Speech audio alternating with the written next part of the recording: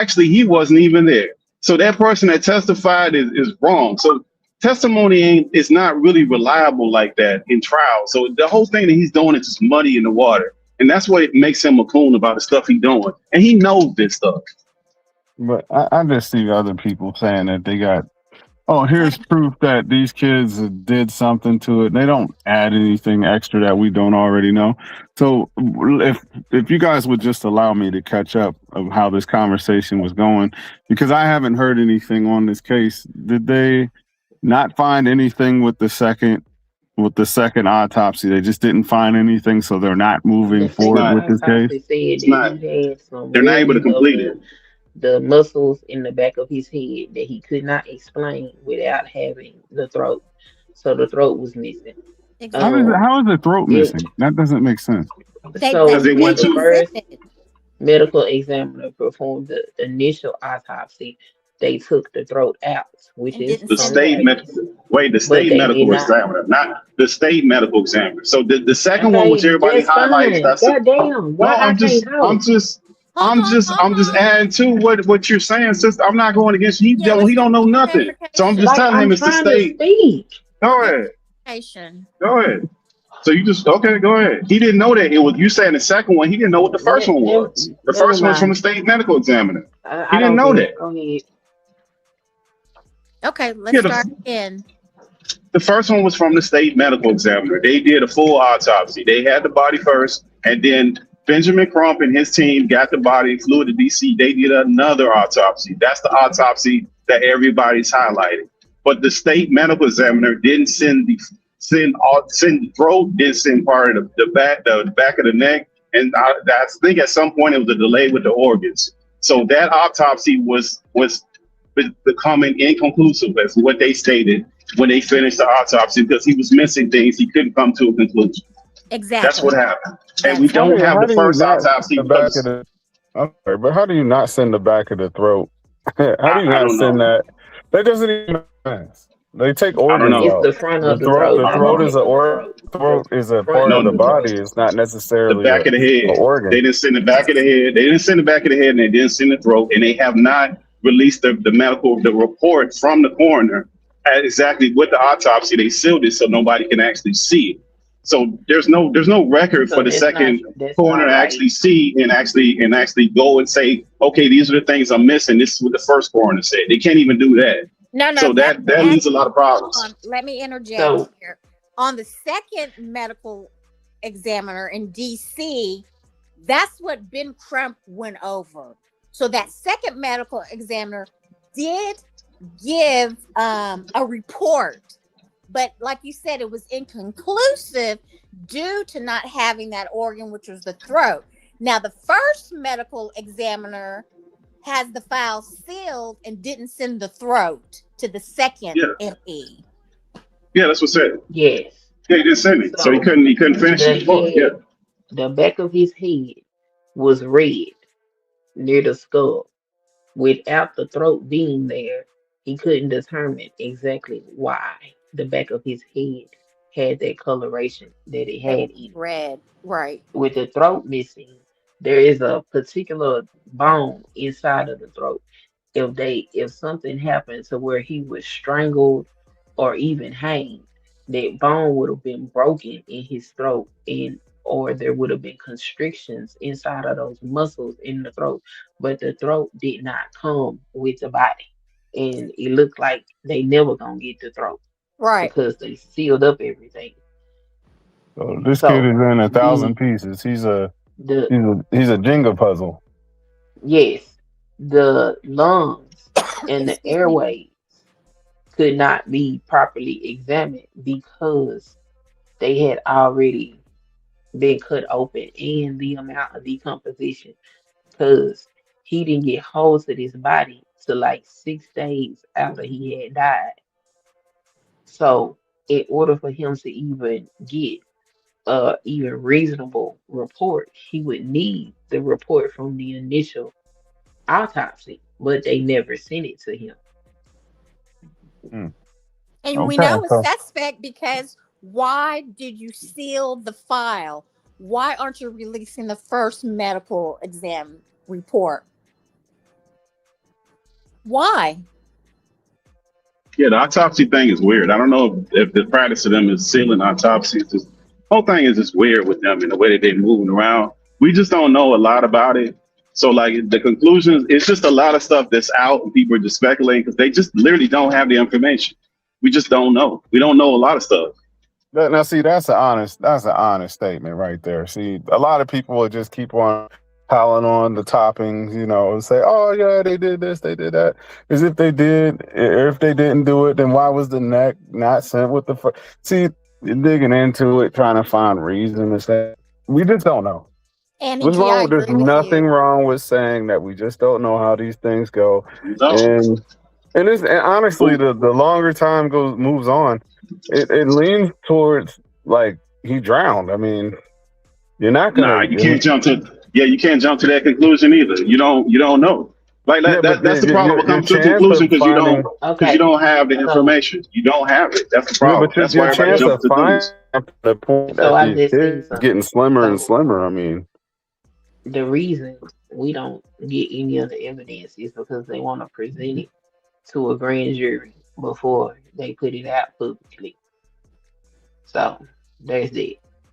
Susan Lampros in the chat, the veracity of what you're saying is not accurate. That's not true. We're not just trying to sit here and blame white people. but Yeah, who that's said what it that? boils. That's what it Yeah, boils down to. It'll be a whole lot of nah, Yeah, but people, right? Teach your sons no, not about his what their white friends. That's what n- it nah. boils Nobody no, down said to. that. Yeah, no, but nobody nobody's Yeah, said I'm a saying that. cause that and because effect they're kind of guy. white. Like I could What we're see what's saying going on is here and like there adding up needs and to be nobody's trying to blame these folks because they white. The thing is, No, this I child am. died, I and am. as a mother, and I had to bury a Yeah, see, child I before, so disagree I with know her. what it is. I I know am. what it feels But like. I I am but queen. I'll tell you guys I, this, just in my opinion, if that was one white boy and four black guys, Absolutely. oh, it would be a whole We total just seen we yeah. just seen the reverse. We Carmelo Anthony is not even 2 months, 3 months old, and we just seen and they started it. They approached y'all him, just punched him in the stop face. comparing Carmelo because Carmelo that's admitted not the he same did case, that. bro. Everybody Yeah, Listen, that's not see. the same listen, Yeah, case. that's It's not listen. the not even same. Hold It's up, hold not the up. transparent. same First case, of all, Okay, bro. first of I've all, first of all, understood active the state. listening involves you listening to me complete my statement. Not Yeah, I'm assume sorry. that Go you ahead. know where I was going to take it, right? So what I was going to say is this: the similarities, even if you want to say that they're two different cases, the way that people are viewing them and reacting to them are completely different. When I had a conversation with you, sir, my good brother Deacon, he told me that it was immoral. And what did you used a bunch of other words, immoral and all these other things that I wasn't valuing human life. Well, that was just I'm paraphrasing, but that wasn't a quote, right? So in this situation, why aren't those same people who made that same argument that you made valuing human life? Why aren't they Because we didn't protesting? have Why a aren't they tape, donating money to the so we family don't. to get justice? Scholar, we don't have a tape of what happened on that boat. We got a tape of Carmelo Anthony for you to draw a conclusion. Pittsburgh We T, Right, and what don't you have we still got that. word of Pittsburgh mouth. T, Yeah. what you're doing is creating a straw man argument for No, I'm people to not not. be consistent. You're So Absolutely, you saying are. no, Pittsburgh T, this no. is I'm what I'm telling you asking. why. No, Pittsburgh T, people. no, I'm no, no. telling you why. Pittsburgh T, how are you answering for white people? I I'm not gotta answering get for in white here. people. You said we're the same people for that boy. I'm I'm telling asking. you, This is what I I'm looked asking, at the Pittsburgh tape T. like everybody else looked at it. Go ahead, White answer your people question again. donated. Right. White people Hello. donated, and they felt like it was an unjust cause. And the arguments that white people made was, you guys are immoral because a white life was taken. What is wrong with you? And I'm asking, where are those same social justice warriors who Exactly. donated, and why do they want why they don't want justice for this family? But Exactly. why we not white though? So you got to get some white folks to answer that, Scholar. I'm just telling That's you the why I people was who looked at the asking you. tape. You answered Yeah, for them, yeah, Pittsburgh. yeah, I was yeah, I'm yeah. just For asking them, gonna them, go Pittsburgh ahead T. and You yeah, answer yeah. answered For for it them. then. them, yeah, yeah. For them, you got to get some white folks up there to answer that. I can, we can't answer that. But So for the people who basically, the Carmelo thing ain't got nothing to do with this, Scholar. That's a completely different thing. I just Right. don't It think they really got don't. nothing to do together. but They this don't. is what I'm trying to Nothing about say. that is the same. Well, what I'm trying to say is, I don't care that the boys is white. Does that add some suspicion to me as a black person? Of course it Yep. does. However, that's not what I'm concerned about. What I'm concerned about is the fact that there is a mother that gave birth to a child, and her child was supposed to go have fun and come home, and he didn't come home, and she don't know what happened to her child. So my concern is find out what happened to her child. All this, we gonna seal this and do that. All that shit is weird when all I want to know is what the fuck happened to my child. Not accusing anybody of anything. I want to know what happened to my child. I'm a mother that has had to bury a child. So I know what that pain is like. And I think her pain might be a little greater than mine because my child was a baby when I had to bury mine. I didn't watch them grow through life, make accomplishments, and see all these different aspirations and things that she saw with her son. So the question is, what happened to my child? And at the very least, whether it was foul play or not, justice is finding out what happened to him, what happened, and what caused his death. And that don't seem to be what's going on right now. It seems to be a whole lot of games being played when all we need is the answer to how did he die? Exactly. Justice is supposed to be blind, and it's like you're asking for justice that for as a tax-paying citizen. You know what I mean? This ain't an immigration issue. This ain't none of that, right? This is a woman who has paid into society, right? And she wants justice for a child. And the waters get real murky. They get real murky whenever she asks for justice. I agree 100% with Queen. Well, it shouldn't be like that. And I think that's the problem with this. Because of the way that the prosecutor is moving around with the coroner and the whole state itself and tied in with the politics of the governor interjecting themselves, it makes everything look suspicious. And by them not forthcoming with what they got, the actual evidence, which is very apparent with the autopsy, that's just insane that they're still in an autopsy, even in a way where they won't even send a report to the second coroner so he can do a thorough examination. That's just nuts. Even if you wanted to sell it to the public, you didn't even send it with the body for the second coroner to do an autopsy. Is completely insane. That makes no sense at all. It's completely nuts. So that's what makes everything look crazy. I don't know about the black and white thing and all of that. That's a different thing. That boy left with those boys and he didn't come back. And those boys are not under arrest. They're not sitting in prison right now. That other young boy is gone. He's not here no more. And whatever they're saying that. But that boy ain't here. And I think it's just been no pressure. That's what people are calling for. There's no pressure for what it perceives. So what they're actually doing, we don't know. They just not being very transparent with what the hell they're doing. It seems like they're hiding stuff. I think the elephant in the room is that we keep dancing around is the obvious and the optics wise. We know why they're not in jail. You know what I mean? It's just like that's like what are we doing at this point? We know exactly what it is, Pittsburgh. We do. It's race. You're right. Bro, it's from the Mississippi Burning movie. Like, it's not just a movie. It was the movie that was imitating life. Like, what are we doing? We got to go through a lot of mental gymnastics to ignore this being about race. In a country where you can't do nothing without your race. If a police officer asks you, hey, ma'am, what did he look like? He was black. It's going to be the first thing they say. Black, 5 foot, whatever the case. You can't fill out one application in America without putting race. But when it comes to this one topic, we have to dance around it. Why? I don't understand. Because we don't know the incident. We don't know what actually happened, Scholar. So look, this is what I'll say to the incident. Teenage boys do a lot of ruthless stuff to each other, right? And we are, all young men now have been young boys and teenagers. We know we pick each other, we fight, especially over women, and competition start getting raised up. People go in these crazy modes where they do all kind of crazy stuff. And sometimes it ain't got nothing to do with race when it's two different people. It could be over a girl. It could be over it could be over a whole bunch of thousands of different things with teenagers. Right now, the process of it right now is about race. The actual incident itself might not have been about race. We don't know that. We know right now what's going on is about race, 1,000%. We don't know the incident itself was about race. So this is what I find interesting. I find it very interesting that all of them locked down their social media and closed everything down. So it could not be seen, it could not be investigated. I also find it interesting that if an investigation is currently going on, that they would go and talk to what's his name? What's the man's name? Who? Uh Officer Tatum. I find Okay. it real strange that they would go give an interview if there's an active investigation going on to the point where they feel like they need to hide their social media. Like all of that shit is very, very odd. True. It That's is. a good It point. is. If it's an investigation going on and you feel like you need to lock down your social media, why would it be okay for y'all to individually go and do a podcast? Like, what is happening? What is all of this is weird. Because if Everything it is was, weird. And if it was an accident, right? Right? That's what they're stating. Why the four boys didn't show up at the funeral? If it was an accident. No Probably because the remorse. attorney No probably, remorse. yeah, the No, no, no, attorney, yeah, no. the attorney No, probably attorney told him, my no, ass, no, no, Pittsburgh. See, no, no no. And then remorse. as No far as the remorse. If digital it's an goes, accident, but you but can't. come Go on, ahead, Scott. Pittsburgh. You got it. No, But you no, no. can't get rid Go of ahead. digital evidence. I was just gonna say you can't get rid of digital. Even if they delete their whatever they try to do with their social media, that like your phone, just because you delete it on your phone, don't mean it's actually deleted. If they do a thorough investigation, they can pull all that stuff up. Like some of the stuff they're doing, it's more of just talk of social media. If they want to get some of that stuff, they can get it. Like you can't really thoroughly delete stuff off your phone, depending on the processes they have to extract stuff from your phone and contacting your carrier. So a lot but of this that's a stuff is problem digital too. evidence. It's Because digital evidence. they didn't ask the kids for their phone. They wanted Nolan's phone. Like, that's weird.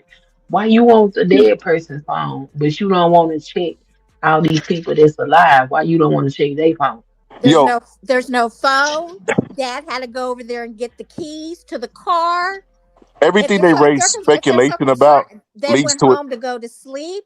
And if they were so concerned about him, why didn't a parent call his mother or those kids? Hey, we can't find Nolan. Everything they raise speculation about, like to defend them, always leads to a dead end, right? Where it's like, well, why did they have his phone? Well, when you get in the water, sometimes why did they return it?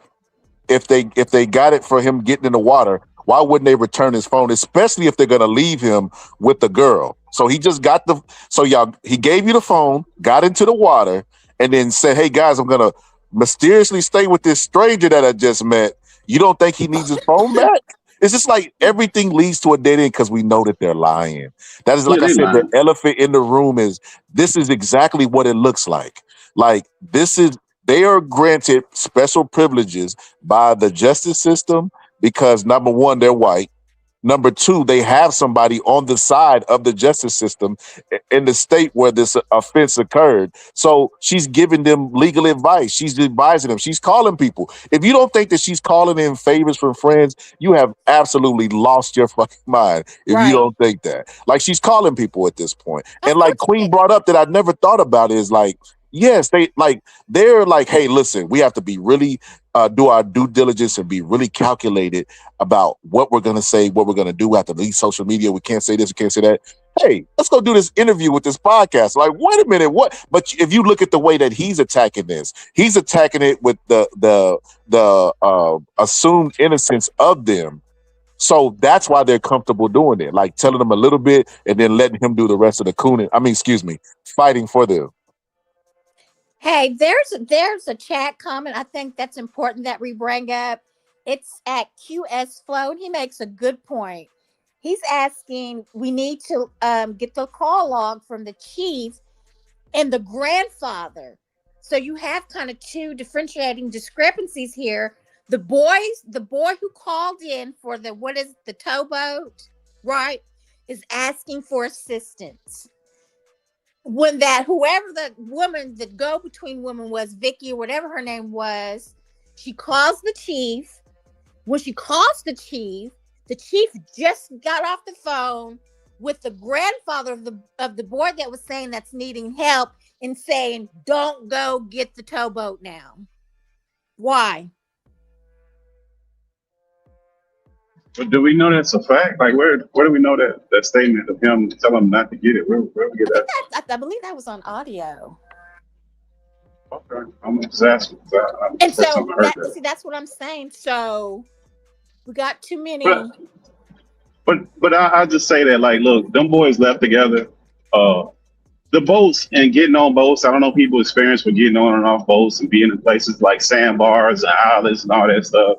Like, people get off boats, they don't generally take their stuff with them. They usually leave it on the boat that they came with. Like, meaning you're not going to take your phone generally to another boat. But when everybody leaves, or if you go to another place, you go back and get your stuff. You just don't literally just leave your stuff on Exactly. another boat. That's kind of crazy. Like people don't, especially, that's just not normal. It's not even a teenager thing. It's just in general, you don't put your keys in the water because of remotes, and salt water destroys everything, and they're on the ocean. So any salt water will destroy any keys, any phones. That's not what people do, is bring that stuff with them. But if they're not going back with them, they're not generally going to leave their stuff on a boat. A boat ain't like a car. Boats don't move like cars. You're not doing 40, 50 miles an hour out there. You slowly, depending on the boat, it's not the same thing. So some of the stuff they're saying is just completely wild that they're on this. I just think it's a lot of holes with it. So some of the speculation that we're doing, I just don't think we got to do some of the stuff, because the facts that we have, they're very questionable,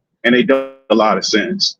And it's a bunch of teenage boys out there with a boat. So they're, first of all, a boat ain't something that most teenagers are going to be able to be having by themselves. So somebody found these a little bit affluent be having a boat to have a teenager. And if you have a boat, more than likely you had a doggone truck to take the boat out to the marina, or you had it out at the marina, which is a crazy amount of money, which the average citizen can't afford.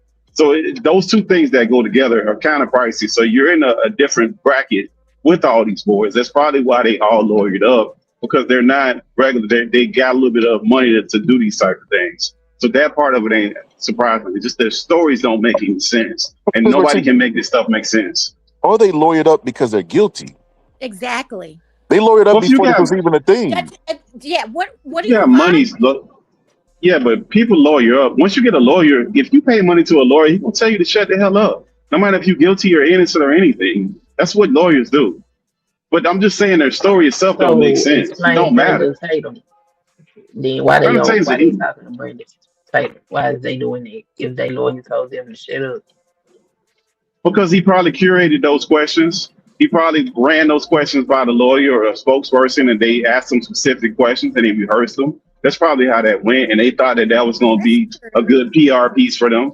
That's probably what happened, Queen. That's why they did that. Now, if they work or not, who knows? I don't think so, but that's what they probably. If I'm speculating, so that's probably the reason why they did it, and they felt comfortable to do it. I have a theory.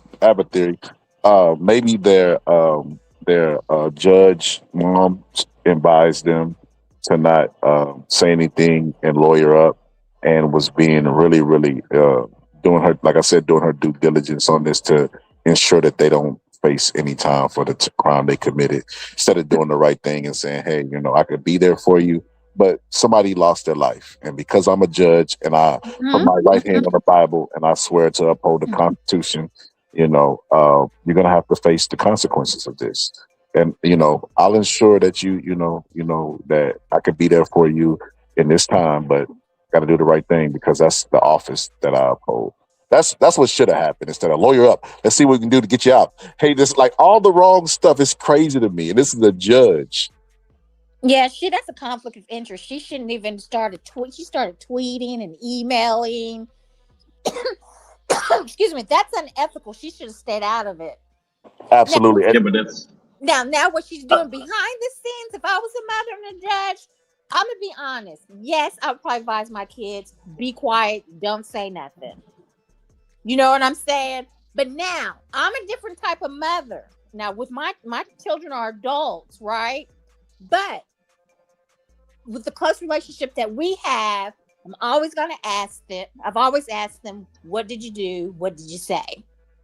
I need to know that part first. Well, I don't think it's... Go ahead. Go ahead. Well, I was going to say real quick, I don't think it's crazy. Like, survival method of people admitting to guilt, even gangsters don't admit to guilt. Matter of fact, if me and Scholar do a crime and he don't say nothing, I snitch on him, I'm gonna be called a snitch, even though he actually did it, and he don't step up. It's like, so survival people not admitting to guilt, that's not uncommon. Like it's not uncommon.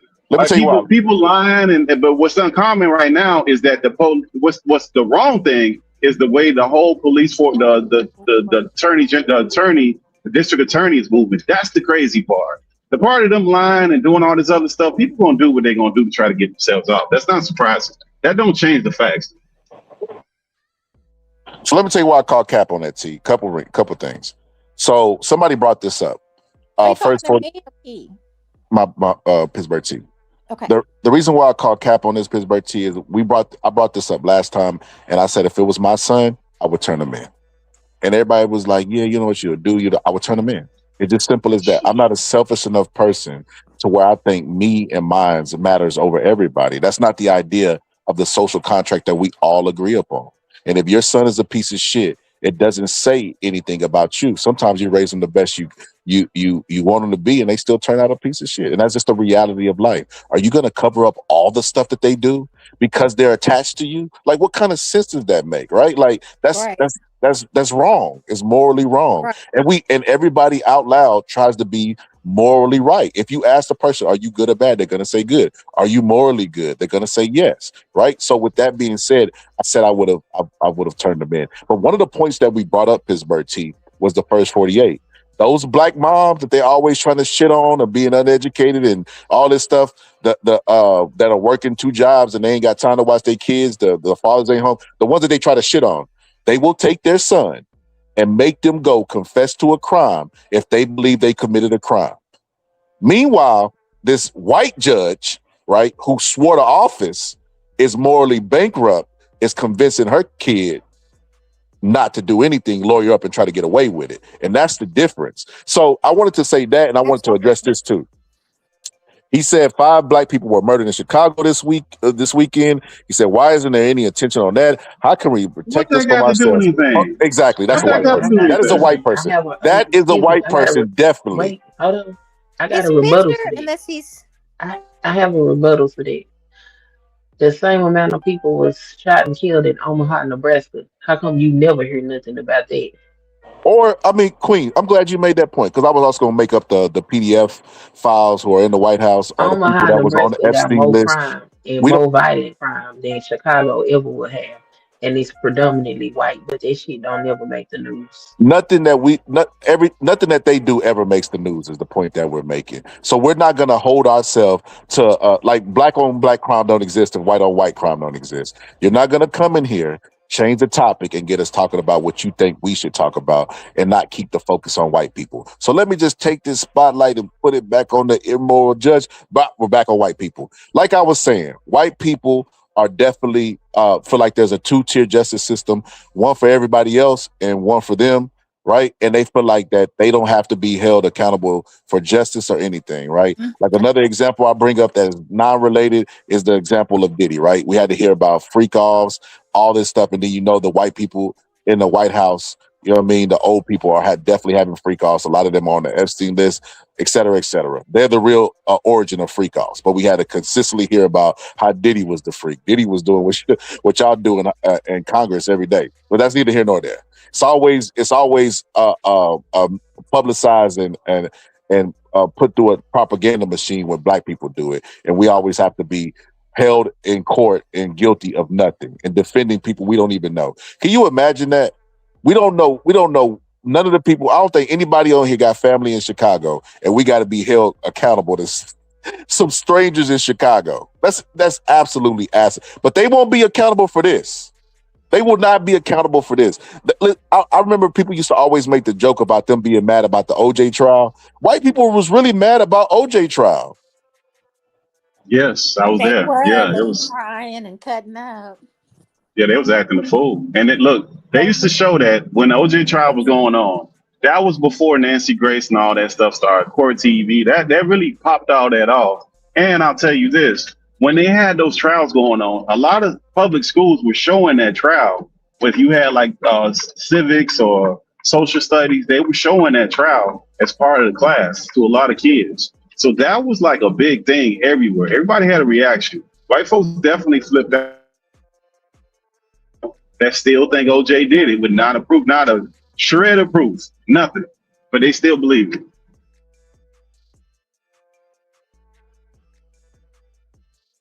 Ella Allison, thank you for your comment. I appreciate that. I think that's authentic and from your heart. Thank you. What did they say?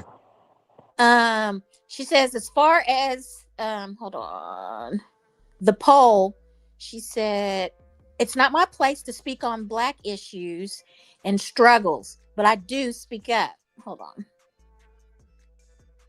but I do speak up. There's a difference. I don't pretend to know. Hold on, I'm sorry. I don't pretend to know or know better than, because that's not possible. Yeah, I appreciate that comment. That seems like somebody who gets it. That's authentic. Normally, the poll while ago was like really close in percentage, which is absolutely insane. And then there were some people that was coming in here that was mad, like, you don't tell me what to speak on. It's a free country. Da, da, da, da. How are you gonna tell me? You're here. You don't have to be here. But if you're here, we're gonna control the speech that's here because that's what we do in these spaces. Like the thumbnail was black. The background is black. It's black on black. Why do you even want to be here? The obsession is absolutely insane to me. It is. Hey, Scott, since they here, hit that white button and say join. Since you here, since you love it. You don't do a brother a favor. Go hit that white button and say join. Go ahead, hit that cash app. Don't punch it. Punch that button. Do it with anger. Hit join. And you see that cash app across the bottom in white for y'all. There you go. Well, yeah, she gives me hope. She gives me hope. At least some people like she understands, like, and then not to be derogatory, but her place, right? Like if I went to a meeting for feminists, I wouldn't stand up like, hey, you know, males go through, you know what I mean, or breast cancer, and be like, hey, what about HIV? Like I would know like appropriateness, you know what I mean? So at least she coming in with respect. That's respectable that she doing, because we don't see a lot of that. We see white people coming in, hey, you know, being very rude and maligning, malicious. Even when they micro, like we talk about microaggressions. One of the moves that they do with microaggression is, first of all, they tell us that it's the same old playbook. Hey, guys, it's not about race; it's about class. That's always what they lead with. Second one is, you know, I can be able to speak on this issue because I have black cousins, black friends, that now they got to qualify themselves with their blackness. You know what I mean? They everything but black. The blacks all around them, right? They everything but that, but black, right? And then after they do that, they say, well, you guys got to understand. You guys got to understand. Yes, you guys do go through a lot of stuff, but we go through stuff too. Like now they're trying to like identify. Then they're gonna minimize and tell us about how reverse racism is actually worse. Like they have a playbook that they do, and it's crazy. What's good, B? It's just so sick and crazy. Like just listening to them, like they reminded me a lot of the juror that from the Trayvon Martin trial, right? Like how she was apologetic about not doing the right thing, but then trying to justify not doing the right thing. Like, yeah, we lied, B. Like, hey, you guys got to understand, this saddens me as much as it saddens the person that actually lost a child. And let me tell you how I'm the real victim here. Because they twisted my arm. A guy was chewing bubblegum really loudly and it was getting on my nerve. Like, just, bro, you're not the victim here. The family is the victim. They lost somebody that's never coming back. But there was a black immigrant though. So why you not giving her no grace? What does that got to do with anything? Deeply hurt that person. What you mean? You should embrace her because she was feeling our pain of a black mother. So you got to embrace her because she was trying. Man, she ain't feeling nothing, man. She went home in a nice, comfortable bed. She jumped in her bed and went to sleep. Turned the TV off. Said, don't bother me. Let me say this. I think Pittsburgh T would disagree with me, but he got it. So I'm going to say it to the rest of the panel because I don't think he's getting through with Queen, right? People who are non-black that want to identify as black, and I'm talking about the dark-skinned people that will be thrown into the neighborhoods of or vicinity of black people just based on where they come from and their skin tone, the racialization, right? Like Godfrey. If they want to identify as black and want to be embraced by the black community and have the experience and can be seen as an ally, they should. If they don't, that is their prerogative.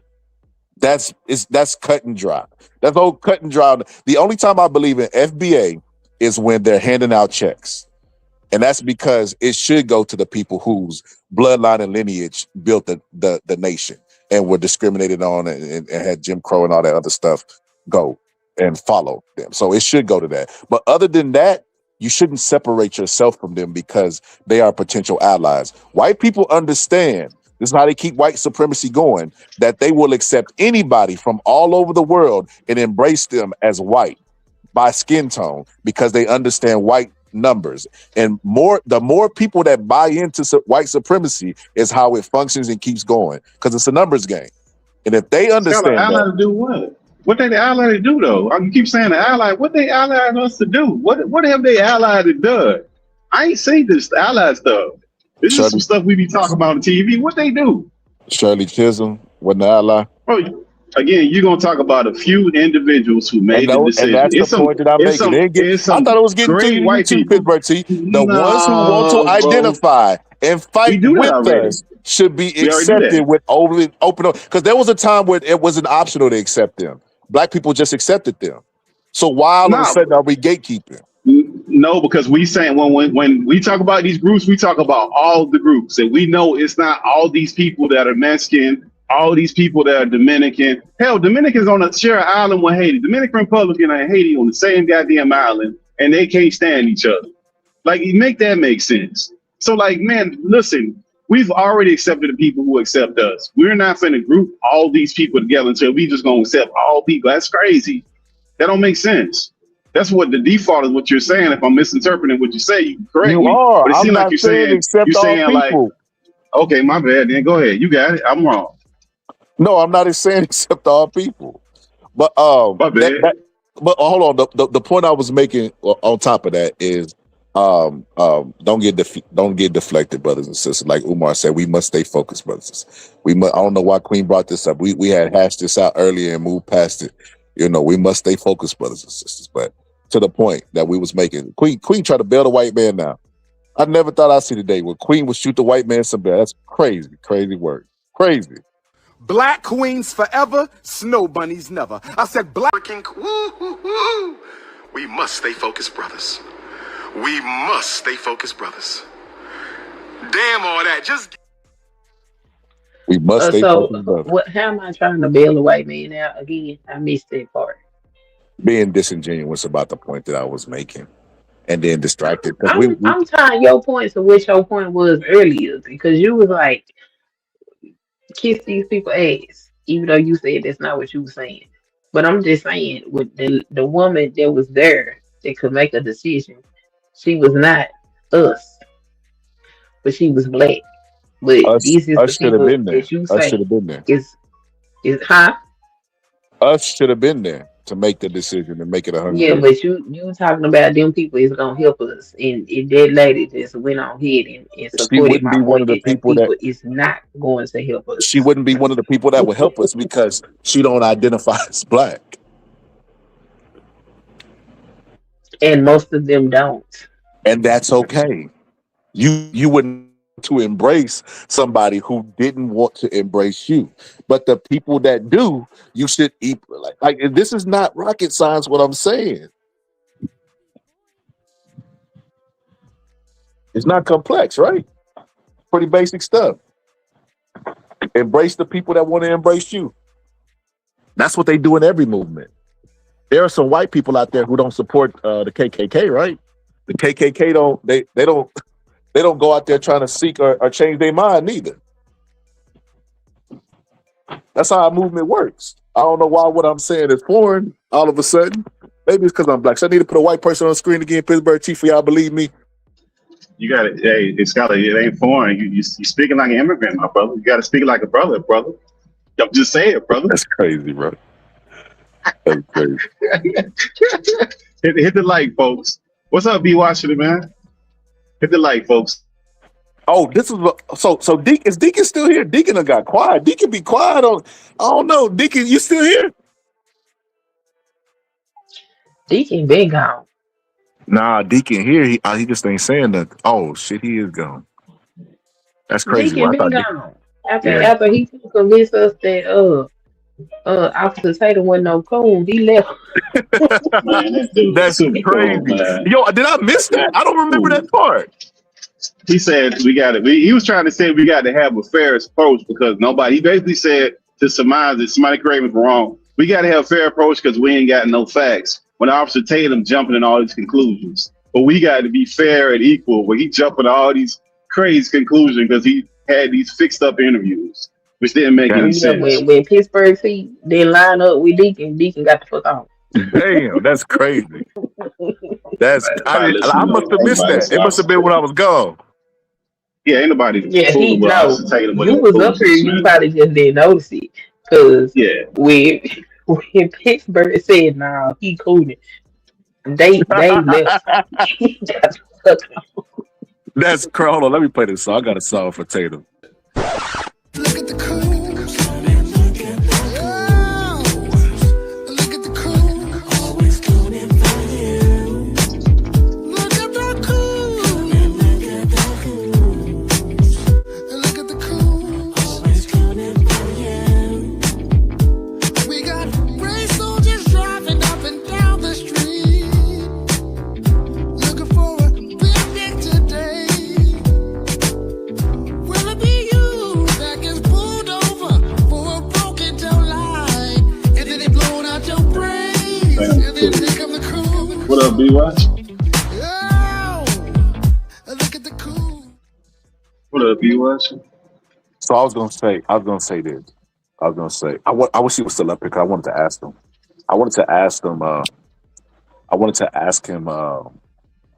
about the damn, I lost my train of thought. Doing too much shit. But I wanted to ask him about the optics of it, about Mississippi, and about like what level of proof would he need to just say, okay, this is flat out racism? Is there a burden of proof? Like, let's just say that they get found guilty, right?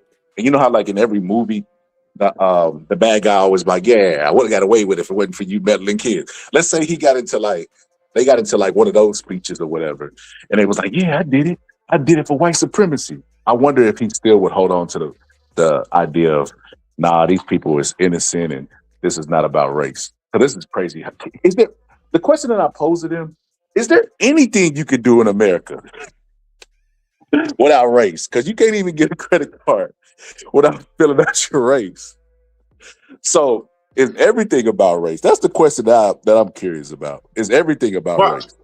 but Scott, I don't think the incident itself got to do nothing about it. It don't have to be the incident with the boys is racist. It's everything around it. And I would say that black people need to start voting out these district attorneys, bro. I don't get how these people keep do all this goofy stuff and just keep getting voted in. And some of these judges are sitting judges where they're getting voted in and out, and they just sliding on through. So some people got to start waking up and participating in some of this stuff. But some of these folks you can kick out. You don't have to be putting up with this stuff. Some of these people are voted officials that's doing all this goofy stuff. Pittsburgh team. So we understand now because we study the human brain more than we have in the past, right?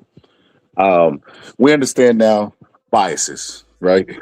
Implicit biases, some biases that you're not even aware of, right? So if that exists in every human being, right? We understand about the Dunning-Kruger effect. That's why you can't find a lack of experts on the internet. With those two things combined, Pittsburgh team, why is it not a safe assumption to just say optics, this is race? If you look at the actuality, hold on. Yeah, because it could be a little girl. Go ahead. If you look at the actuality of what happened, that's race, right? Like we seen stories. Matter of fact, there was a sheriff just recently who sent out a text message and they blasted him for it, and he was talking about how he responded and took his time responding to black people because they're N-words. That's still going on right now, Pittsburgh team. Like this is the stuff that's getting uncovered. Imagine how much stuff still gets swept under the rug. So if we could look at it and say people have implicit biases and racism is still thriving in America, why can't we look at a situation that happened in Mississippi and say, well, that's race? Like even when you listen to the boat costs, like they didn't give a damn. Do you think that if that was any one of them white boys, that they would have been thinking about a cover up and that they can possibly get away with it and having no remorse? You can't separate the race from it. That's what I'm saying. It takes more energy to try to take the race out of this than it does to just attach it because you know it's a reality. No, it's not, Scholar. We don't know that. Like, look, them boys X each other out, teenagers for girls. They do this all the time. They do it for competition. Like, we don't know that that's the actual reason why they did it. Either way, they need to be prosecuted. We know that what's going on right now with the adults that's in the room, the prosecutors, the judges, all these folks that are involved, the coroner, that's race. But we don't know that the incident itself had anything to do with race. It could be simply the fact of jealousy of a boy looking at another boy and saying he want that girl. It happens all the time. It's not like a strange thing to happen. So we don't know that. Even that's based in race. There's a dude that goes around and he asks white women, have they ever been with a black dude? And he said that they call him a name, a mud shark or something like that. They have envy about black dudes, messing with their women. You know what I mean? Like I said, that's why they was cutting off our genitals and stuff like that during slavery. So like, there's no way to get around it, Pittsburgh T. The fabric of America is based in racism. There's no way around it. And if you think racism doesn't affect people, Pittsburgh T, that's absolutely insane. So there's like, I'm talking about teenage boys, bro. Like, I played a bunch of sports when I was young, with all different groups of people, and it's a different group for a different game. The baseball people ain't the same as the basketball people. The basketball people ain't the same as the football people. Each group of people is completely different when you start dealing with stuff and how they look at stuff. And everything that those young people look at, it ain't always based off race. You're talking as an adult. Teenagers don't necessarily move like that. Their jealousy could be raised out over a woman. It could be raised out over a competition that they're not the captain no more. It could be a lot of different. Teenagers do a lot of goofy stuff, bro. That's all I'm saying. We don't know. It could be that. It could be a lot of things. Is this Pittsburgh? What do you call yourself? Yes, ma'am. What do you call yourself? Pittsburgh? Yeah, you got it. Yeah, you got it. You got All it. right. Okay. Sorry. This is TMP. Okay. So I agree with you to a degree with what you're saying, right? Like, it may not be race, right? Like you said, it could have been over a girl or something like that, and I think they were trying to, I don't know, but it could be another predicating factor, and I agree with that. But if the roles were reversed and Washington D.C. needed a white boy's body to get a second opinion, that stuff would have been over there just like that. Probably even, yeah, we agree. But maybe even we agree. The same we agree day. With that. Maybe even the same day, But I can understand the other perspective where we're saying predicating factor race is being involved.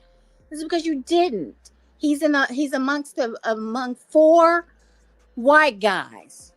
Because if it was 4 black guys and 1 white guy, oh my God, they would be in jail right now. They would be in jail. I absolutely do believe that. But with the powers to be, with this white supremacy and the lady being the judge and power and money and, the good old boy system is causing a great injustice that we have seen all our lives. I think but I don't even think it's the good old boy system. Remember, one of the boys' mama is a judge. Judges have certain powers that regular people don't have when it comes to this kind of stuff. Even cops have certain powers, right? They got the inside of it. So, like, what I'm saying is it has nothing to do with the way these adults are moving. That's all wrong, and that's clearly racially motivated. We don't know that the incident itself was racially motivated.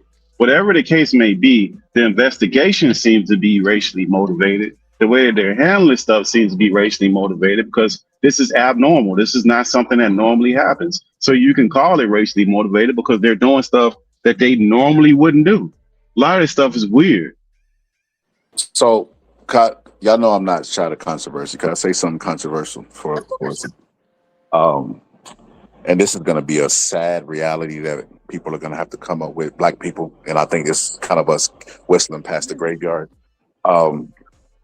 They're going to always see us as slaves and people that were 3/5 of a man, right? And there's nothing we could do about that. And that's why they always show up to put us back in our place and tell us what we need to do. And there's something that's even more deep rooted than that. And I just wanted to show something for a second, right? So I don't know how many people. I'm guessing everybody on the panel is well, definitely smart, but educated in some form and took some type of psychology class. But I remember stumbling onto this right here. So check this out. I'll show this video and I'm gonna make this point. Hold on, I want it full. So I don't know what's going on with my screen. Hold on. Give me 1 second. Okay, here we go. So I wanted to show this video right here and make this point. So look at this experiment right here. For those who know, right? Earlier, psychologist Stanley Milgram had also looked at how we respond to authority. In order to understand how people were induced to obey unjust regimes and participate in atrocities such as the Holocaust, he set up an experiment. Volunteers were told they were taking part in scientific research to improve memory. Would you open those and tell me which of you is which, please? Teacher. Separated by a screen, the teacher would ask the learner questions in a word game and administer an electric shock when the answer was incorrect. He was told to increase the voltage with each wrong answer. Cloud, horse, rock, house. Answer. Wrong. 150 volts. Answer, horse. Oh. Experiment, that's all. Get me out of here. Get me out of here, please. Continue, please. Go right on. I refuse to go on. Let me out. Refuse to go on. The experiment requires you continue, teacher. Please continue. Participants didn't know that the learner was really an actor and the so-called shocks harmless. You're going to get a shock. 180 volts. I can't stand the pain. Let me out of here. Can't stand it. I'm not going to kill that man, eh? I mean, who's going to take the responsibility if anything happens to that gentleman? I'm responsible for anything that happens here. Continue, please. All right, next one. Slow. Walk, dance, truck, music. Two-thirds of volunteers were prepared to administer a potentially fatal electric shock when encouraged to do so by what they perceived as a legitimate authority figure. In this case, a man in a white coat. 375 volts. I think something's happened to that fellow in there. I don't get no answer. He was hollering for less voltage. Can't you check in and see if he's all right, please? Milgram's findings horrified America. They showed that decent American citizens were as capable of committing acts against their conscience as the Germans had been under the Nazis. Well, I'm here to tell you that Milgram was looking for morality in people who was doing Jim Crow to black people. Mm-hmm. So the horrifying findings that Milgram had was our reality. The reality of this is black people will always be seen as second-class citizens to these people. They don't see us as human. And they understand white privilege. The only reason it's a privilege is because they're put at the top. And that's why any form of progression from other people feels like oppression for them, because they want to be at the top. They're never gonna submit their status. That's the reality. Like, they use these little cases that become famous as beacons and tools and symbolism of white supremacy. Well, They can show I say us. this? Can I say something?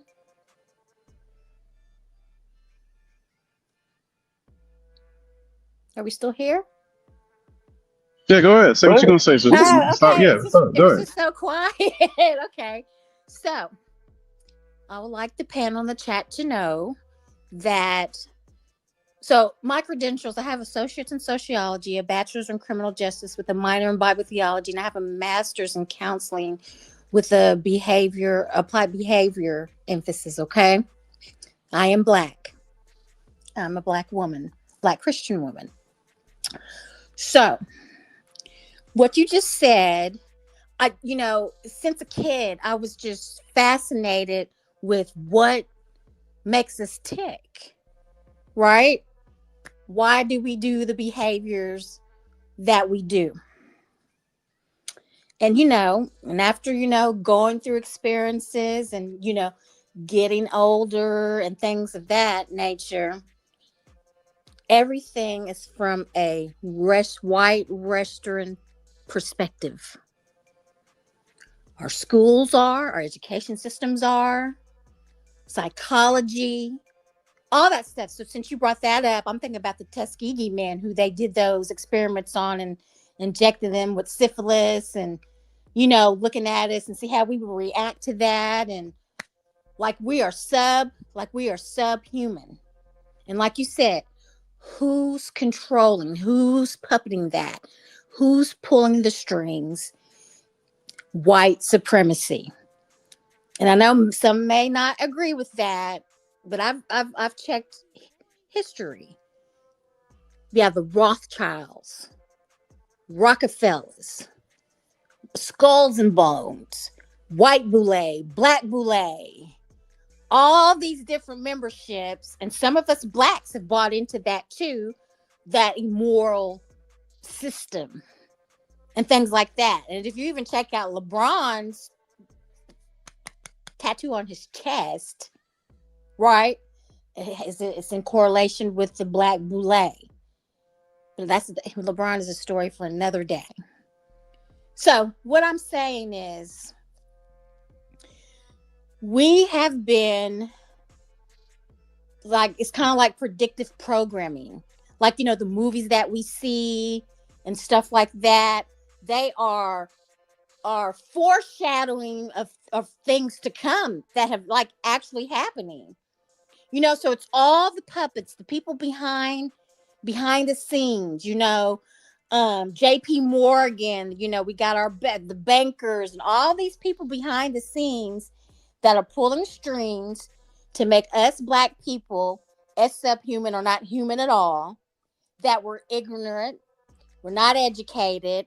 And the reason why I gave you my credentials, because I don't flex on those. One guy told me it's an achievement, and he's absolutely right. But I don't even buy into some of the stuff that I even studied, because it is a white Western perspective. That's where it's coming from. And so, yes, we would always be looked at, and I'm not saying, with all white people, because that's a broad generalization. Because to be honest, I grew up here in, back in the 70s here in Oklahoma, where all my friends were white. We were the only black family in the neighborhood. My mother worked in, medical insurance. My dad was a doctor of veterinary medicine. So we had access, my brother and I played soccer, and we traveled. We knew, we went to, we were the only blacks in the pool and all that kind of stuff. But I know still what skin color that I am. And yes, I've been discriminated against. Yes, I've been called a nigger. Can I tell you something, sister? Can I tell you something? You gotta see, and this is black people do this all the time. We're never gonna win by playing by fair rules. We gotta start engaging the way that they engage, and they're okay with generalizing, so we gotta generalize too. And the white people that are not the white people that we're talking about have to be understanding in the same way that we got to sit back and listen to how all black people ain't got the father's not in the home and the black women are this and this and this and that. They don't have no problem generalizing. And we're always in court defending black people, like I said, that we don't even know. So we're going to have to start playing by their rules. And we can say it's not enough good white people, right? Well, it's not enough. I'm sorry, Barry Pierce in the chat. I am black. Go ahead. It's not enough good white people to where, the changes have been made, because, this problem has existed for 200 years, and it's not enough good black white people to where we're still fighting for that percentage of being seen as 3/5 of a man. So, or woman, or whatever the case. I mean, if you're a black woman, you're even a smaller minority than that. But to the white people that's talking about leave our country. Right. Like, this is so hilarious to me that y'all really think that y'all have built something, like that y'all did something. Everything. That's insane to me. Like, I remember watching a Republican convention, and in the Republican convention, their motto was "We built it." We built, and they were saying it, we built it. And it's like, what did y'all build? Even to this day, y'all, the policies that y'all create invite immigrants over to build Mexicans Yes. or to build subdivisions in Texas right now. Yeah.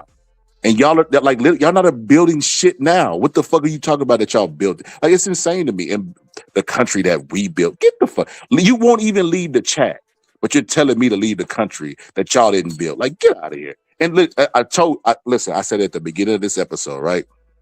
I said that I was gonna put black people in the thumbnail, talk and have an all black panel, and white people still was gonna show up.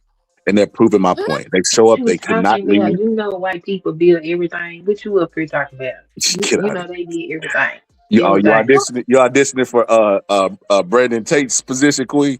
Yeah, I'm gonna get on the damn coon conservative train because they make big banks. What Hey, a I'm not gonna lie, that is a lucrative job. Cooning it's not a respectable job. It's kind of like being a adult entertainer. But But you we got levels of cooning though, Scholar. We got levels of that stuff. Because remember, we got so many groups in the black community now where cooning is like like he's an obvious thing. But if you look at the sororities, you look at the athletics, like all of this stuff is a level of cooning because it takes your voice away because you can no longer be part of the group if you don't move like the group. Like look at like even college players, professional players, athletics. They're not saying stuff. They can't. They ain't gonna say nothing because they don't want to be kicked out. You go to certain sororities, you can't say or do certain things. You have to be initiated in these groups. Like we join a lot of groups that have a lot of control over us, so they don't have to do it in that way no more. You always get outliers, but for the masses, there's gonna be these people that are just gonna be like robots, where they're just gonna do what the programs say because if not, they're gonna be ostracized, and people don't like that. Right. Especially our community. You know what, Pat Paulson? Like here in the chat, because I haven't really been paying to the chat. Let me do a friendly reminder to the people in the chat. Like, you know, you will be put in timeout if you're going to be disrespectful, rude, and maligning people. Yes, we welcome different perspectives and we welcome that. But just don't be maligning and mean and just like cold-hearted. And one person said, you know, you start taking us black people seriously if we would be honest. I don't know what you're talking about. I mean, in every race, I mean, people, you know, can lie, but you have to remember historically, we were here first.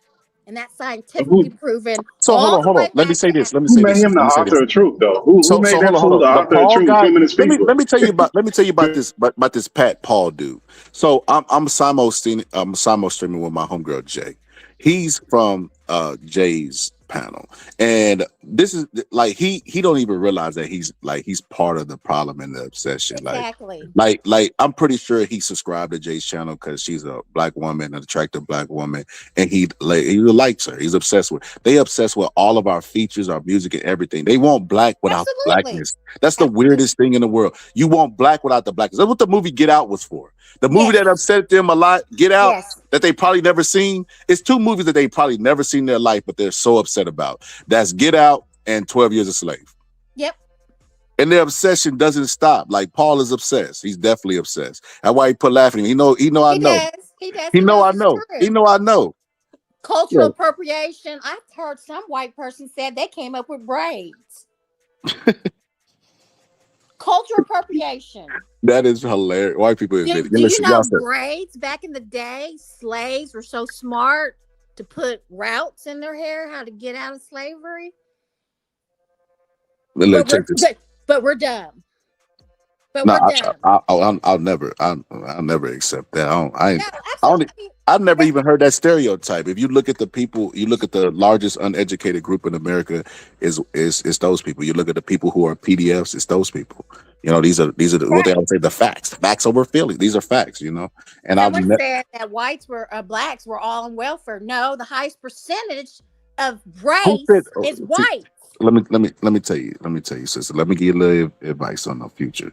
We every now and then, if we want to address the chat, we'll do it. But for the most part, the people are trolls. So what they do is they'll hear a conversation like this, and and because of their white insecurity, they'll try to make it all about them. The same thing that they do in real life, but now they get behind the avatar. So they'll pull in and say crazy stuff, obscene stuff that they know that's not true, that they don't believe, to try to distract us from having a conversation. They're really jealous. They can't be a part of this, and this is their obsession. Their obsession is black people, right? Like there is no way that you find yourself in this live. No way. The algorithm is trying to tell you something about yourself. If you don't think you're racist, just listen to the algorithm. The algorithm sent you to a title about Black Americans, and FBAs and the African diaspora. That's what it sent you to. You don't have any of those things. If you're a white person that loves America, God-fearing, apple pie eating, Trump voting, white American, you have no reason here. Why did the algorithm say, hey, I think they would like this video? It knows your obsession. It knows what you look at when we're not looking. It knows you. I agree. And then they had a nerve to show up and try to be an authority. That's the one thing that pissed me off. Look, white people, I don't know if y'all came to this conclusion, right? So I'm gonna just let y'all in. We don't care. We don't give a goddamn what the fuck y'all have to say about anything. And when I say anything, I mean anything. Y'all are not the moral police on anything. Y'all lead in all the crime. And then y'all try to say, well, it's the population issue, blah, blah, blah. Listen, the PDF stuff, hey, y'all take off on that. And here's a theory that y'all might have not heard before, right? So they started keeping FBI statistics around, I think, the 40s.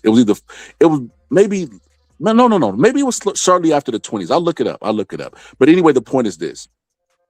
Hoover existed and actually targeted black people, right? In the 20s, right? So when you fast forward just a little bit of years, and all of a sudden they start keeping FBI statistics during the time in Jim Crow, we know white people weren't being prosecuted for crimes. That means everybody else had a head start on white people. And then the justice system wasn't still not built for them to get prosecuted, and they're still leading.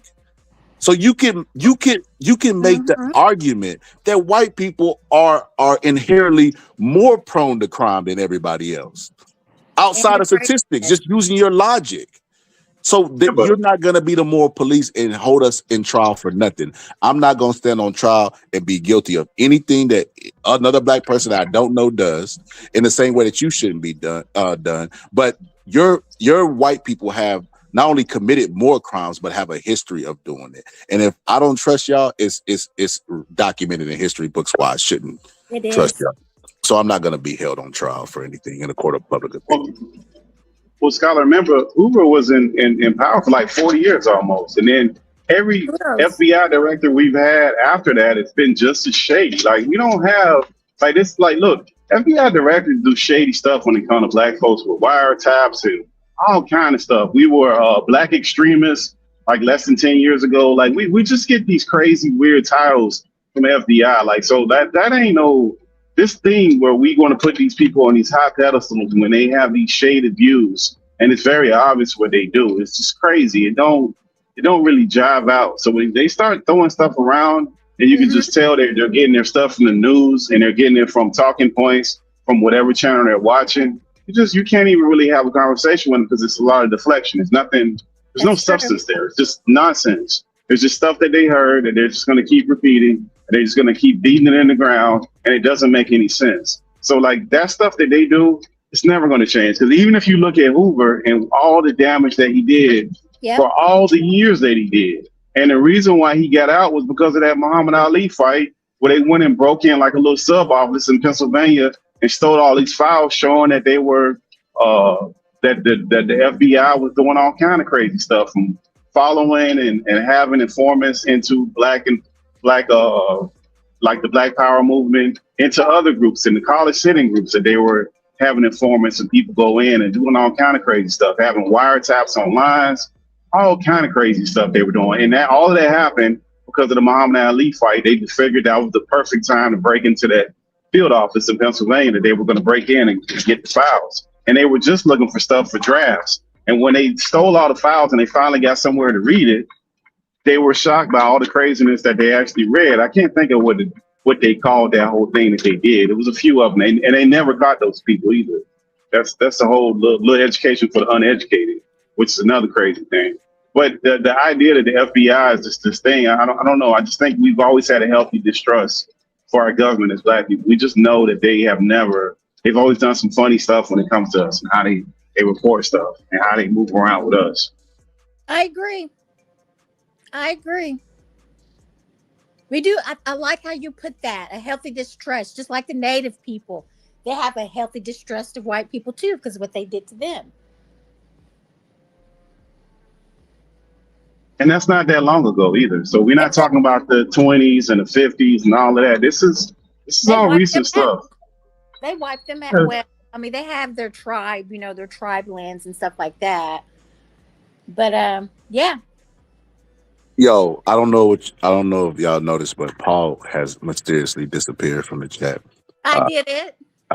No. Paul's not on my channel. He's on Jay's channel, but he didn't know I was a sniper, and there's ways to get him. So he's definitely in timeout. You gonna get your mind right, Paul? Okay, because I hit delete and block.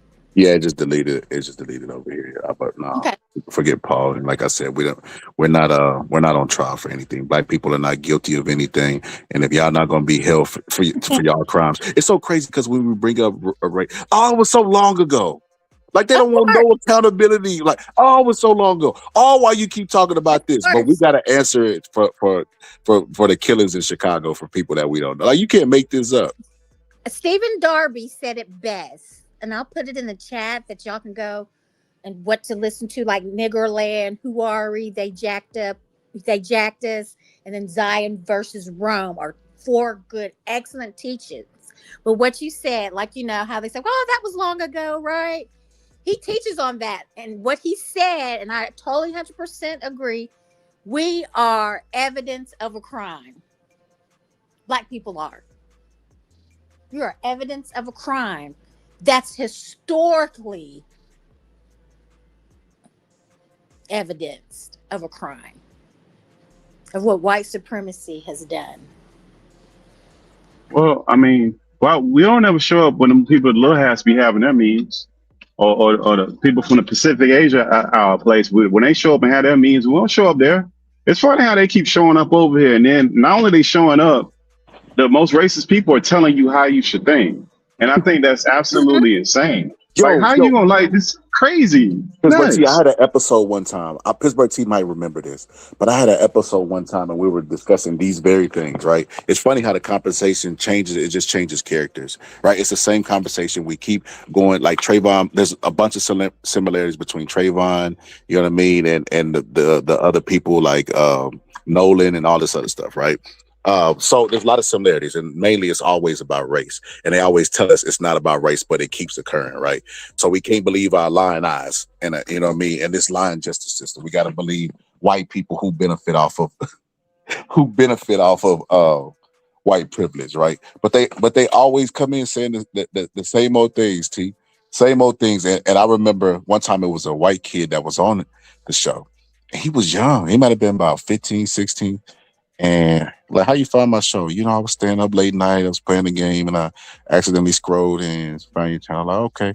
And he was talking. I said, I gotta tell you something, little man. So come and let me talk to you. I said, in these situations, you got to show up to listen. Because number one, you're younger than everybody on the panel. And I don't know if you realize that what you're doing right now is a form of white supremacy. You're like, what? I said, whenever my grandfather was young, he grew up in the time that whenever he was 20 years old, it might be a 12-year-old white boy that would call him boy. He could not look him in the eyes. That could start a riot. He had to be really, really docile to him. And I've seen a couple documentaries where white people act like, and white people make this argument. Somebody made it in the chat that black people were barbaric and they saved them and gave them religion, right? And I said, I don't think you realize how you're basically echoing the sentiments of them. You know better than people who are older than you that have been black their entire life, and you're gonna tell them how to be the same way your ancestors told mine. Like you're doing white supremacy. Like you're the peak of white supremacy. Like you're doing white supremacist talking points. Like, and he stopped and got quiet and He was like, I see why you might say that, you know, because I was like, you got to be here to learn. You're talking to the people that you're talking for. You shouldn't be talking for those people just based on your age alone, on top of skin tone. But the fact that you're here at a black platform telling those people how to be, you're doing what white people before you did. That's so it's like, yeah, like, and he wasn't even aware that he was doing white supremacy. So it's just like, it's baked into the fabric of America to the point where their kids are doing. Like, I be hearing black people with these hopeful talking points. Well, the kids now ain't like the kids of yesterday. Man, they've been exposed to the same propaganda, been indoctrinated by the same people, and are gonna benefit off the same system. You believe that shit if you want to. But it's not just white people now. You got black people that are indoctrinating themselves in all these white supremacist talking points. So it's like you're running a feudal race and they cloak it. Like a black person in a black community that doesn't do the norm, they're going to call you a coon. They're going to say you're trying to act different. Different ain't good in black communities. Like, we have a problem with that amongst ourselves, which is our own issue. But it really bakes off of white supremacy. That's who tells you what's wrong. And they try to claim ethnicity into a race where we have to gravitate towards degeneracy, mostly in our communities, because of white supremacy. That's what they've been told by the images they've been seeing. That's all they know. They don't know no more. Anything outside of that is a problem because it's a threat. If you go outside of what we know, it's a threat, and you a coon, and you just can't have a different opinion. When all the people that we had as civil rights, they differed all the time, and they had educated conversations. And some of them were gay, some of them were Republicans. I don't even know what we don't even know what party they voted for. We don't know that. All we know for a lot of those people is we know what religions they were, and they couldn't be more opposite with religions, and they figured out some kind of way to have healthy debates. Even they didn't even agree on how they should proceed with the way they should proceed in the process. They figured it out. But now we've just gotten to this place where we just name call it. It's not even real, because they didn't change the definition of names. They don't even know what they call each other anymore. They have no clue. Well, hold on, Pittsburgh T. Couple things to unpack there. Number one, black people absolutely are not on trial. So I don't know. We talk about black people. No. I'm talking about white supremacy. No, I'm not talking about that. I'm talking about white supremacy ain't just a white people thing. White supremacy is a mindset at this point. It's not like there's a magic person sitting up there and this is this one guy who's just coming up with it. It's a mindset that people have been programmed. It's a collective of white people. Because that dude when people people go punch in at their job, and that guy that's the shift manager, and he black and he on your ass and he don't mess with that white man. That's white supremacy. That's not white supremacy right there. That's white supremacy. They had a dude. They used to have a dude who would go out and corral the Negroes back in the day. That like the Samuel L. Jackson. Who this nigga on it? They've always had that type of person, but like it was part white of supremacy. But he's not. He's a participant in it. He's not the sole person to blame. That's what I'm saying. Like Pittsburgh Chiefs. No, you don't have to be, Scholar. You don't have to listen. You don't have to be the sole person, but if you participating in it, it don't matter. Like, you still participating in it. Like, most people ain't gonna get to be the president. They're not gonna get to be CEOs. They're not gonna be any of that. But that evil Negro who work at your job, who participate in white supremacy, he is a problem for you. We got to stop participating in white supremacy. So let me ask you this. White supremacy exists. We agree on that. But in your mind, a black person is on the same level of keeping it going, perpetuating it as a white person. Yeah, if you have power at a place, then yes. If you got power at a place and you're performing white supremacy, yes. Because on a smaller scale, it might not seem much. But if you make a man or a woman lose their job simply because you want to ride them because they black and they lose their livelihood, that's white supremacy, bro. There's no other way around that. That is a problem. People do this stuff every day. Now, we're not doing it, but we all know these people who do these things. That's white supremacy all day. I think y'all have lost your goddamn mind saying that a white person is on the same level as a black person who perpetuates white supremacy. Yes. No, that's not. That's actually a thing. But I don't believe in white supremacy at all. I don't know why you guys keep saying that. Okay. Because Just the because you world don't is No, believe working. in that's it what we doesn't. talking about Just over because you here. don't And believe you in it ain't got doesn't to mean it's believe not it. real. No, it's not a real thing to me. I'm sorry. To you, Well, we Well, get that's it, good for yeah, and you, we but we respect it. believe that it's a Right. real Yeah, thing. So y'all we gonna believe have a that white people conversation. are supreme to you. That's why you guys keep no, saying no, this no. shit. So no, so But you no, take that's you not taking it why. too That's literal. not why. Outside of Jim Crow, where's these white supremacists at? Where's this? That's Okay, like a thing. Okay. allow me. Let me Manifest explain that it. for Look, me. 85% of all Fortune 500 CEOs, they're white men over 50 years old. If we look in politics, the Senate and the Congress. House, over 85% of them are white men over 50 years old. That Like, was when we alive look at during the Jim Crow, by the way. Yes, we look at the Supreme Court judges. What color are they, my friend? Like, we could just keep going through this They don't thing, look and we like keep us. playing. We keep playing this game, and look at even the Fortune 500, where we're in this tech bubble, where we have all this technology, right? Black people make up less than, I think it's 7% They of the make up employment less. of all, less than 7% of employment of Google, They said Apple, 7%. Amazon, Facebook, you name it. They don't. We're not there. So if you don't see if you don't see it, just because you don't want to. That's white supremacy. So only less than 10% of black people want to be in tech and are qualified to be in tech and big tech like that is what you're telling me? Oh, you think somebody holding them back from being in tech? Is that what you're First saying? of No. all, No, it's only what we less than doing 10% of is us want to do it. Only less than 10% of us are qualified to do it, clearly. We're just we're not being smart. We just intellectually need to give up. dishonest Hold here. on, Yeah, we Queen. need Hold to on. I give can't up. hear him. Yeah, if what you saying is true, if what you saying is true, we need to give up. We don't, because less than 10% of black people are qualified to do these jobs if nobody's holding us back. That means that all the applicants that apply that are black, less than 10% of people that work at these companies are black. That means we're not qualified if it's even. Well, give me a concrete definition for this white supremacy. That's all I'm asking for. I just gave it to you. So You just don't want to hear it. I just gave it to you. No, because So less than 10% of black people are in tech does not define what white supremacy is. That doesn't. No. White supremacy. What do you mean? Is It I just doesn't laid it define what out white for you. supremacy. If that's I what it just is to you, told. okay. So Okay, I Congress, got you. Supreme White. Court, the CEOs of companies, all of these places that we are not at. You admit that all these white folks is running. You say, "Oh no, it ain't no white supremacy." Just because you don't want to admit what the obvious is, it's still the obvious. It doesn't matter what you call it. It's still the same thing. You call a car black and it's white all you want to. It's still black. It don't change the facts. Those facts that I gave you, we can't be less than 10% in the whole tech industry. And we act like we just not in the industry because we are not qualified and we don't desire to be in the industry. Just that fact alone is crazy. That don't even make any sense. That's ridiculous. Because we don't have representation in something that we didn't build means that it's So supremacy. white supremacists. Now you just now you're just trying not to understand. Yeah, you're not trying. No, because you're not trying to understand. You know what I'm saying. That's all right, though. You sound inferior. You sound like you live on your knees, man. That's what you sound like. Nah, you just came up here to gaslight, bro. You're not even trying to have an intelligent conversation. If that's what you came up here to do. My bad, bro. Let me be. Yeah, if you're trying to do that, that ain't what you're trying to do, bro. Let me not put that out there like that. Go ahead, bro.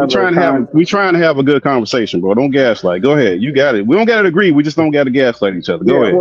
Well, that's what I'm saying. I still disagree because there's not a concrete definition of what this is. Now, what it may appear to you to be is that we don't have any representation, but that does not automatically mean white supremacy. Like, supremacy is just like we're better than you type of thing. That doesn't mean that they're better because you're not participating. When you have people such as because you're not participating in those companies. When you have people like that, Queen, let them go, Queen. Queen, let them finish and then you go, Queen. Ain't nobody interrupt you. Let them get it started out. You can go ahead. Go ahead, brother. Go say your thought. I'm just saying, like, if you're not participating, that doesn't mean that somebody else is superior to you.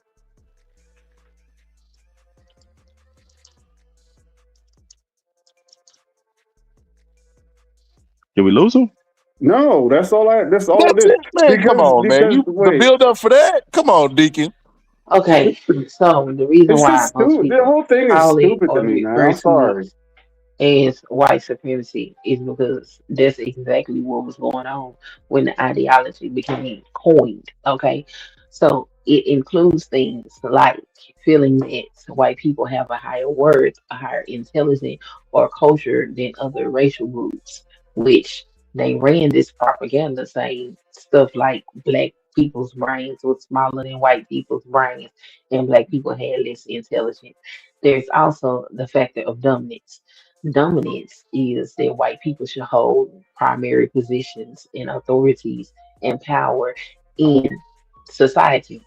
So when you look at Congress, you have 90% of Congress being representing um being the representatives of the country when they're only like 60 something percent of the population. That's part of white supremacy. So to get up here and try to make semantics out of a word as if there's not a whole ideology behind it is intellectually dishonest and disingenuous. So if you're really trying to have a conversation, you should have a conversation in good faith and not try to gaslight people or act like we dumb, because that's what they do. And that would be you participating in white supremacy. That's how you supposed to drive. From now on, that's how you drive. Go ahead, brother. It's on you. No, there was no mic drop there, but I mean, it's all. No, I mean, if you want to say something, different, I mean, ain't no mic drop. But just if you want to say something, rebut it. Go ahead. No, you guys still just don't. And after a tough opponent, you know, I couldn't even see out my right eye, round 6 through 10, because she do hit hard. Yeah, you do hit hard. Yeah. You got all these protective ways to not address issues for what they are. I think when we were speaking of white supremacy back in the Jim Crow era or something like that, yeah, that was a thing. But in 2026, because you don't have representation, and although we do enjoy our symbolism, since we don't have it, that is still white supremacy. Is a totally different thing. You have less holding you back today than you did back when that was actually a thing. And to even sit up here and say it, it sounds like it's an inferiority complex. How you doing, Hush Puppy? I'll be damned if I ever say, I don't use the vernacular. It does something to your spirit. It does something to you. A lot of people get defensive over that, but they keep on perpetuating it. So yes, I do also think that black people can also participate in it. Thought you don't believe in it. Either you believe in it or you don't believe in it. No, I think it is semantic because we are talking about something that is undefined. But you have to admit, look, no matter what a person wants, the facts are the facts, right? Wait, hold on. We start looking at the actual facts for this year. Like I said, big tech. I ain't look at it. I looked at it for last year. I'm pretty sure the numbers are even less. All these black people in America, and we have the finest going in all these doggone great colleges with all these minds. And we got they couldn't even release the iPhone when it came out with the thing where you can open up your phone with the camera because they ain't have enough black people working at the place to even put their face on the AI to even use it, to put it on the algorithm. That's how little we represented there. So we don't have representation, and you're saying it's not a thing. How do we not get representation? How did that happen? If there's no reason for us not to have representation, we larger than the Asian group, but they more of them in there. How did that happen? They all smarter than us. We all dumb, huh? No, but T, you glossed over a point that you made. You didn't realize you made. He said he don't believe in white supremacy, but he believes that black people contribute to white supremacy. How they contribute? Can't be more Asians in tech when there's more black folks in it. It don't make no sense, bro. We're all over the place right now. So black people can definitely discourage other black people by acting like whenever you try to do better, we're gonna hate on that. It happens. A few of my only offenses that happened to me in life were among the black community, and we turn around and look at things differently. So it does happen. You're denying that it happens. I think that you put a race on it is different than just saying that this person or this person, there's assholes. It's not everybody's racist, So this asshole offended me. But bro, what you're doing is anecdotal. Who taught them to be like that? Who taught them to hate their own brother like that? Where do you think they got that from? Because the Africans come over here, they do that to each other. The Chinese come over here because it seems like they work together. It seems like they bank together, they business together. So where did we learn this bad behavior from? Where we learned this from? That's the supreme. It's a system. It has nothing to do with this master person that's at the top that's pushing all this stuff out. It's a condition of what's being pushed and propagated. And if we look at the world leaders, there ain't no, how many black leaders you think is in this world? With all these countries, how many you think it is? But we ain't got white supremacy. Come on, bro. Wait, you use tech as an example. Are you in tech? Now I'm using the whole world. In the world, how many black leaders do we have of civilized nations? Symbolism. That's what makes you feel better. No, it's not. No, I'm not. It's not symbolism. It's not symbolism. To have a leader of a country is not symbolism. That's the leader of that country. How many black leaders of countries do we have? If it's all just hoopla, the people who run these countries, why aren't they black? Why don't we have? Why even the countries that are primarily black, they ain't black?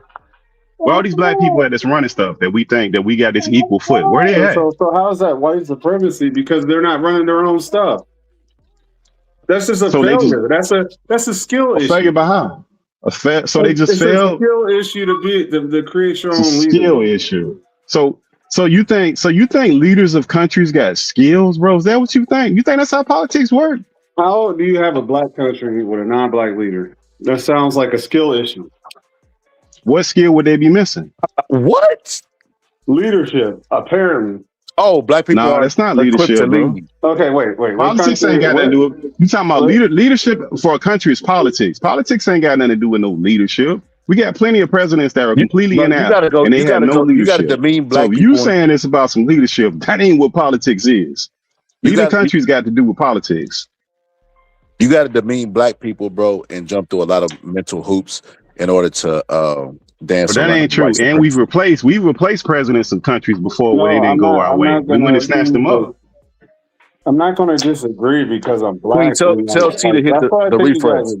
You're just mad because you don't have the representation.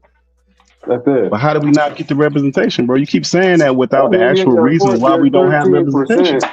You're 13%. I mean, how much representation are you? I think you're overrepresented, actually. Oh, so you think the Asians that get bills and stuff done, are they more represented than us? Are the rainbow people that's even smaller percentage than us, are they more represented than us? We want to go by percentages. There's a lot smaller groups that get way more representation than we do. So this thing you're doing, you don't have to do it because it's not real. It ain't about no numbers because smaller groups have better representation than we do, and they've been here a lot shorter period of time. So it's about representation and your foothold and money. We have way more in these other groups, and they come in and steamroll all over us. So they ain't got nothing to do with no representation. It's the system of white supremacy. My goodness, I guess. I don't think you're in politics, sir. So you definitely don't contribute to the number of black representation. Why do I have to be in politics? Like, I don't have to be anything. I'm a janitor. I don't listen. About something that you're not participating in. That's what I don't listen. Okay, cool. So you don't complain about your team that you like, whatever football team, basketball team. You don't play the sport, but you complain about it. Like this the thing we don't have to do. I'm a janitor. I'm gonna be a janitor for the rest of my life. I don't have to be a politician. I don't have to be none of that stuff. So like the thing you're doing, you don't have to do it. I don't have to disqualify myself or qualify myself with 20 degrees to have an opinion on a thing. We don't have to do that. Because sometimes the most uneducated people, when we see them in these rooms, they just in the rooms with no education. So that stuff don't really work like that. That's not how power really works. Like sitting next to power ain't got nothing to do with education. That ain't how any of that stuff works. And that's the problem. That's the system of white supremacy. Go ahead, somebody else got it. Me and his brother been going back and forth. Appreciate you, brother. Nah, I was appreciating that. Dog. Big T, don't back off of him. You ain't got to let him. Dickie can handle his own, man. Dickie the beast out here in these streets. He can handle his own. Nah, he ain't winning this one, bro. The numbers ain't right enough. You do have to have a counter argument to some of these arguments, because how are you going to know if your argument is the right one? Because I'm saying, like, I just want to know why come every time you come, you want to get up here and tell us what you don't subscribe to. Like, why? Nah, because it doesn't work. Apparently, it doesn't work. What you guys are complaining about hasn't even worked. You're still complaining instead of picking We're up. not complaining. What we're doing is having a discussion. It's not a complaint. You don't know how to have conversations with other black people because you think you're better than them. Then that's your issue. But we're having a discussion. You're saying that I think I'm better than people? Yeah, because that's how you came up with. Well, I don't believe that, and I don't subscribe. Didn't nobody ask you what you believe or what you subscribe to. There was a conversation that was being had, and you should have just got in the conversation. Because I'm sure you know what the idea, what the ideology behind white supremacy is. But you want to come up here and gaslight us to tell us what you do and what you don't believe in, as if you didn't understand the context of the conversation. And I do believe that you were an intelligent person. So why would you do that if you didn't think you was better than them niggas over there? Stop. Why would I come up here and totally disagree with you? Because there's a mindset that comes with what you're saying, and I see No, it. no, no, But I'm no. just not. That's I'm just not not. what you I'm did. not. I'm not good at You didn't come up explaining here and things. But disagree. there is a What you did mindset that I see was with come up what here you're and tell saying. us There's a what you don't mindset that do. I see with what you're That's what you saying. did. There's a mindset that What I'm you seeing with should what have you're done saying. is There's a come up here mindset that I'm seeing with and what you're talk saying. about the There's a discussion mindset that that we I was see having. with what you're saying. Not come up here There's a and tell us mindset that I'm what seeing you with don't what you're subscribe to. saying. And Yeah, Because that's but I why y'all you don't talking about get the believe something. Y'all, results hold you on, hold on. that get. Y'all just keep anybody both of Yeah, y'all I'm just just, up keep here repeating the same because thing. I answer Y'all think it's not. rude when somebody's what you talking did. for somebody Y'all else to just And both. start what you talking. did, Hold on, hold I on. think it's Y'all got rude when y'all subscribe to. both somebody does that. y'all both repeating the same thing. So either one of y'all go at a time or y'all say something different, but y'all both literally say the Yeah, same stuff. No, I I couldn't just even don't make out. like being cut off when I'm talking because it's just I don't rude. care about none of And, this Okay, and, and because well, what's you let's that? keep remove That the feelings. gaslighting me. complex? One of y'all make That's, your point and the other be quiet and then rebuttal. Let's keep the conversation flowing. there's a mindset for what you're saying, and I see it, and I'm just not good at explaining it. And that's okay. That's why even though I can make a point, if I can't really explain it to you because there are some that bro, calm down. There's some that they'll hear it, but they'll still deny it for the sake of like, oh, this is a personal attack. No, it's not. I don't think I'm better than anybody else up here. I just think that there's different approaches will render you different results. Okay, so that's what you should have came up here and said. Coming up here is talking about I don't do this and I don't do that instead of getting on topic. It looks like you think you better than the people that's having a conversation. Like I really just had to sit up here and break down white supremacy like you didn't understand what the fuck it was, which is insane. Ma'am, Cause you ma'am. do know what it cause you do know what it is. And then you had nothing to say. So you should have just came up here and got on topic. Not come up here and tell us, I don't agree with that. I don't do that. I don't think about we ain't talking about what you think. Yeah, but I think you arguing two different points. Like, does the initial point was white supremacy exists? That's completely different than somebody blaming white people for everything, and it doesn't tie into every single thing. The system of white supremacy actually exists. Me and Scholar go at it all the time because he always be saying, I be saying bootstrap details of actual situations. With So situations, you can see the difference of what it is and what it ain't. But the system as a whole of white supremacy, that actually exists. That the individuality of it, that's a completely different thing. I think that's what you argue. so Now, I was asking for a concrete definition of it, but since it always moves, there's no way to even define what we're talking about, and it just becomes circular. So, yeah, let me ask you yeah, this. Let me ask yeah. you this, Deacon, because I was going to ask this question earlier. Is there any level of burden of proof that white supremacy would exist? What would you need to see to acknowledge that it exists?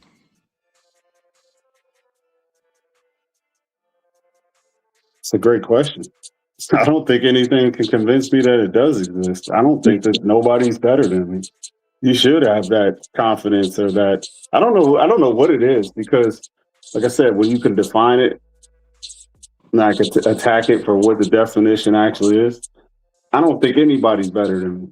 Well, Sorry. so I think you too worried. You too stuck in semantics. Like Queen said earlier, the idea sprung from white people saying that they were superior than black people, but it later evolved into systems and stuff like that. So like the government system that we have now is not even the same government system that we had 50 or 60 years ago. So everything evolves and changes, right? And what she's saying is you're so hung up in the word and superior and being like that, you're missing out on the umbrella that all the stuff that sprung from that. Like our justice system was formed from that, because they used to trial slaves for running away, right? They used to trial slaves or excuse me, ex-slaves, right, who were still slaves to the system during Jim Crow, for whistling at white women. So like it all spawned from the idea of white supremacy. So you're looking for, well, what it actually is it? It evolved. So if I was going to give you a definition now, I would just say it's a systematic way to oppress black people to where white people will always come out on top and be favorable to them. If I was going to give it a definition, because like Pittsburgh said, like you could deny it all you want to, but numbers is a real thing. Anecdotal experiences is a limited experience. If you look around you and you look at the CEOs, you look at Congress, you look at all these, and you say, damn, well, why are all the black people? These black people are going to college. You could find a qualified black person, but they're not finding them. And why? Nepotism from white people who benefited off of years and years of white supremacy. Like this is baked into the system. And even when you look at stuff that's simple, like, but I mean, me and Queen have had episodes about this, childbirth. Something as simple as childbirth should be open and shut case, Johnson. You know what I mean? It should be something that's just humane, right? Because you're giving care to a person. Care should be blind. If justice is blind, definitely care is blind, because the people can't help what they're going through, right? And you still see black women dying at a higher rate at childbirth. And when the people who are not going in looking for anything, just to investigate it, they stumbled on white supremacists. They stumbled on people who had implicit biasness, who looked at black people as problematic, complaining. They have a higher level of pain. They didn't take what the black person was saying to them serious. These are things that's baked in. And for those reasons is why I could look at this case going full circle and say, there's no way to separate race from this. They can't even separate race from healthcare. So they can't separate it from class, wealth care, or you applying to get a job. But somehow, mysteriously, they can separate it from this case. Get out of here. Like, who y'all talking to? Like, I'm not an idiot. Like you just can't piss on me and tell me it's raining.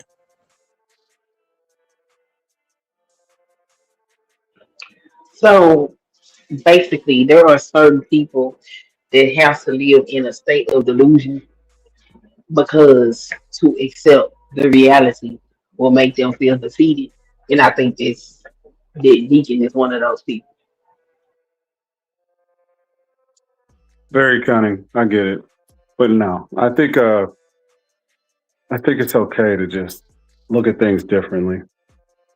I think I don't have the same issues, and I don't run to the same conclusions that everybody else does. I just don't do it. I don't believe that you can just have that as a crutch for every time you fail at something, or anytime you don't have representation at something.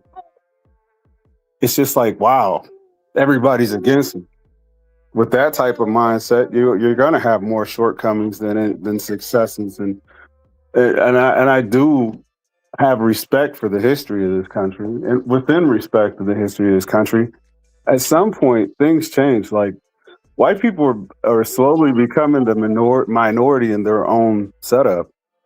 If you don't think that that's a way to take advantage and then not suffer from these things, or to find your own niche and thrive, it's like, wow, your head is in the dirt, because it's been your usual excuse, and you're just going to keep using that to not succeed, or to not push others to do better, or to not.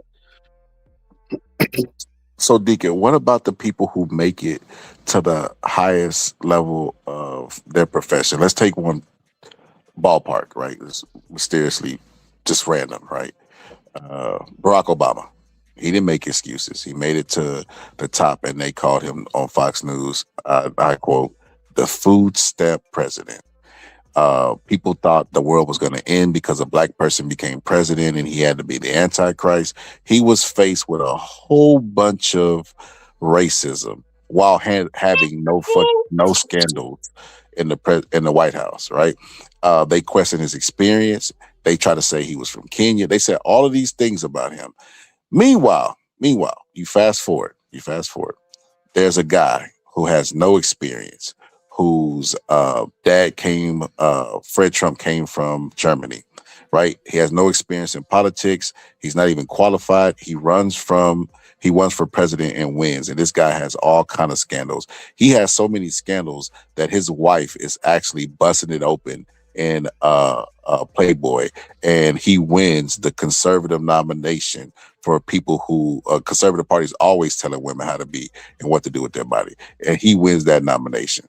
Is that not? Do you think Barack Obama could have ran with a tenth of what scandals Donald Trump had and won the presidency?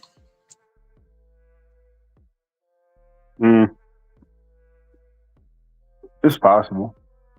Bro, we're not gonna go with possibilities. Do you think that's a yes? What do you want me to say? I mean, he was a yes or no. well-spoken guy. No, it's a yes or no. What do you think? I can't make that. I can't. Bro, why is that such a yes or tough no. question? It's yes, I believe he would, or no, I don't think he could. I think Obama probably still would be president because of the way he carried himself, even with scandal. Yes, I told you. He would have been eliminated in the primaries. Some people, they are needing to live in a particular state of denial because to accept the reality is going to harm them. They're not going to be able to function in the way that they function now with accepting shit for the way that it actually is. And I'm not slighting them for that. That's okay. That's how you get by. It's a racist country. It's hard to get by with this stuff going on. So whatever you got to do to make it through, that's cool. But we're not finna sit up here and play into your delusion with you because we know better. And it hasn't stopped me from being successful on no level. I've got every bit of education I wanted to have and will get more education when I'm ready to go get it. And I will get any occupation that I decide I want to have as well. But I'm not going to sit up here and pretend like these things do not exist. Right. Why did you vote for Obama? Why we got to go into Obama and get the vote? Like we talk about race right now. Yeah, but it's probably racist why you voted for Obama. Why do we got to talk about Obama though? We talking about race. Like when I asked you if he would win with the scandals, bro, it became really, really murky. But now, like I feel like you're deflecting. Like we got to talk about why somebody voted for Obama. Because I typically don't vote Republican. Because Republicans typically have policies that would affect me and the people around me negatively. So I tend to vote Democrat, and Obama was the Democratic nominee.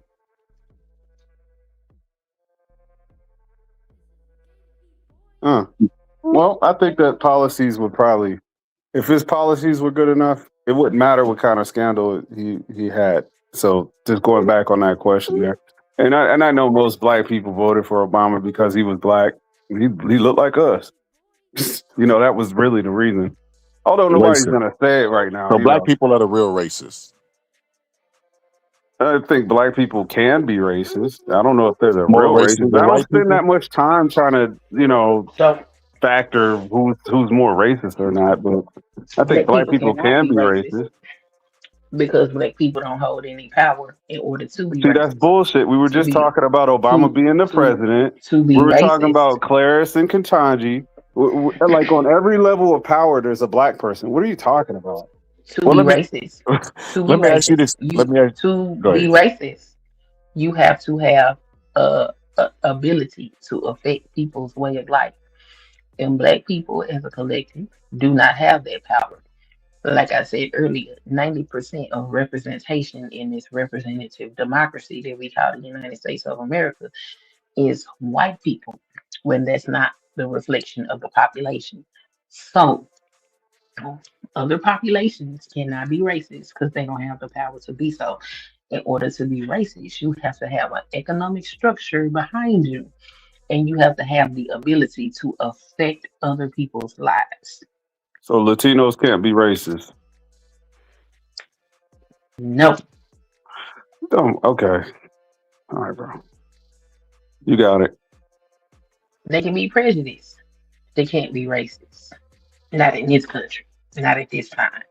Don't get mad when they do racism better than black people could, because even though you guys claim that you can't be racist, a lot of black, like even talking about this kid here that passed away without any facts, it just becomes, oh, I believe all white people are bad. They definitely did something to him. It's just like, man, everybody's out to get us.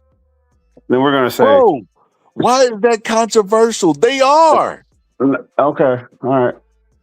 So hold on. You think that people? I'll give you an example. So Houston, Texas, right, has a high population of black people, right? Would you believe that there was a Mexican police officer who talked about doing a black person like they got done back in the day, repeatedly dropping M-bombs, had the gall and balls to do that in a place that has a high population, probably had more black people on the force, and she's still speaking about being racist towards black people? Why is she emboldened? Why does she feel like, why is she so confident to do it? Black disrespect is normalized in America. What do you mean by that? Like I guess everybody targeted us. Did you not just see the Asian man that hunted the young boy down because he thought he was stealing and shot him in the back? Chow? You talking about the Chow incident? Yeah. Yeah, hold on, wait. What is this? What are you saying by using that as an example? He hunted him. He hunted him. Okay, like I said before, there could be assholes. Does that prove white supremacy, or what are you saying? What I'm trying to tell you is, you said, well, everybody's against us, and I'm telling you, yeah, it's kind of. No, you're talking about an incident with the asshole. You're not talking about a system. You keep going in and out of that because you think it proves your point. It doesn't. I'm trying to get you. I'm trying to get you to connect dots, because like Queen just summed you up as, you never gonna come to the light, because you have to believe this in order to exist. You won't accept the red pill, right? And I'm talking about the real red pill, not the gender stuff from the Matrix. And what I'm trying to say is the Neo, the truth is not what it seems to be. You either take the red. I'm trying to provide you with perspective. What is the overall theme?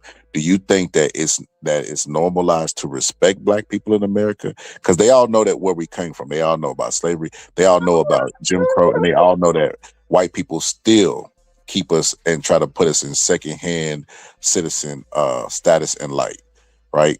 So do you think that it's normalized to respect or disrespect black people? Normal? I don't think it's normal to disrespect black people. You don't think so? So No. the word niggas is floating around online, and people using it freely just because I they think it's respect more black normal for black people to disrespect white people. They say cracker, honky, all that stuff. It's not a thing. Just y'all have an emotional reaction when it's your turn. I think everybody gets that. Everybody gets those people. slurs. This is so hilarious. I asked you a question about white people, and you're you not gonna always sell me with that. no, but you always turn it. You always turn it to black people. Like, I'll say, hey, do you feel this about white people? I feel like black people do it. You be like, I'll be like, hey, do you feel like white people wake up with and fart?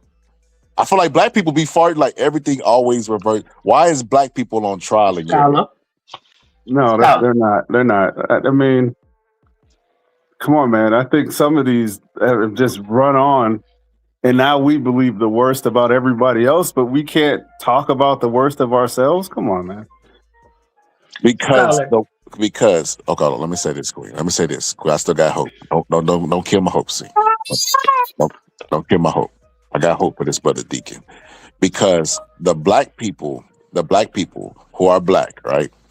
I'm speaking for myself and Queen and the people that I've had on my panel, and the people, like, for the majority, the middle class black people don't be out there committing crimes crazy like this. And they always try to generalize us and attach us to crimes for people that we don't know. But they never want to attach themselves to crimes for people that they don't know, because they lead in PDF crime, right? They won't even attach themselves to their ancestors, even if they directly benefited off of Jim Crow. So why the hell are they trying to attach us to people that we don't know, and they won't even attach themselves to actual systems that we could point to that they benefit off of?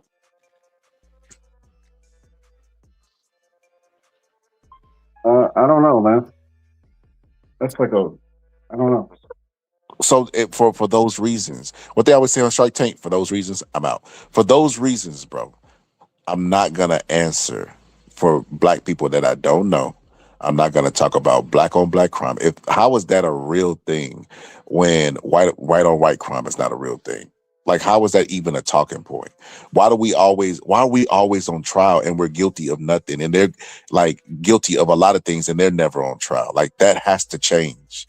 Like I can't ask you a question about white people and then you pull black people out of the air and say, well, I think black people's doing this thing. I think black people are mean. I think black people are racist. I think black people are this and this and that. It's like, damn, bro. So Well, the only because I'm black and that's the people I deal with. Mhm. Because I tell you what, I know ninjas more than I know white people. How about that? And if I'm being honest, doesn't mean that I'm just trying to destroy black people. I think that we have an honesty problem. We're not honest about a lot of things, and we don't like to tell the truth. I think that the truth is why all these Black white people are people are liars. in my White chat supremacy crying. talking point. I think white people are never accountable for anything. That's why they in my chat crying right now. Like the idea they will pull up and cry. The poll that I put, should white people talk about black issues? They're so entitled and so much of a titty baby that they voted the opposite way and then came to the chat to speak to the manager online. You can't make this up. And those are the same people that cry about freedom of speech, about censorship, and all this other stuff. I guarantee they will want me censored for my viewpoints and not including them. And I guarantee they will want me canceled. All the stuff that they claim that society is getting soft for. I just seen a video the other day, and it was like it was a young kid, and he was a white kid, and he was like, all those white kids telling me my generation is soft. Y'all generation was crying because black people was drinking at y'all's water fountains, and that was hilarious because it was true.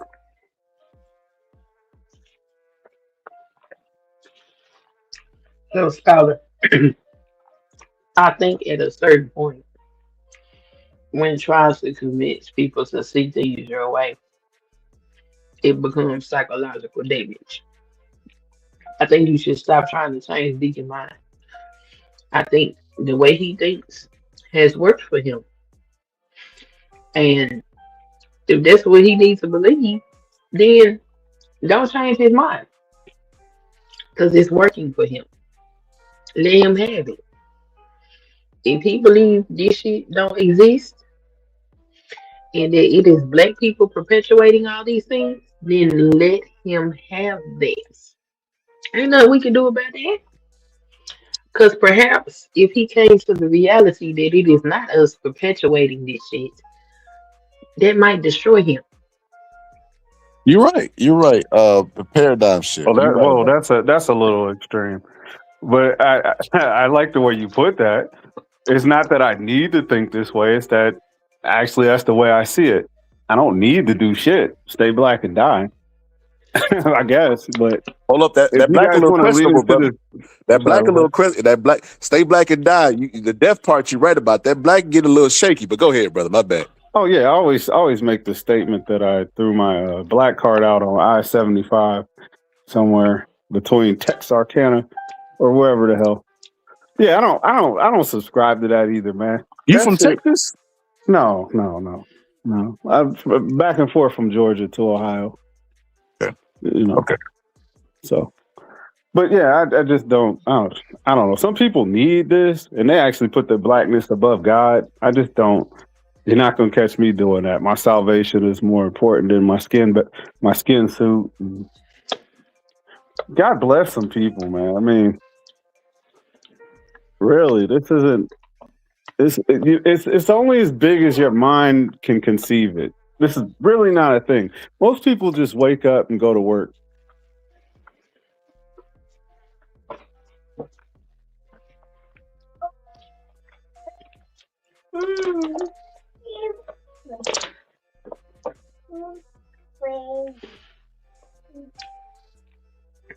I'm telling you, you just look. Everybody ain't gonna. They ain't gonna get it. They ain't trying to get it. They don't want to see it, and that's cool. Um, especially if they look like me. I'm okay as long as they ain't perpetuating no harm to us. If that's what they got to do to survive, let them have it. This what he has to think to survive. I don't have to And think. It might be we, the way I think, but I don't have to do nothing. yeah, you have Like to. I just said, like I just said, You have to, like because I just said, it might be that's the what way I you think that chosen to keeps do. me So that's what making you progress and moving have forward. to. It's Exactly. I'm not sitting up You here have. crying over That's the what you white have to man do. and trying to make somebody I don't know like not guilty of shoving knives in kids at track meets. I'm not trying to do none of that, man. That's what you have to do Y'all to need that, survive. like, And cause you put your I'm skin not suit faulting. above like No, reality. no, no. This shit is crazy. No, I'm not faulting you for it because I live in reality, and my skin suit don't have nothing to do with the reality that I did not create. I didn't create this reality. Well, I I was feel born sorry into for you. this I mean, cause reality. that it And just when have I you was wandering born into around in this a circle reality, and wonder why you don't there have is the a representation. whole It's just bunch crazy. of history that is factual about this reality. And I'm not gonna sit up here and pretend like none of these things exist to survive. I don't need to. I can survive while understanding the actuality of things and still not letting it hold me down to keep me from moving forward. Some people can't do that, and that's okay. However, you need to survive in this country, I understand. This shit is difficult. This shit is hard. This shit oftentimes don't make no sense. I get it. However, you need to survive is how you need to survive. And if your reality is none of this exists, then that's your reality and that's cool. The only thing I'm saying is when you decide that you're gonna pull up on a bunch of black folk having a conversation with what they perceive as to be black issues, don't get up there and gaslight them and tell them, well, I don't think that way, because nobody's asking you what you think about what the discussion is. They're asking you to comment on the topic. Like, don't fucking wag your finger at black folks having a discussion about black issues. Because if you choose to ignore these things so you can survive, that's your business and that's cool. We're not gonna slice you for that. But I will slice you for pointing your finger at us like you got some type of lesson or some type of mindset that's better than the rest of ours. Cause we don't see it that way. And that's all I'm saying. Oh, much respect. If I did that, I might not have been aware I did that. I apologize for that.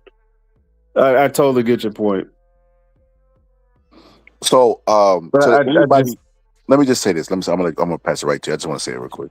So, to anybody that wants to join the panel, you have to go to my community wall, hit the link, and pull up. But I'm letting you know now. If you pull up and you're non-black, I kind of you're not gonna be able to talk on this episode. It just is what it is. Like, I'm willing to have a disagreement with Deacon, about his perspective, but I only want black perspectives today. I don't want to be told how or what to do by white people because I don't care. Just being honest. Or Mexicans or Asians or Oh, anybody that too. that's Yeah, not that too. black. Non-blacks, no non-black. It's a black-only panel today. So yeah, that's it. But yeah, I didn't get that vibe for Deacon. Let me tell you something, Queen. With Deacon, I think you kind of said what you said, and he kind of confirmed it. He said maybe this is the mindset that I have to have in order to like succeed in life. So he didn't deny it. So maybe that was his mindset that he more so like doesn't want to accept it or embrace it or anything so that he'll whatever be successful or whatever the case may be. I mean, and that's fine. I'm not faulting him for that because this is a racist behind country. It's a lot to see everything that's going on and you know can still thrive every day. And I'm strong enough to be able to admit that. I don't have to deny it to keep going. Some people need to do that. And I understand that. And I'm like, whatever it takes for you to get through. Cause this ain't right. And it is difficult. And other people wouldn't be fleeing their countries to come over here if countries like ours hadn't gone over there and fucked with their country. So it's a whole lot that goes on. And it's a whole lot of dehumanization amongst other things that go on globally. And it's that's a lot to carry. And everybody ain't strong enough to carry that shit. And I wouldn't expect them to. But me knowing this and me understanding this, and I only come to this level of understanding because I sat here and educated myself because I didn't know half the stuff that I know now 5 years ago. It's so much stuff that we will never get taught in any school. I don't even in a higher institution that we just simply do not know. It's a lot.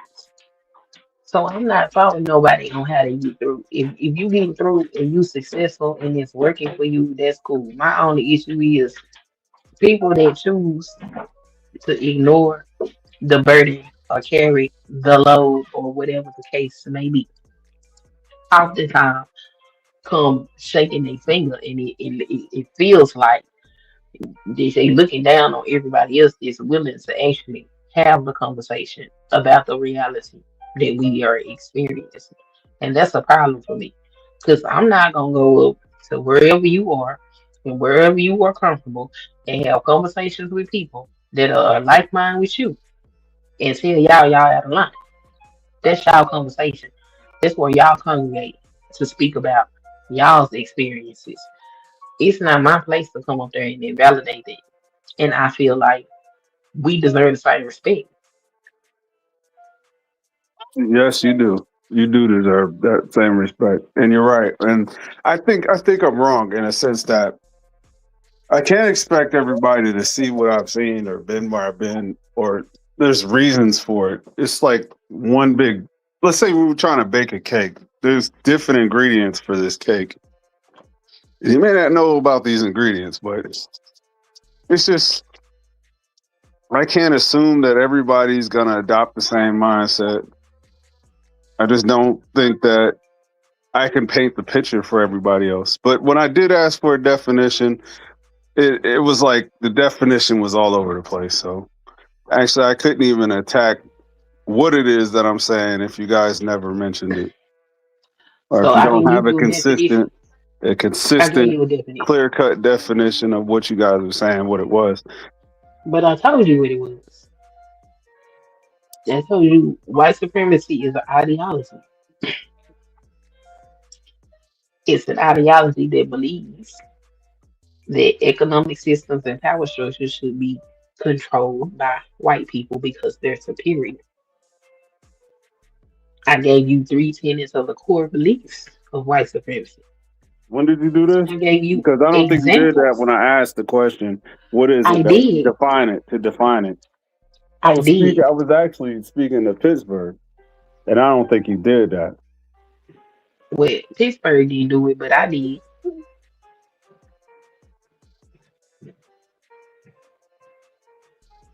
So, couple things.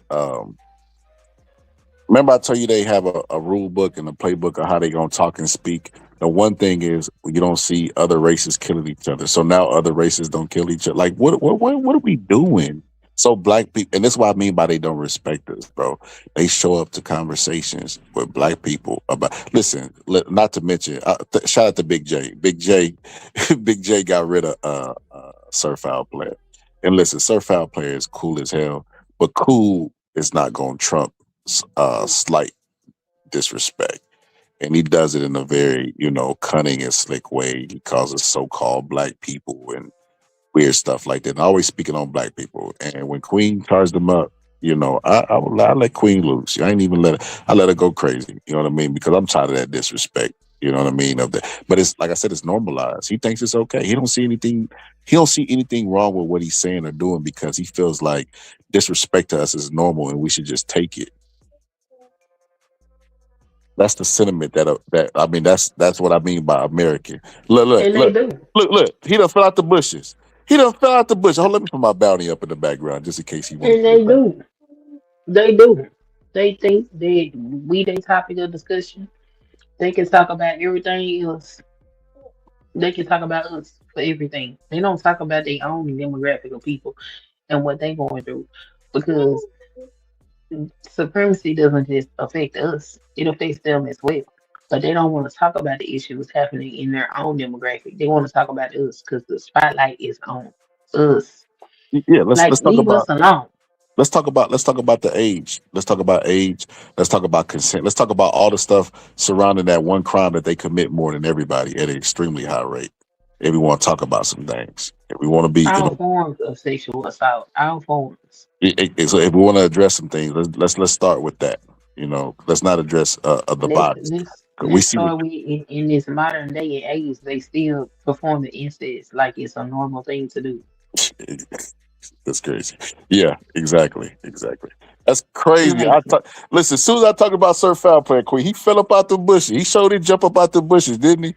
That's cause he crazy, probably boy. been sitting there listening the whole time, waiting on his opportunity to get up here and talk about black people. And I be tired of Mhm. that, cause like we can't never have a discussion amongst us without one of them coming up here trying to tell us what we should think and how we should So think. irritating. Baby, And go like I get you said, a panel full of Puerto Ricans or whatever the fuck you is, and y'all discuss y'all, and then let me come up there and tell y'all how y'all fact, fucked up they would be when so y'all. offended, cuss you out in Spanish so fast. But like I said, I put up with Deacon Orange. I ain't finna put up with. I'm not finna put up with non-blacks for the rest of the year. Rest of the year, I think that's gonna be a panel rule. And if I do bring them up, we're gonna start dropping that gauntlet on their ass. We're gonna start sniping them. Is drop that gauntlet, snipe them, and get them up out of here. That's what we're gonna start doing. That's what we're Yes, gonna. Deacon, exactly. Deacon belongs to us. So I don't know how he feel about it, but Along with what? She I she said said you you don't know how you belong feel to about us. belonging to us Negroes. You one of us. I don't know how he feel about that, but yeah, he get a lot more leeway than these people that don't know nothing about us. Oh, that's The- so nice. I feel so privileged. Thank you guys. I appreciate that. Yeah. When the white man showed up, he showed up like in Django, and he was like, "I'm interested in pursuing that particular black man right there. What's his name? Deacon. Yes, Deacon.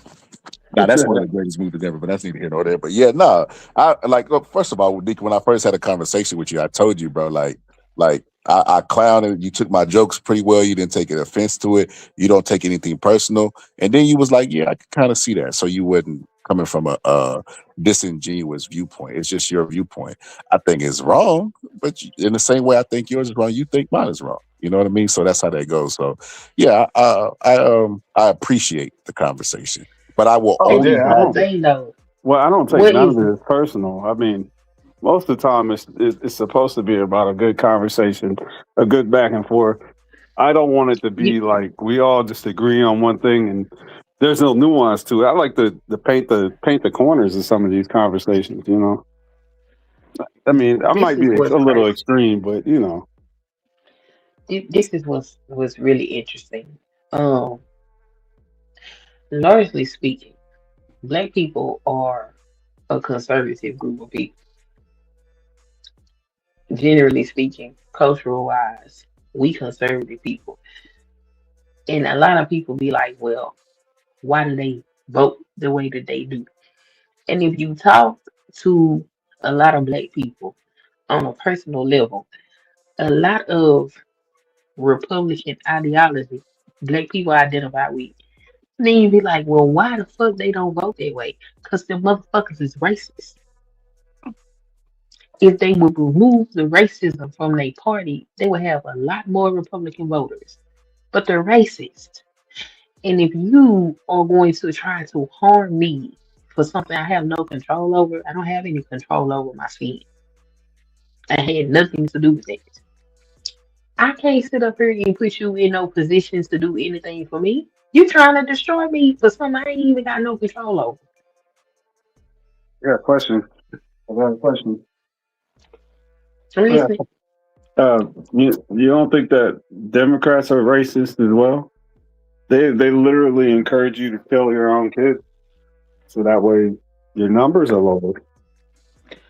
In So I practice, don't. in practice, I don't. in practice. So So I don't recall any Democrats encouraging abortion. A woman's right to choose is just that, her right to choose. But yes, there are Democrats that can be racist too, because before the 1940s, the Democrats was the party of racism. But during the 1940s, there was an ideological flip between the Mhm. party, That's not and true. The Southern that is strategy. No, that's that's bullshit. very true. The Southern No, strategy, that was a real thing. that is That's very not. true. Blacks That's went very true. Democrat. The blacks went Democrat for the butter biscuit in the sky. No, And that's not also Yeah. true. JFK And see, this went to is the go. problem when people don't know the history of black folk in this country. When no Mhm. butter biscuits or none of this weird Mhm. shit y'all talking about. You There don't was know an the history. ideological Sorry, I'm just playing. there Go was ahead. a ideological flip because of things like unions. Unions was a part of it too. And progressiveness actually moving the country forward. And so shit started to change around the 40s. And then the parties flipped. So all them good racists that was part of the Democratic Party, they went over to the Republican Party. And you can see it by the way that they put out their policies and the way that they vote on the things that come out in Congress to this day. So like when people say that, it's like, did you actually go back and look at the history as to why this is happening? Do you Yeah, look at what is I tried to follow it. The 1948 election was the first time blacks actually voted more Democrat than Republican. But so for what reason, I don't know. because It of still things like doesn't make labor sense. unions, union work. That was part of the reason. Making sure that your ass had protections while you were at work so you could keep your livelihood, Mhm. So then, amongst other so things. that made the Southern Democrats, the racist Democrats, flip the Republican because blacks flipped the Democrat, or is it just that blacks flipped the Democrat Republicans because they were getting were more? Well, I'm sorry, because they were getting Republicans. more civil rights, No, you know, no. tokens. Republicans were against things like labor unions and shit like that. So along with that went all those races as well. Any That's why right now you hear them using words like progressive. They come from somewhere. You got to go back into history to see where this shit come from. This is not just, oh, all of a sudden black people start doing this. There are reasons for this shit. You got to go read the history to understand what happened and why. Because I went and found out because I got sick of people talking about black people don't even know why they vote Democrat. Most of the time it's because of their policies. But let me go do the actual knowledge and find out what the hell happened. And I went back and I looked and I was like, oh, okay, cool. It was an What did you ideological find, Queen? flip. What did you find, Queen? I just told you. No, she just clicked on it. She's absolutely 100% correct. I mean, there's more nuance to that, but the overall, she was right on the overall gist of things. Uh, Also, JFK went to go bail Martin Luther King out of jail when Nixon refused, and Nixon created that Southern strategy, and that was kind of like the major nail in the coffin where they flipped. And because Democrats. Republicans used to try to be more liberal and reach out and go across the aisle to black people. And they kept riding that, party of Lincoln and party of Lincoln and freeing the slaves stuff for black people. And then they got to a point where they was like, nah, let's start catering to these white people through this Mm, Southern strategy. And How about they that's just didn't cater to blacks? How about that? what you mean. Let's say you were catering to black people and then Uh-huh. you stop. Then you stop. Doesn't mean that you're catering to white people. You're just not catering to black. By default, you're catering to white people if you stop catering. Okay, so we need a party that caters to us. During Jim I Crow, totally get yes. it now. That made so much sense. Yeah, during So Jim Crow, absolutely. Right? Because the civil rights was passed right after that.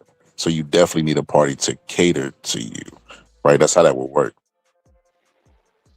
But to act like these two parties are the same is dishonest. It's definitely dishonest, right? So I have a conversation a lot of time with my boxing people. A lot of them are Republicans, and they try to argue that all the time. You know, these parties are the same. It's like, but if you look at the people who are the leaders of the KKK and all this stuff, they all vote Republican. So how you know more than the people whose job it is to be racist? How you know more than the racists? They're identifying as Republicans and supporting the Republican Party. The Republican Party is publicly saying you don't have to be afraid to be white no more. Everything that they attack is geared towards I mean, whether you want to say DEI help black people or not, it's still, if it didn't help black people, it was the illusion of helping black people. While they are attacking it, black people become the number one group educated for master degrees. And what do? They attack the Department of Education. It's no secret. It's no secret at this point. They're not the same. It's not even close. It's not even close. Have you looked up the Department of Education's results since their inception till now? Was there really any improvement? Or has it just been a big money grab? There's no middle class without the Department of Education. This is shocking. Black middle class. There's no black middle class without the Department of Education. That's facts. A lot of people have had their education paid for because they come from low economic status, and they get free schooling, and they go through and become middle class citizens. That is an absolute fact, and it's traceable too.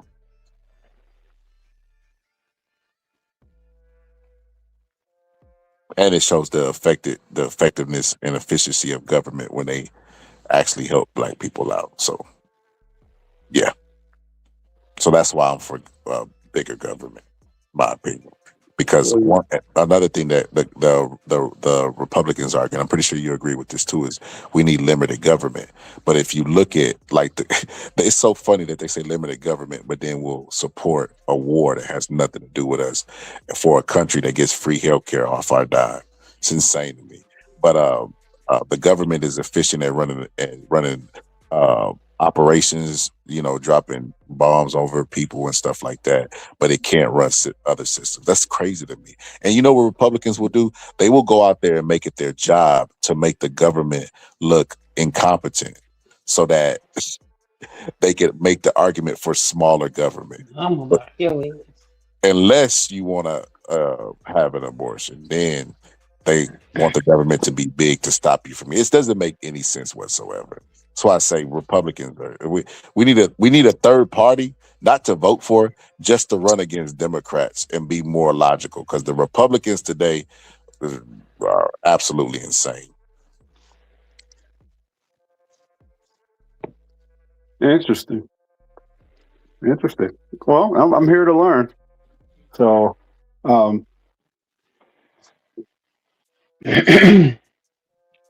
you guys are fighting a good fight, I see.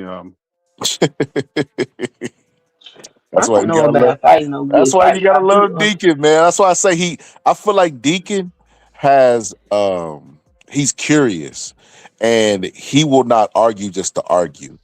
Even if he does, he just wants you to defend your point enough to be like, okay, I can see why he's saying what he's saying.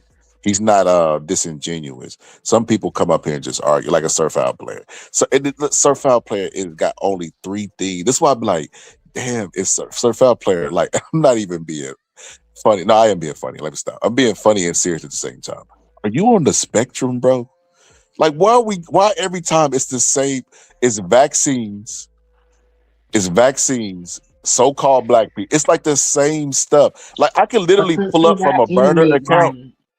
He has internet brain. So on the internet, these people that seem to have a problem identifying as a minority, because that's what they call us in this society, even though they the minority across the globe, but whatever.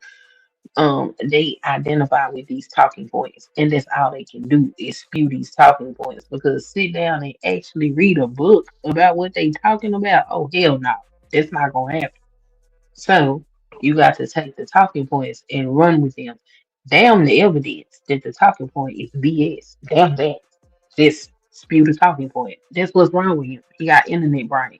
Queen, I ain't gonna lie, I'd be a little embarrassed too, because he from the boxing sector, and I cross to all sectors.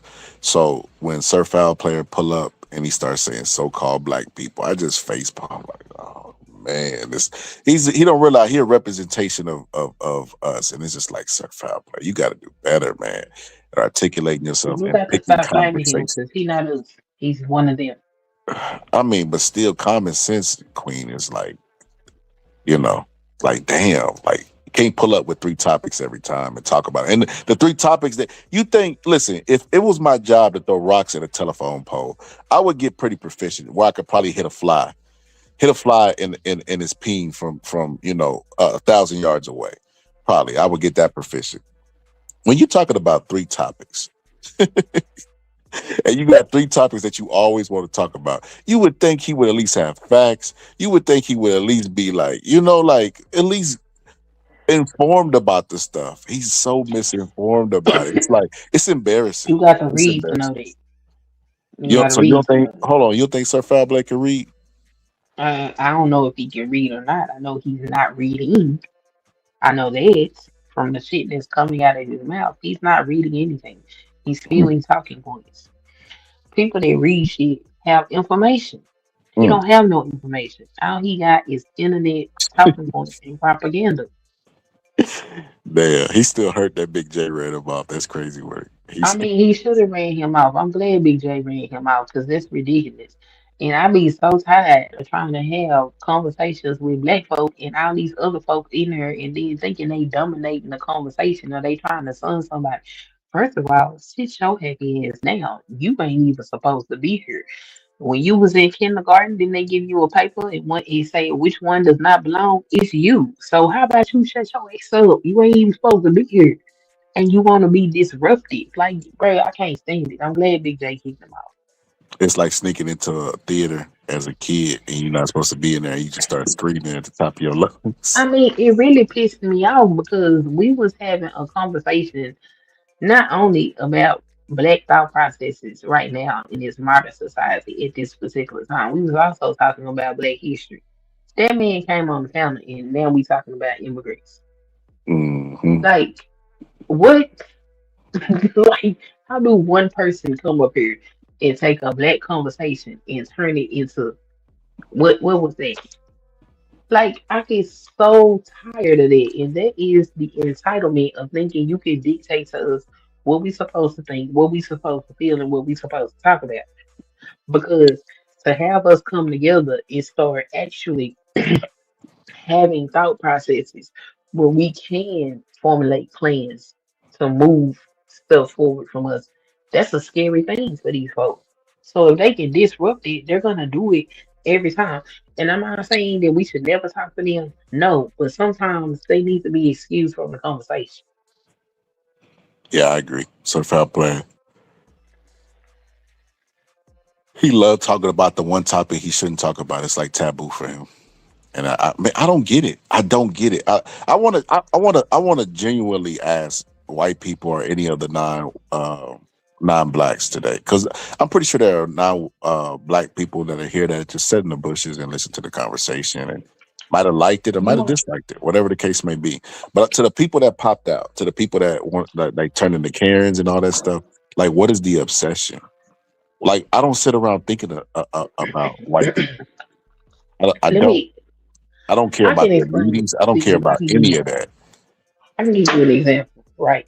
You know the World Cup just finished up. Right. Is it over? It's over. Right. Yeah. Okay. So if you go and you look at those videos, right, you see all these people from all these other countries talking about American food. You did you see any of those videos, Skylar? You there? Okay. I don't know what you got I'm here. going on. I didn't see it though. Okay, so I would encourage you to go look up these people talking about American food, right? They infatuated. They are in love. And that's essentially what black people are to these folks. Because black people actually dictate the culture in the United States of America, not the dominance, the culture. Without us, this country would be very bland, very boring, and it probably would be something pretty close to third world because these folks didn't create much of shit. It was us doing it. So they just can't get enough of us. They study us, they watch us, they try to emulate us. It's like when you have seasoning for the first time. You know what I'm saying? Then you done got this seasoned food, and it's like, what is this? We are the seasoning to the damn food, and they just can't get enough of it. They don't know what to do. They want to know how you do what you do. How do you get it like that? Why are y'all like the way that y'all are? But we despise you because of who you are. It is it's a mind fuck. It's they can't help it. They can't help it. Queen, you did all that explaining, and I still don't get it because I've never, from my anecdotal experience, I don't want to go places where they don't want me there. And I mean that in every aspect of my life. If I'm from a restaurant and I ain't feeling the vibes, I'm leaving. If I go to a neighborhood and I move into a neighborhood and I feel like they don't like black people, I'm not going to stay in the neighborhood. So I don't understand why somebody would see an all black Okay. thumbnail. The algorithm would say, "Hey, you might be interested in this." You know, even like I said, the I can tell denial. you. Let's do this. So let's go to the hood, right? The hood. Now, if you took a white person to the hood and just dropped them in there, are they in danger? No, No. If you took a black person to a predominantly white neighborhood, are they in danger? hell yeah. Okay. So, do they feel unwanted? Likely no, because black people are very welcoming and very loving. Now, that's not the narrative that the greater society puts out, but Yeah. it's the reality on the ground. Do you remember um, when they were telling their children if they ever got lost to go find a black man or a black woman? Yeah, I do remember that. Yeah, but we the most dangerous people on the planet, but you want to send your children to us? Yeah. How that make sense? And Black look, people are very Queen, welcoming. so obsessed. I'll give you an anecdotal thing that just happened to me. So, for those who don't know, my car got stolen. Oh wow. My car got stolen. I was so upset. I think I did a lot that day, but I was extremely upset. So, to the people that I work with, I'm always talking about. I'm always talking about like my neighborhood and how I feel comfortable around my own. I'm the same way at work that I am online, you know? And they argue me down all the time. Oh, no, you need to move. You need to do this. You need to do that. Blah, blah, blah, blah, blah, blah, blah, blah, blah. And I was like, bro, I'm not moving. I feel comfortable around my people. They could not wait, Queen, till my car got stolen. No matter who did it. It could have been white people that stole my car. But they was Did like, you yeah, get it back? you got it. Yeah, I got it back. But they was like, yeah, you need to move to another hood. I mean, you need to move to another place. You need to, they couldn't wait to give you I told you so. And that goes like I'm just thinking from a strictly a humanity point of view, right? So obsessed with being right, so obsessed that I don't buy into white propaganda, that I prefer to live around my own, that they could not wait during a tragedy to pull up and say, I told you so. And all I did was smile. And I'm like, this doesn't change anything. Anybody could have stole that car. And there are black people who have more crimes committed against them on top of the white people not wanting to be there and calling the police on them in white neighborhoods. Doesn't change anything. Like how you know, like Neil deGrasse Tyson always speaks to. We live in a society of misinformed people who are bad at math and they don't understand numbers. Just because it happened to you doesn't make it the overall theme of happening to everybody. That's not the way statistics work, right? So there are some people who win the lottery. Does that mean a lot of people who win the lottery? No, that's not how math works, right? So with that being said, there's going to be theft in my neighborhood. Not often, but it's going to happen, right? And it just so happened that it happened to me. But that doesn't mean that it's going to happen more than once or continuously. That's not how numbers or statistics work. So with that being said, I don't give a goddamn what they said. I'm still going to stay in my neighborhood. I'm not going to panic and move. And I got my car back. That's why I said, like, these people are weird. It's like I said, like, even the humanity in that. If somebody got their car stolen, the last thing I would do is think to this is my moment to say, I told you so. They need to stop living. He said he was comfortable around them black people, and this is what he gets. That right there speaks to the inhumane shit I was talking about earlier about them not. Basically, that's not what it is though. The actual issue is you black and you're successful and you around all these other black people. So if you black and you successful and you around these other black people, you might influence them. And then they gonna be black and successful because our intelligence is a threat. Our joy is a threat. Anything that we do to look normal and successful in this society, good morning, is a threat. So that's why they want you to move.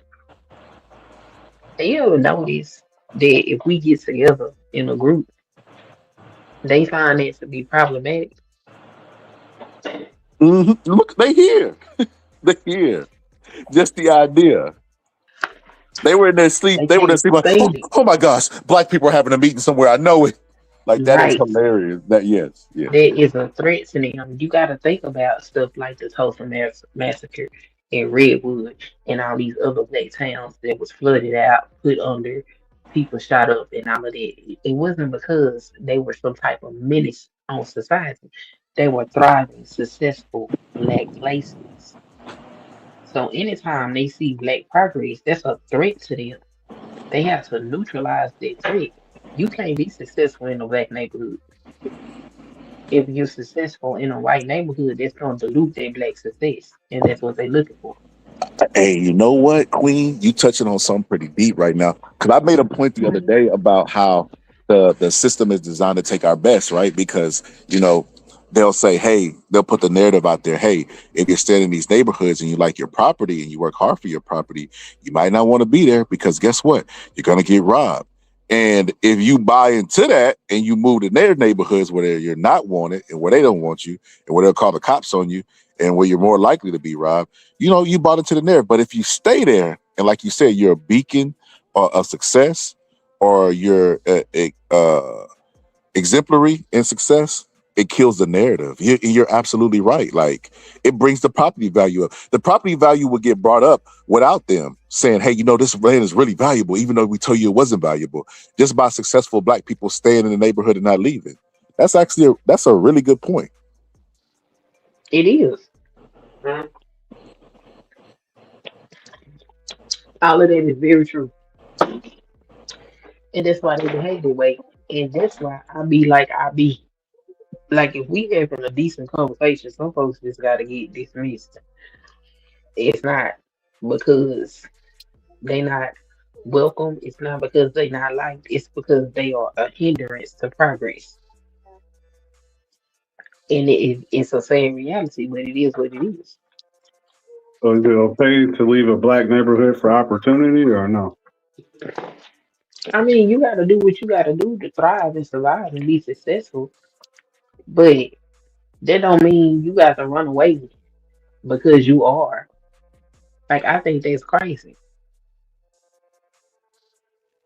Well, I mean, that's part of the system that we're talking about, Deacon. It's designed to take your best. So the people amongst us that go off to go be your best, you know what I mean? Outside of the entertainers, the football players, like the doctors and people that can actually like inspire you. Because, like if LeBron James is from your neighborhood, he's not going to inspire you to play basketball. Or at least at some point you will let it go, right? But if somebody's a doctor, that's really achievable.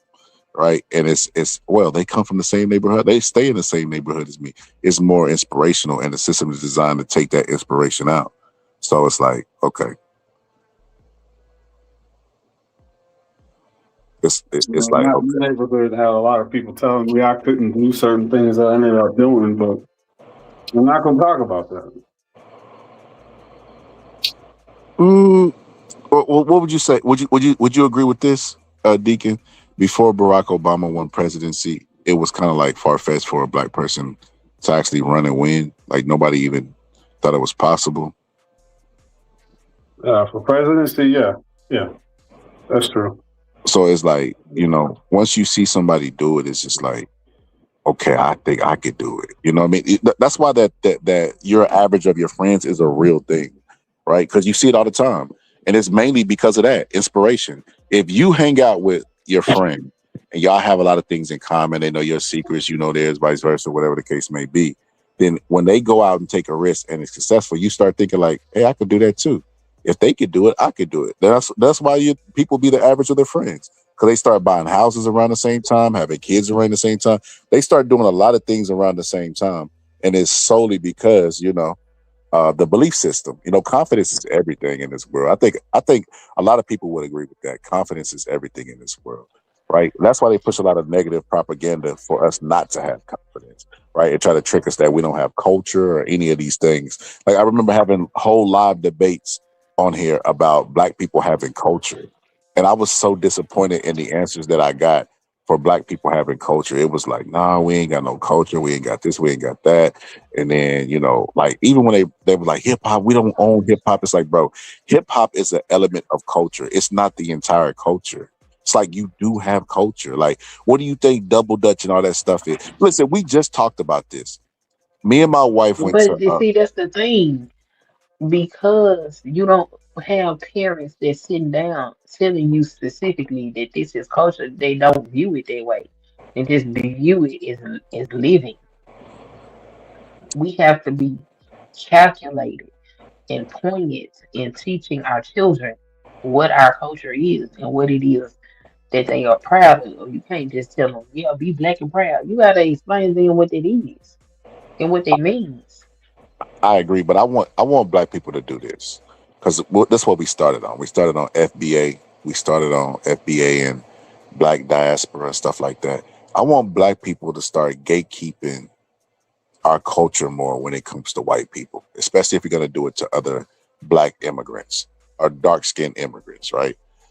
Black complected immigrants, however you want to word it. If you're going to start gatekeeping Black, let's start gatekeeping our culture. What I mean when I say that, and we got Deacon on here. Deacon definitely knows the history. He's a well-read brother, and so is my sister Queen, and so is my educated sister in the corner, TMP, right? We all know that the Roaring '20s was the jazz explosion, right? It was like well, not I would say a time to be alive because Jim Crow, obviously, right? But I mean, like that was definitely like a creative wise a really good time for jazz players. They didn't even like Black people, but had to acknowledge the genius in Louis Armstrong, right? And Black people now don't even get involved with jazz. They've let white people come in. You go to a jazz club now, it'd be mostly white people. Now, of course, you got certain areas that are still heavily populated with Black people that still attempt to keep it alive, but I feel like they given that so frivolously, like to white people, like without a fight. And it's just like, because it's been normalized. And like, I'm like, how the hell y'all gonna gatekeep Blackness, but just willy-nilly give up something like jazz? And like we complain about them taking over rock and roll and country, which we know that they stole, but we willingly give away jazz? Like that doesn't make any sense to me. Like, why would you do that? And it's like I can't wrap my mind around that. Like a group of Black people who claim we don't have culture and a little bit of culture that they feel like we don't have, they don't protect, but they'll gatekeep it from other Black people. Like that I can't wrap my mind around that. Have that same paranoia that you So have for I don't immigrants to white necessarily people. think I don't think that they gatekeeping is scholars. Case in point, I got to find the video, but there was I think it was an African that went to a HBCU and was having a fit because they felt left out because they feel like they was part of the culture. But they be the first ones to tell us we ain't got no culture. But when you got around a bunch of Black folks, you didn't know what was going on because you're not a part of the culture. And see, that's not our fault. That is because you felt like we didn't have a culture. And when you wasn't centered around, you wasn't centered, you felt some type of way. And that's not our fault. The same way that we go chasing their culture is the same way they should be chasing ours. But you cannot be a part of a culture that you don't immerse yourself in. They don't come and live amongst us. They only go to school with us because they have to. They be in their own enclaves, doing their own things. You can't learn or know nothing about a people if you never around those people. Most of the people that have all these negative things to say, about us as a demographic of people have never been around us enough to know anything about us. And that's not our fault. That is them letting their ignorance lead them. That's not our fault. Well, Queen, I think we already agreed to disagree on the immigrant stuff. What I'm saying is this, Queen.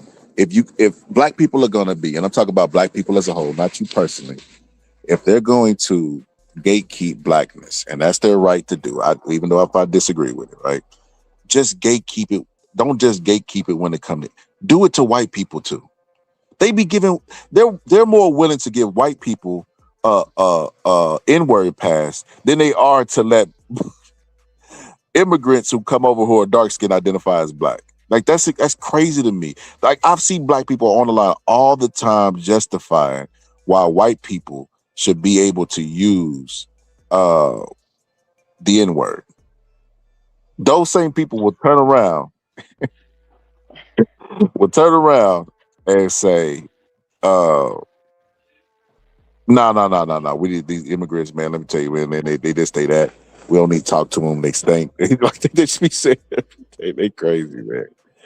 But TMP, you still there? Yes, I'm still here. I'm just listening. Okay. I was finna say I seen the back chat pop up a message. I thought that was you. That's Queen back there. Queen, what you done put? See? Queen done put a I had to whole. put something in the back chat. Okay. That's for Deacon Day. And that's for Deacon. All right, hold on. Because he won't fight me on the history of trying to get him the information he looking for. At least a starting point. So to the jazz stuff, Queen, I know y'all remember this. Y'all remember being little and everybody would be doing double dutch. Yes. Do you remember double dutch? There were like these famous black sisters that had made it all the way to the Olympics off of double dutch. What? Yes. That. Wow.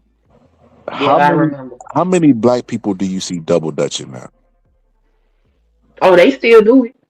It's not as popular as it was when we were like they're letting it fade. They're not keeping it. Kids don't go outside no more too, boxing. So you gotta factor that shit in. But Queen, They don't go outside. we talked about culture and stuff like that, and there's things that we pass down, and they just like they used to think it was important, and they don't do it anymore. You could double dutch in the garage, like you know what I mean. You don't have to be outside to do it or jump rope. Yeah, the kids be on the internet. They don't play outside and do all their physical activity like we used to do. I don't know. I'll be seeing them outside. I agree that they don't do it as much, but I'm like, it's just double dutch. What's the other thing y'all used to do, Queen? We used to put your hands like Miss Mary Mac, all dressed in black. Like they don't do none of that stuff. That was all black people. Right. They don't do none of the stuff that was like us, that you knew it was us. And it's just like, it's sad to me.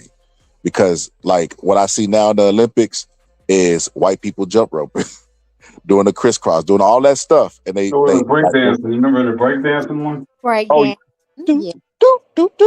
you don't see no black people breakdancing. They've taken our entire culture right up under our nose. Yeah, the Asians are better at breakdancing nowadays. Whoa. With the Jabberwockies, you can't deny. The Jabberwockies, cold-blooded. Let me say this. The Jabberwockies is proof that they like us without the us. And let me tell you what I mean when I say that. I watched that show when Little Mama was the judge. Right? Little Mama's funny because her and Bow Wow, people think they twins and clones and stuff. I say that they are the most egotistical, non-successful MFers on this planet. Like they have definitely like in their head they're still popping, but to the rest of the world, like they're a joke. But that's neither here nor there. I remember watching that show when Little Mama was a judge, and there was a crew. I think it was called Fly High, Skate High.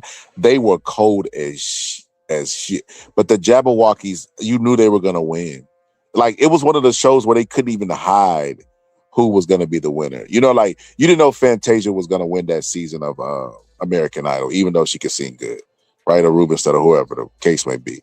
That was the only show where you knew the Jabberwockies was gonna win because of the praise from the judges and like the over glazing of them. Like Jabberwockies, don't get me wrong, they are good. They are good, right?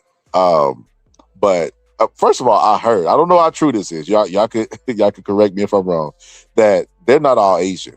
Like there's some black people in their crew. Is what I heard behind the mask. Because one of them is tall, and we know being racist, Asians don't be that tall. Bro, you can easily play basketball. Now you're about to give me another in. Like they wear a mask. You don't know who's behind the mask. Of course, but bro, you started off with their Asians. Hold up, you started that off, bro. No, don't bail on the racist conversation now. Don't bail on me, bro. Don't bail on me. Yeah, I'm just saying we don't know, so let's not. Well, Mark might issue up, but let me give her time to. Oops, sorry. No, you got it. Go ahead. I was just saying we don't know. That's all. I was just saying it's Asian basketball players, so stop with the day short. Stop it. That's true. I forget the guy's name. Queen, are we gonna do this right now? Are we gonna do this? Am I gonna have to be the obvious stereotype generalization person on the panel, the evil guy? Listen, we know as a whole, and this is historical fact too. Like the only pygmy people that they found come from Asia, right? We know that they have smaller bones. There have been people that have looked into why this is a thing, right? And they said that it could be because they have high diets that are high in rice, right, and stuff like that. But Asians don't tend to be that big. Like you can cherry pick some of them and be like, oh, this guy's a giant, or Yao Ming, or this and that. But for the most part, Asians are not gonna be that big. It just is what it is. But with that being said, Yao Ming was 7'7", wasn't he? Yeah, he was tall. A lot of people speculated, as a matter of fact, because of that, Asians not being that tall, that Yao Ming was like genetically altered whenever he was in the womb, or maybe they gave him HGH abnormal amount. But there were conspiracies on this type of thing because of that stereotype. But besides that, that's besides the point, right? That's besides the point. The point is this, right? I don't want to go to another jazz show, look out in the audience and see all white people performing songs, and then they white it up, right? She'll be like, this next songs we're performing is by Hootie and the Blowfish. And then you look and it's some black artist who probably fucking had a horrible life, and you know what I mean? Like, and they're marking them out of history. They're not even like, they're trying to respect the culture, but white it up at the same time, and they're not giving it their just due. And if I had to make a comparison to that, I would say this. I remember one time I went to, first of all, one of my favorite movies. First of all, I didn't realize how much I like Westerns, right? Because I grew up watching them. My grandma watched them on TV, but they were the corny ones. It was like the John Waynes and the, you know what I mean? Like, so it was like black and white. It was corny. It was corny. But like when they modernized it, like Django and stuff, I was like, oh, this is tight. You know what I mean? I liked it, right? One of the Westerns I like that I feel like is really underrated is The Heart of They Foe. I don't know if y'all seen that movie. Have y'all seen that movie? I might have a long time ago. If you haven't, check it out. It's on Netflix. It's based on true characters, but it's not a true story. It's really dope. It's a really dope movie. So whenever they made the movie, they brought a lot of realization to real life characters like Nat Love, I think, but based on true people, right? So I remember I went to a expo for extra credit for school, right? And it was a historian. God damn, I'm getting sleepy. Historical expo. God damn, I don't know what I was talking. But they were showing old Westerns and people like that and all this stuff, right?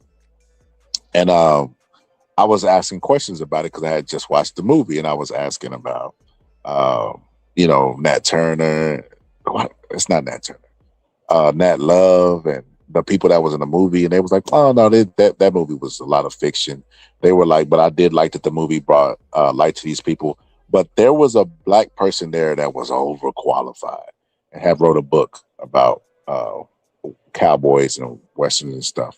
And there was another person that was like not as degreed up as the woman, but they were answering questions. And they said that when they were writing about these people, that they would find a lot of misinformation about them, not from the documents, but from the people that was documenting from the documents.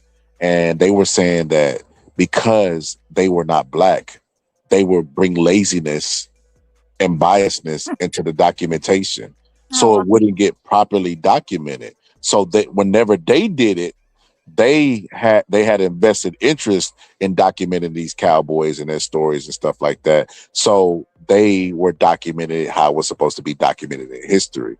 And like, I take that and be like, stop letting them tell our story. Stop letting them tell our culture. Stop giving it to them. Let's tell our own story. Like I know stuff look grim and defeated at times when you got cases like, Wells and stuff like that, or Trayvon Martin and stuff like that. But we do have culture, double Dutch, all that stuff. That's us. That's all the Black excellence and stuff we talk about. That stuff needs to be included. The jazz and all that stuff, like the Louis Armstrong should be talked about. Like all of this stuff. Blues, double Dutch, big ass hoop earrings. Fact. Yo, there's a girl I follow and she calls herself a hoochie. And she talks about, and I've never heard nobody say this before, I don't know if this is like a topic, but she talks about how the term hoochie comes from a time, like the Baps and stuff like that, where Black people were like, I can't remember the words she used, but like they put a lot of pizzazz on stuff and they couldn't afford the real stuff. So they would go out and get the big hoop earrings and they would try to be like bougie, but on a budget type stuff. And she was saying how that was kind of like a culture. So she calls herself hoochie and she dresses like one and she'll give like a presentation and everything. It's really, really clever. And it's a different perspective of a time that I felt like was one of the best times creative, like ever. 90s. That's why everybody's so infatuated with it and trying to get back to it or recreate it. Like even movies ain't the same. Now that when my daughter turned 13, when she got that teen in her age, it was a big deal for me to give her her first pair of hoops. Okay, I was like, all right, now we get to indoctrinate you into the Black Lady Club. Okay, let's get these hoops. It was a whole thing. It was a whole thing. 13. Yeah, because the hoops, the size of the hoops they have to be age appropriate. So Right. she tried to get some. I was like, I think I'm a little too old for you, Blake. Go down a couple of sizes, That's right. But I made it a big deal because it is part of the culture, and that's what you have to do for them to actually understand this is part of who we are and what I am. You have to make sure it is visible. You're not just, what I'm saying, a way of life. I ain't mean to cut you out, Scott. Queen, you see your girl Angie that pulled up talking about Queen. Hold on. Address the host. What Martin say? Address the host. That's crazy, Queen. They pull up to my channel addressing you first. Hold up now, Angie. I ain't seen Angie in months. That's crazy. Angie, she pull up talking about, hey, Queen. They love me. Okay, you just be up here attacking me all the time. Sexist. I know sexism when I see it. I mean, you should know you spew it over here. Now, hold up. Ain't nothing wrong with a little sexism. I'm gonna just be honest with you. And y'all be doing it. So let the girls say hi to me. It ain't gonna kill you. You be all right. No. Hold on. No, sexism that work out in the favor of the man, I'm in favor of. Not when it. Look here, let me get my flowers because I ain't gonna get them no other way. No, that's not true, Queen. We always give you don't do that. Don't do that. We always give you flowers. I was just giving you. Person on the panel. Y'all be telling me to shut up.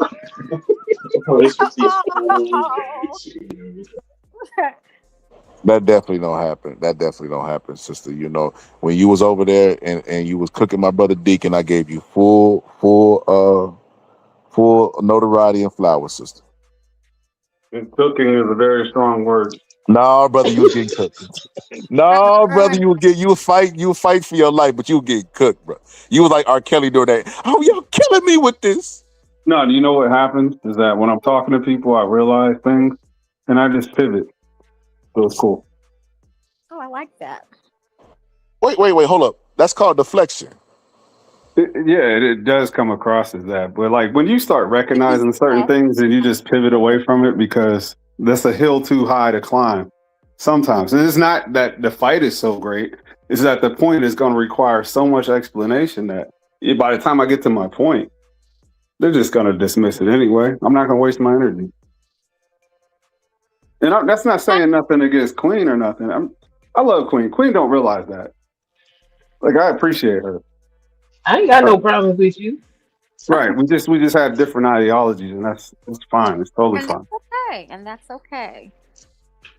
We just think differently. That's all. Ain't nothing wrong with it.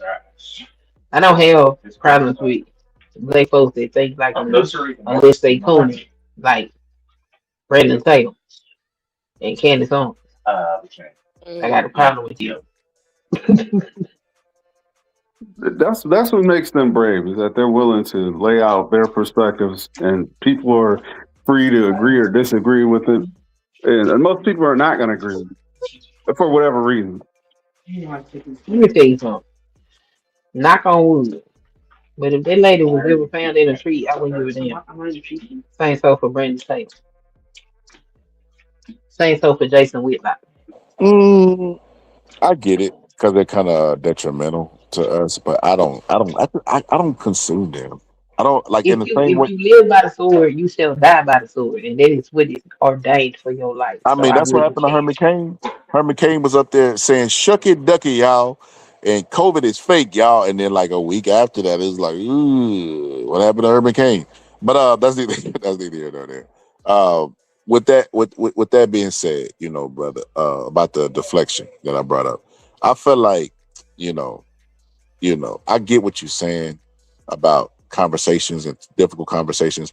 But I only practice what you do in real life, right? So like, say I'm talking to my mom or talking to my wife or whoever, and in the midst of talking to them, I realize it's not going to go anywhere. They're never going to agree with me, et cetera, et cetera. I'll change the subject. I'll be like, what's up with fish? Yeah, why they breathe like that? Or why their eyes so big? You know what I mean? I'll change it, right? But when we're in the midst of discourse, this is intellectual sparring and sharpening up your conversations and your arguments and seeing if your arguments can actually stand the test of time. So I'll take a different approach on here, and we've been doing live, 9 hours, bro? So I'm definitely you definitely got time to explain yourself. So it's like, nobody's gonna die while on the panel and knock on wood, right? So it's like, nah, if somebody challenges my point, bro, I'm definitely gonna allow them to finish, but I'm gonna tell them why I think or Deacon believe. don't want to see you smoke. That's all it is. Deacon don't want to It see do you sound like you ducking smoke. I'm not gonna lie. It do sound like you ducking smoke, Deacon. Yeah, that's how you live to fight another day. I mean, you don't have to go in and die on a hill, do you? No? Okay. Well, I'm just saying that's the way I operate. It's like, I'm going to figure out the best way for this to work. And if it ain't working, I'm just going to, I got A, B, and C strategy. I got D, C, and F. I mean, I don't know. I'm not about to die on the hill for arguing with Queen online. No. So Deacon, I got a question. What's Do up? you ever watch SKC? Yeah, I Look at that watch old SKC. school ass washer. Yeah, I watch SKC. Okay, I was just asking. Yeah, but why? Oh, okay. Yeah. Well, I guess, I do find his shows to be entertaining, even though I vehemently disagree with him 98% of the time. I know. You know what? Most of the time he talks about is things like he's very, very, very good at describing things that I can't put into words. That's why I appreciate SKC. Oh, I used to love going over there listening to his show. I used to hear his channel before them dudes got mad that I was over there talking to him, and then it went to hell from there. Do you ever watch John Galt? Is he what's the name of his channel? The Urban Landlord? Yes, I've seen a couple of his videos. Yeah, he ain't my brand of tea. So they have like this intersection where they came from two different directions, but they cross at a certain point. I find that very interesting between SKC and John Galt. Now there are no ways alike, but they do end up in the same point. Yeah, I can see that. But John Dog, I ain't finna sit there and listen to no long ass show from him. He get on my nerves. Hey, bro, stop it. SKC is at least entertaining and thought provoking. I don't feel like it's just N-word hate. You know what I'm saying? I can't say what I want to say because the children know I'm waiting. Right. You could probably surmise that from a John Galt. I'm not saying he hates. He might show how his point is validated, but some people aren't going to agree with that. Most people aren't going to agree with it. I mean, However, he got his brand of people that's for him. It ain't me. So I don't. But willing to address it, I give him a 10 out of 10 for that because he will address certain things. It's all dirty laundry. Put it like that. And see, I don't have a problem addressing dirty laundry as long as we have a solution to use dirty laundry as a form of entertainment. I have a problem with it. Y'all can hear You me? could take a topic and say, all right, how can we address this? Even like we could talk about it till we're blue in the face of why it's wrong. But then the next step can also be how can we address this or change this certain behavior? Therefore, it could be something to build upon, or you could take that negative and turn it positive if we're willing to go that far. But just ignoring a problem is a problem in my book. It is. Well, wait. So ignoring a problem is a problem, but addressing the problem that is a non-problem is a problem too. And I hope that ain't go over nobody here. Meaning Yeah, what I said earlier. Black people always being on the defense and being on trial for shit we ain't do. That shit gotta stop. Like black can't be the only offense and equal guilt. And we're always defending some stuff. And especially what other people don't have to. Well, let's say if it's an internal problem and it's all black people discussing it, and we're trying to figure out how to correct that problem. That's different than having a white audience discuss the problem and saying how bad the problem is. Why is the white audience discussing it? That's what I'm trying to say, bro. I will never listen to a white person talk about black on black crime or any of these weird things because they don't address PDF. They don't address none of that. None of the stuff that they lead in. The shootings at you know what, can't say it and sing, right? But they don't address any of those things. But meanwhile, telling everybody else to address. Like, it's just a bunch of hypocrisy out of white people to where I don't care what they have to say or what they think anymore, right? Like that, for instance, the crime and stuff like that. Like the cancel culture. They don't care about cancel culture. And they showed us whenever that dude got unalived on camera, right? They were going around reporting people trying to get on fire from their jobs. They was reporting people's channels. They was doing all of this stuff just so people would not talk and make them feel bad. The same people stormed the Capitol for a fair election in America were crying about the results. Like, they don't care about any of the stuff that they try to tell you to care about. And for the first time ever in life, I don't give a damn either. Say what you want, do what you want. You know, I'm going to keep talking this real stuff and having conversations with black people and having discourse with them. And there's nothing you could do about it. But I want to show this video. I want Deacon's response first, and then we'll go to everybody else's, right? So y'all ready? Let's Here roll. Ready? we go. Let's do it.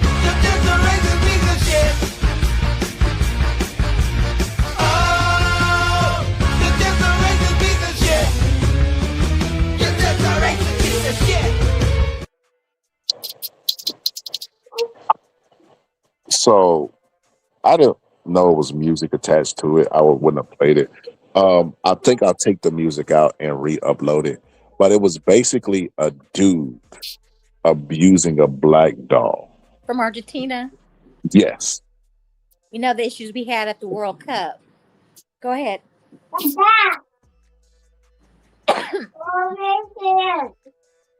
No, I'm saying that's race. It's a racist video for sure. It is. And the people from Argentina look like I Show Speed had all that difficulty with the people in the crowd at the World Cup. But let that have been a black person doing that on TV, SWAT would be at their house, coming down trees and ropes. Busted. And I think that'd be the problem. Like, I don't think we care enough to do anything. Like, speaking solely for myself, right? Like, number one, what? Like, it does. Like, I've never woke up and said, I want to abuse a dog Exactly. and go viral for it. Like I don't understand the logic behind some of the stuff they do. But this goes to the larger point of what I said about disrespect being normalized amongst black people, like to where they think it's okay. Like you know how I know that this is true? If I was in court and I had Exhibit A, Exhibit B, I would point to Russia, Ukraine.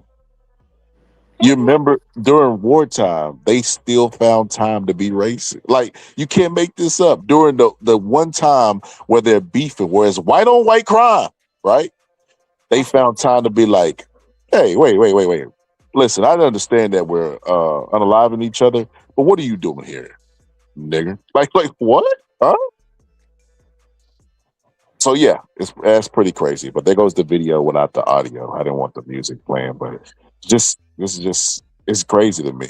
And shout out to Deacon. I wanted to see where you stood on that, Deacon, because they was calling you too in the chat. I said, let me test. I think Deacon just has a different viewpoint. It's some people that will be exposed to certain things or come to certain conclusions in life, and I think that Deacon just has a different viewpoint. Like I said, he's well read. Like, you know, we done had conversations before where my sister Queen was cooking him. But we had conversations before about books and stuff like that, and he's well read. I think it's just his viewpoint. You know, it is what it is. But this is crazy. This is insane and sick. I cannot believe that. That was on YouTube? Oh, Instagram. Instagram, yeah. Okay. Yeah, they reposted it on Instagram, and I was just like, damn, that is crazy. Crazy. A baby doll. A baby doll. I hate in the heart. And you know that clip that I showed earlier about the scientist that was studying the Holocaust is like so crazy to me. Like, the Holocaust was horrible. It's horrible. When are we going to address the American Holocaust? Like, America care about everybody demons but they own, right? But and that's case in point, right? The scientists studying the actual Holocaust and how giving orders could go wrong because, you know, people will justify, well, I'm getting orders, and they will slump to the evilness. And it's like, well, wait, maybe it's because the people that you're studying are actually evil. Number one, right? They're actually evil. Number one. And then number two, on top of them being evil, they still were oppressing black people because they felt like they were integrated to whatever. Too fast or too positively or whatever the case may be. So you have those two things. Shout out to my sister Candy Kane. She just pulled up in the building. What's good, Candy? Hey, my bad. I'm trying to get you quiet on the TV. I was playing you on the TV while I was working. I didn't want you to be able to hear it in the background. Can you hear it? I turned it down. No, we can't hear it, sister. Well, sister, you was making me worried. I thought somebody had kidnapped you, or like my grandma say, Kit Kat. No, I'm just trying not to mess your audio up. You know, professional courtesy. That's all. Hey, shout out to you, sister. Shout out to you, sister. You done missed a lot. You done missed a lot, sister. No, I've been here for it all. I've been listening since early this morning. I just, I was dragging, trying to get up, get active. So I've been here the whole time listening. So we got a new panelist. TMP is up here, and of course, Deacon. And shout out to the sister Queen, who always think I'm disagreeing with her. Hello. Hi. So can I ask you a question? And I think I'm coming in hot, and I don't mean to, but I've been wanting to ask since I heard you early this morning. Me? So please don't hold it against me. Yes, you. Okay, I'm listening. Are you black? I am. Like, I see the black avatar. I am. And a lot of people think you are. when they talk and I don't know if it's the tone of the voice. Like Mm-hmm. I normally you can hear even when a black person sounds extremely proper, Right. like you can still hear like the black in them. I don't hear no collard greens or cornbread. I'm like, is she black for real or is she cosplaying? No.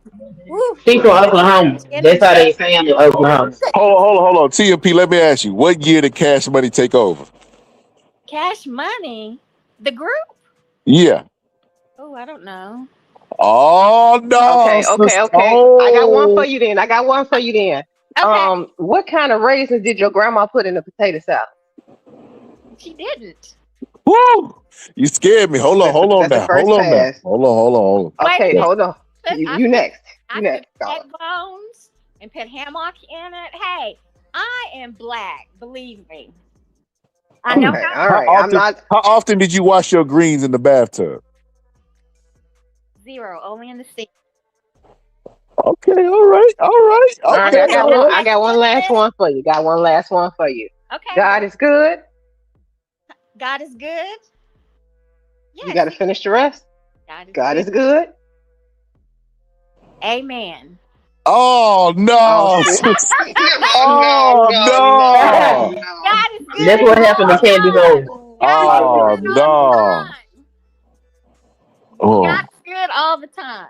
sister, you okay? Okay. Woo. Y'all have to accept that now. Hold on. Let me think of something. Yeah, keep asking questions. Hold on, I got one for you. Hold on. Let me think of how to word this. Hold on, give me a second. Okay.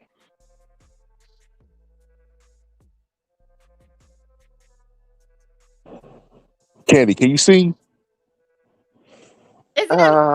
Terribly, but yes, I can.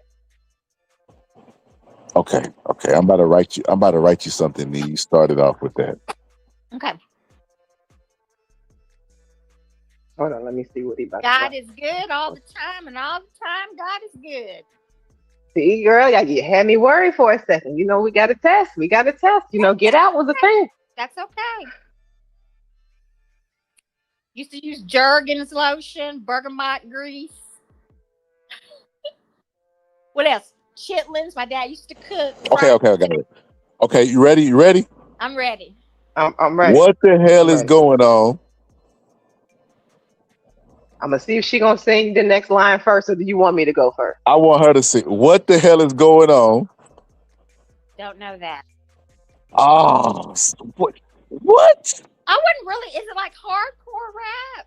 It's R&B. No, it's a R&B song. Okay. You sing it, Candy. What's your age range? What the hell is going on between the sheets in my home? Baby, wait, let me explain. Oh, stop. You gotta stop. You gotta let her stop. Let her sing. Well, she got to know parts of that.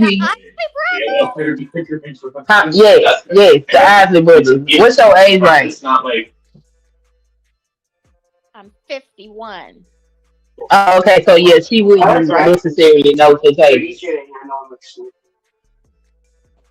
Okay. Y'all gonna have to go back to Motown. Come on, keep.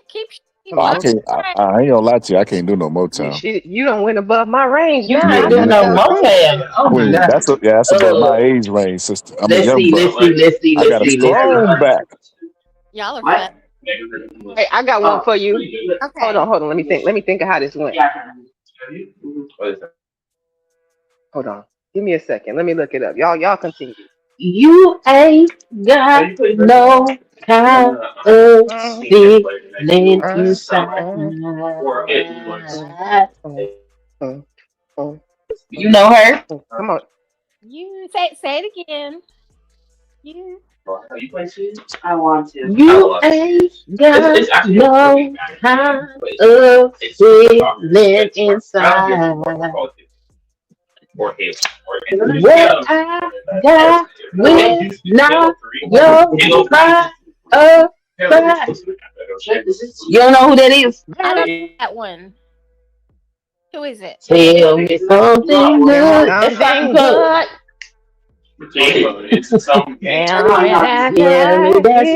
Yeah. Let's see. Right. What was that? That's Shaka Khan. Okay. Yes. Look, I have answered y'all's questions. That should give me some credibility that I am black. I, I listen, I'm believe not you, gonna lie. Black, I'm not gonna lie. because you I'm not said gonna lie. I'm not gonna lie. I believe you because you said you come from Oklahoma and I'm from Texas, so I know what Oklahomans sound like. Okay, so you kind of hear that accent a little bit. Listen, I ain't gonna lie, sister. You sound Yeah, I white. hear You you. sound white. But I, when you laughed, I got black. I don't know how I got black from your laugh yes, earlier. I got black from your laugh. But you gotta remember, sister, we did have a Rachel Dozer. Was it Rachel Dozer? Rachel Dozer. Rachel Dolezal. Dolezal. Dollar Rachel That was Dolezal the was definitely first white person in history who ever wanted to trade places with a black person. Girl, I don't even know how That's the people thought first that one made that you oh knew yeah, sense. about, Scholar. It's notorious for happening online. That's why I had to ask. I wasn't trying to be offensive, but there is a group of white women who go around with like black avatars going into black spaces, cosplaying as black people to get invited to the cookout and be involved in the Yo, conversation. Candy, I'm yeah. aware of this. Candy, there was a girl who did that on my homeboy's channel, right? And she got exposed for it. I don't know if she had a camera slip or whatever the case may be, right? But they brought it up to her. You know what she said? The reason she did it? A What? social experiment. And you're just like, Experiment. what? Uh-huh. What the A social what's experiment because black is something you can put on and take off. It's a costume, of course. Of course. Of course. So yeah, I wasn't trying to offend you. I just wanted to just had to pass the check real quick because I just want to make sure I was I can't like do it. a That's social experiment. I was like, what was the conclusion? Because when you have social experiments, they normally lead somewhere. So right. what did you set out to prove? And did you prove it? It's like Mm, what just that listen. that we were I dumb would enough to let her dabble in the dark. That's what she proved. you know what I would have respected? That answer I would have respected more. But I would have respected that or just saying, like, look, I love you guys. I'm obsessed with y'all's culture. She was a woman. She would have been like, I love the black men, the muscles, the BBC. I would have respected that more than it was a social experiment. It's like, shut up. Shut up. It wasn't no social experiment. They just have a weird obsession with us. And They, like I said. they That most that movie Get Out, that's why that movie Get Out was such a great movie mm-hmm. because it embodied that and showed that like white people really want to be us. And if that was a real procedure, they definitely would get it done. Man, listen, I ain't gonna say all my thoughts on that, but just understand that when I say that that's happening and it's real, not the get out part, but like just the infiltration Yes. and just sitting amongst, like that's what until Mo Love started camming up, and not the black one. I'm talking about the white one, the one that I said I just wasn't really rocking with. I wasn't rocking with her. She came over like she was part of the damn CIA taking notes. Like, what you here for? You Right. couldn't really give an explanation. You didn't really participate in the conversation. You had no idea what was going on. It was a 21 questions. Well, what does this mean? And what does that mean? And what does this mean? Girl, why are you here? Right. Are you here? Well, let me tell you, I was not offended, and if I was, I would let you know.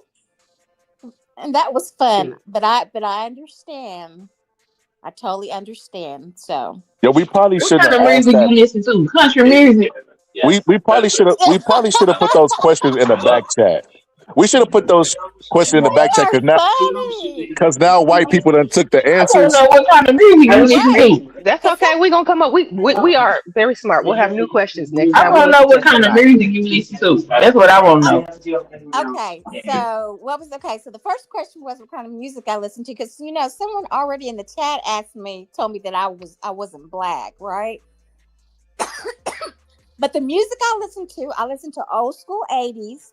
So I'm listening to like the SOS band, Jade, Troop. Have you heard of these groups? Mm-hmm. I've never heard of it. Yes, I've heard of them. You never heard of Truth? Troop. I tell you. Oh, You gonna Scholar. come on, Scholar. Okay. What is true? Give me a song from Go True. ahead and sing it for him. All I It's do a is boy sing it. band from. It is. Well, see, I I've heard the songs. I don't know them that well. The Truth was more my mom's music. So like, I was about to say, I what know y'all? who they Come are. on now, y'all know I ain't over It's 40, 80s right? music. You ain't grow up having to clean up on Saturdays to 80s music. You Got the didn't? 80 music. No, I ain't had to do nothing. I was a boy at the house. I just laid around and watched Oh, everybody you else know clean. what, nigga? Let me go. You right. Now I'm You know, traumatized. Thanks for bringing that up. but listen, since we talking about old school music, if y'all seen that, I'm your daddy, I'm the nigga in the alley, I definitely would know what y'all talk about. That's that Curtis Mayfield. I'm your pusher man. So hold on. Let me. Oh! I got one for you. I got one for you. You Okay, I ready? forgot your question, Queen. You're next. TMP. Okay. Way down in the jungle deep. Rudy Ray, the signified monkey. Yeah. A lot of people wouldn't know that. A lot of black people wouldn't Now, know that. I'm I not only gonna know that hold because I you. I watched a didn't lot know of that. I movies. was sitting here. My I was my drawing a daddy blank. had that I didn't know record. that one. My dad had that Is record. that what is that? Blues? It's my question. It's my turn. Go ahead. If you ain't baking your cornbread, what's the other way you can cook it? If Ooh, I'm that's a not good make one. like the cornbread from scratch, Yeah, but if you're not gonna put it in the oven, how else do you cook it? If you don't bake it in the oven, what's another way to make I cornbread not in the oven? don't know. Oh, I know. I think I know this one. Ooh. Let's What see. is You know, scholar. On the stove, hot water cornbread, right? Hot water already? cornbread. I would say cornbread. Okay. I put it in the oven. I haven't cooked it any other way. Otherwise You ain't known never as had hot corn water cakes, cornbread? depending on where you from. You ain't never had hot water cornbread? You know what? I don't think I have. What? I'm gonna edit this Oh my part out, goodness. sister. We got to get you hot. Okay. Somebody get So a hot water cornbread package quick. okay. So tell me how you You make got to it. make that from scratch. The Okay, same so way you we get make you some regular cornbread. cornmeal, get you a little flour, get you some bacon, it's a baking soda, baking powder, a little bit of baking powder, and some salt. Mix all that up. Boil you some hot water and put it in there. Stir it up. Make a little ball with it and put it in some hot grease. Okay. I don't think so. When you were explaining it, I was going back in my memory lane because I grew up. I was born in '73, so maybe I'm sure my mom might have cooked it. I don't remember that. If you ever had, it's basically fried cornbread. It's pan Okay. fried cornbread, Okay. and it's like more like it's a corn. They call them corn cakes in some areas. It's like a corn pancake. The way that it ends up coming out. I Yeah, I but think that's I hot water have been. cornbread. I think I've had that. You said a corn Well, pancake. that sound like a hoe cake. So a hoe cake, you A you hoe do cake. that one on the skillet, and it look like a pancake. But hot Hold water Yeah, on, that's hold cornbread, on, hold on. Now, where we going with this conversation, Queen? Tell me more about these hoe cakes. you don't Do know you what a What hoe you could have cake is. done. do you need a hoe to make a hoe But cake? I grew up knowing it's hot water So cornbread. What you mean that's a whole originally, cake? so originally, uh, cornbread was cooked in the field on the hoe because it was so damn hot. You could fry the bread on it. That's where the name hoe cake come from. But that's cornmeal that you pour it in the pan just like you gonna make a pancake, but it's cornbread. But hot water cornbread, you pour it in there with the cornmeal and you like make a ball with it. And you put it in there and you let it fry, you turn it over and you let it fry on the other side. And it's crispy on the outside and mushy on the inside. No, we okay. made I so think our hot water cornbread would have been your hoe cake. We didn't make it like the balls. I never had it like the balls. We never had corn Oh, balls. yeah, we that's hot water cornbread for us. A hoe cake, it's like pancake batter, but it's cornbread. How okay. y'all call it hoe cakes though? Like that's different. Hoe cakes. Because that's what it was called when they was in the field. Okay. It's Now I crazy. had black eyed peas, chitlins, neck bones. One thing I heard that that put me in a state of anxiety is we're not gonna shame the hoes that make the cakes. That's what we're not gonna do over here. Look, We're not gonna shame the hoes you that have the better cakes neither. You know, God bless them. You know, and to all the sisters out there, that's the hoes making the cakes. I hope all the good things in life happen to you and nobody else. You Don't know, be shut up. Don't be ugly. No, The we don't. flapjacks need love No, too. That's all right. no, we don't. Don't be nasty. No, we don't. We don't shame over here, sister. We don't shame over here. We support. We support, sister. But now to your question, yes, I do listen to a lot of white music too, because that's what I grew up around. Oh no, blasphemous! No. I mean, Like what you can't kind? What judge her for kind? that because I do too. I do Right. too. The Now, y'all alternative, the What rock, kind of all music? the pop and all of that stuff. You can't don't do that. That she can be versatile. yeah, but that because you remember, guys, So that's you all. listen to like Sheryl Crow and what's these people name? Cheryl Ooh, I gotta Crow, think. Faith Shania Hill, Twain.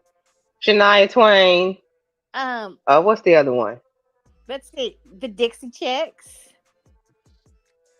You heard the Dixie Chicks? All right. Yeah, Um, yep. What's that? Cowboy, take me away. That's them. Yeah. let's see, a lot of 80s, like y'all might know, like Journey, Phil Collins, Def Phil Leppard. Collins was that dude though. He had crossover appeal. He Like he did. was in black neighborhoods too. We were playing that. We were.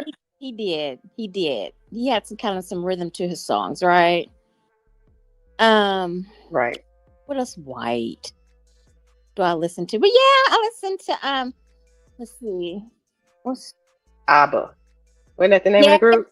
and ABBA was a group, and Toto, Michael McDonald, but y'all know he sounded black. Michael McDonald.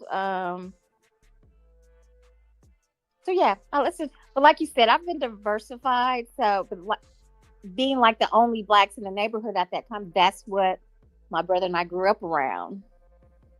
But I let my friends, when I had tapes of like Fat Boys and New Edition and Shaka Khan, Shannon. Y'all remember Shannon back in the 80s? I don't remember Shannon, but I definitely was on some Shaka. Yep. Shaka she still plays now. Mm-hmm. And how Scholar kicked himself off of here? Ooh, that means we got free reign over his channel. What devious things do y'all want to get into while he's gone? Wait, hold on. What y'all talking about? Oh man, I thought. Hold on. You made it back too fast. Last thing I heard was Fat Boys, and she said she happy that the Fat Boys broke Who up. left? I had dropped off for a little bit, but hold up, sister. What's this stuff you say about you responsible for the Fat Boys breaking up? It was you? No, I said I listened to Fat Boys and turned my white friends onto it. And like Run DMC, all the 80s group. Somebody said, "What about Frank Sinatra?" That's the 20s. Well, no, but I do listen to, and y'all help me out with that white opera singer. White opera, sister. Let me go ahead and Is end that this the one? Who? White opera. Michael Bublé, was that him? No, I don't know, girl. Chat, help me out. Who's the They opera not singer? sister. They White not gonna opera? know. They can use Chat GTP right now. Still wouldn't know. Is it Nessim? Hold on, somebody in the chat. Oh, Mercury. Oh, Freddie Mercury from Queen. I know who that is. Here, what was that girls group band? Belinda Carlisle. Girl group? Was it the Go-Go's? I don't know. Heart. Jane Child. Hold on. I'm gonna tell y'all who I listen to. Yes, I know who Barry White is. Let me look this up. I think his last name starts with a P. He sings Nesm. Hold on. Wait a minute. Was he like? Did he have like long curly hair? Oh, Luciani Pavarotti. So I'm a damn. Pavarotti, yeah, Pavarotti. I think that's his Pavarotti. name. Oh, that's what Eddie Murphy. That Luther was a black Pavarotti. That's what he was talking about. Yeah, that dude. That's hilarious. Thank you for that reference. I knew it was funny, but I didn't know why. I didn't know why that was funny. Thank you for that. He can blow. He can sing. That's some Dorma. It is beautiful. Is he still alive? No, he died in 2007. Okay. He did. I remember they used to have his like the infomercials with his music playing. Uh-huh. Yeah, that's back in the day. I don't remember that. So let me ask you this. Okay. What did Barry White tell the woman in the song? I don't know what. No, but that's the Isley Brothers. When he got tired of her talking. That's a good one right there. That's a game show question right there. He got tired of her talking. I don't know. Give me a hint. She kept telling him something. I don't know. Tell me what it is. Telling me this and telling me that. Okay. You say what's up. Oh, you just keep. No, you just. That's Barry White's best song in my opinion. What you preach. He got tired of telling her. He was frustrated. Oh, you just keep. No, you just keep. Look at Deuce. Yeah, Deuce knew what it was. That's hilarious. So yeah, that is a good idea. So you could cover a trivia game. We should do a game night like that. I was just, oh man, you took the words out of my mouth. I couldn't get it out fast enough. There's a card game. What is the name of that? Not Cards Against Humanity. There's a black version of it. I'll buy it tonight. But we got a live coming up. Kim, you want to do that? You want to do that? You want to do first half of the live discussion, second half game? That would be fun. You got to have the game because I don't have it. I'll buy it. If you get the game, I go look for it. Yeah. I go look for it today. Yeah. We can work that out. And what's it called? Give me a second. Let me look it up real quick because I don't want to lie to you. I know there's the Cards Against Humanity. Yeah, there's I'll order it on Amazon or I'll go to the store and see what they got over there. Not to Target though. I remember the black groups. Y'all remember? Okay, of course y'all remember Too Short. Spice One. Sister, we ain't listening to that ghetto music. Spice One. Above the Law. Black Card. I'm sorry. Go ahead. I didn't mean to shout. No, go ahead. The game is called Black Card Revolt. I think I have that. Black Card Revolt. We play that on New Year's? I think I have that game. I think I have it upstairs. And then the other one is One Gotta Go. It's a party card game forcing players to eliminate one iconic cultural staple, food, personalities, or other. So Black Card Revolt, and then One Gotta Go. That shit, $24. They always try to milk the black man. Shit. Be your own people. Be your own people doing you in. That's crazy. $24. That's a good question too. Somebody said, "What about black movies?" Black movies. Are you asking me that, or is that an idea for a game? Hold on, I'm ordering this shit real quick. Let me order this. Say it should be here by today. Let's see. All right, $24. They always do that. It said here by today. As soon as I hit purchase, it said tomorrow. Exactly. Come on, Amazon. Don't do me like, let me cancel this.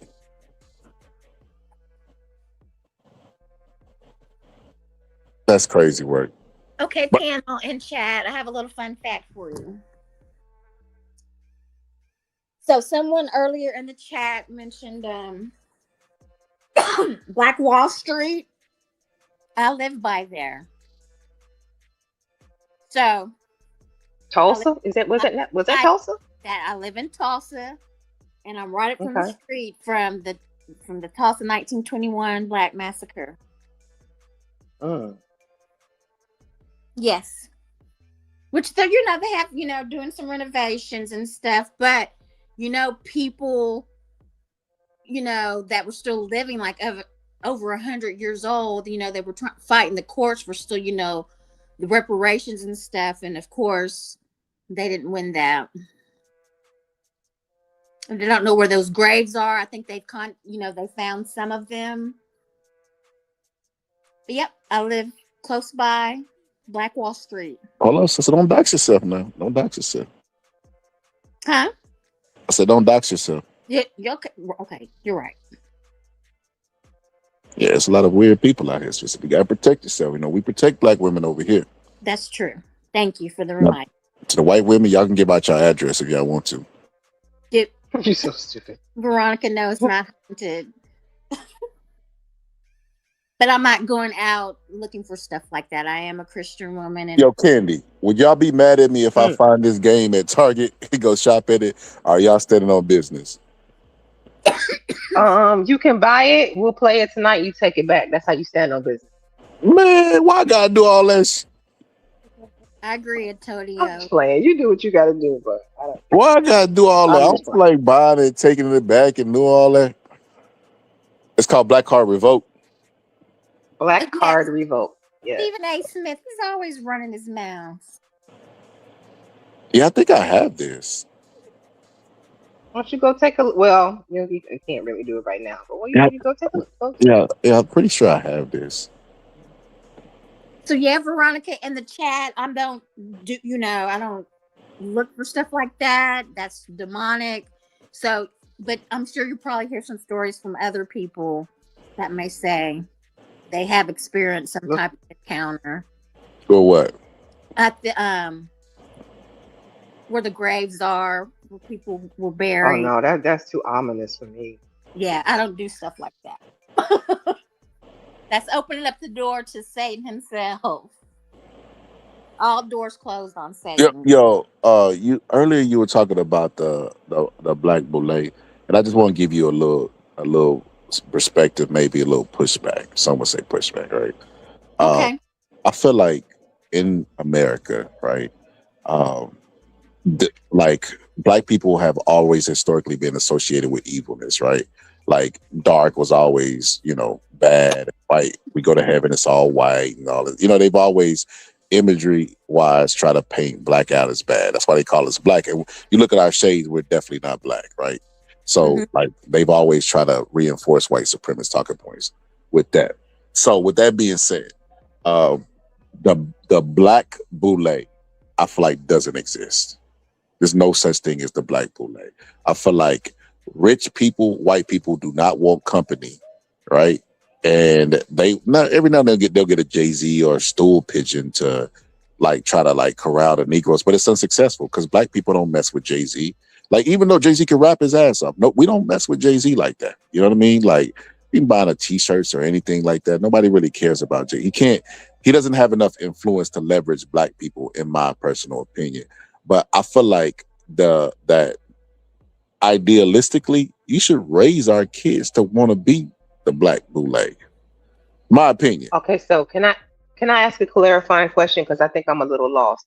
What is your definition of the Black Boule? Educated Black people. What does that mean when you say it? Mine? You're saying that doesn't exist? But it does exist. And the white people are over those Black Boule people to try to get us in control. Because my go ahead. I'm reason for asking the question is because there are very wealthy Black people who are not famously known. There are Black hedge fund people that like who are like, I can't even explain it to you, but there are Black millionaires who got buku money. And they're not the rappers and the actors, and these are people who live their lives, but they're the Martha's Vineyards people, like the wealthy. And so I'm trying to ask, do you consider them to be part of the quote unquote Black Boule, or are they a different class of people? Are we only talking about the ones who might be associated with the Illuminati? It's the rich people. No, you're head on. It's the rich people. And if y'all watch those 4 things that I put in the chat by Stephen Darby Ministries, he talks about that. The Black Boule and the Black gatekeepers and stuff like that. Just like Margaret Sanger, and let me say thank you to King's daughter. I appreciate that comment. Margaret Sanger. What is the name of that agency? Planned Parenthood. Right? She was big over getting with black pastors to try to convince us, like, you know, like with the abortion, and to depopulate us.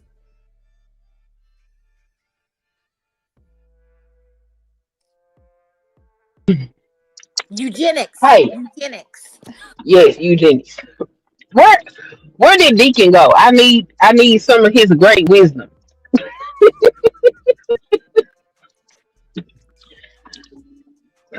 Yes, Frank Rice. To be like an actual organization. Yes, they are. Black and white.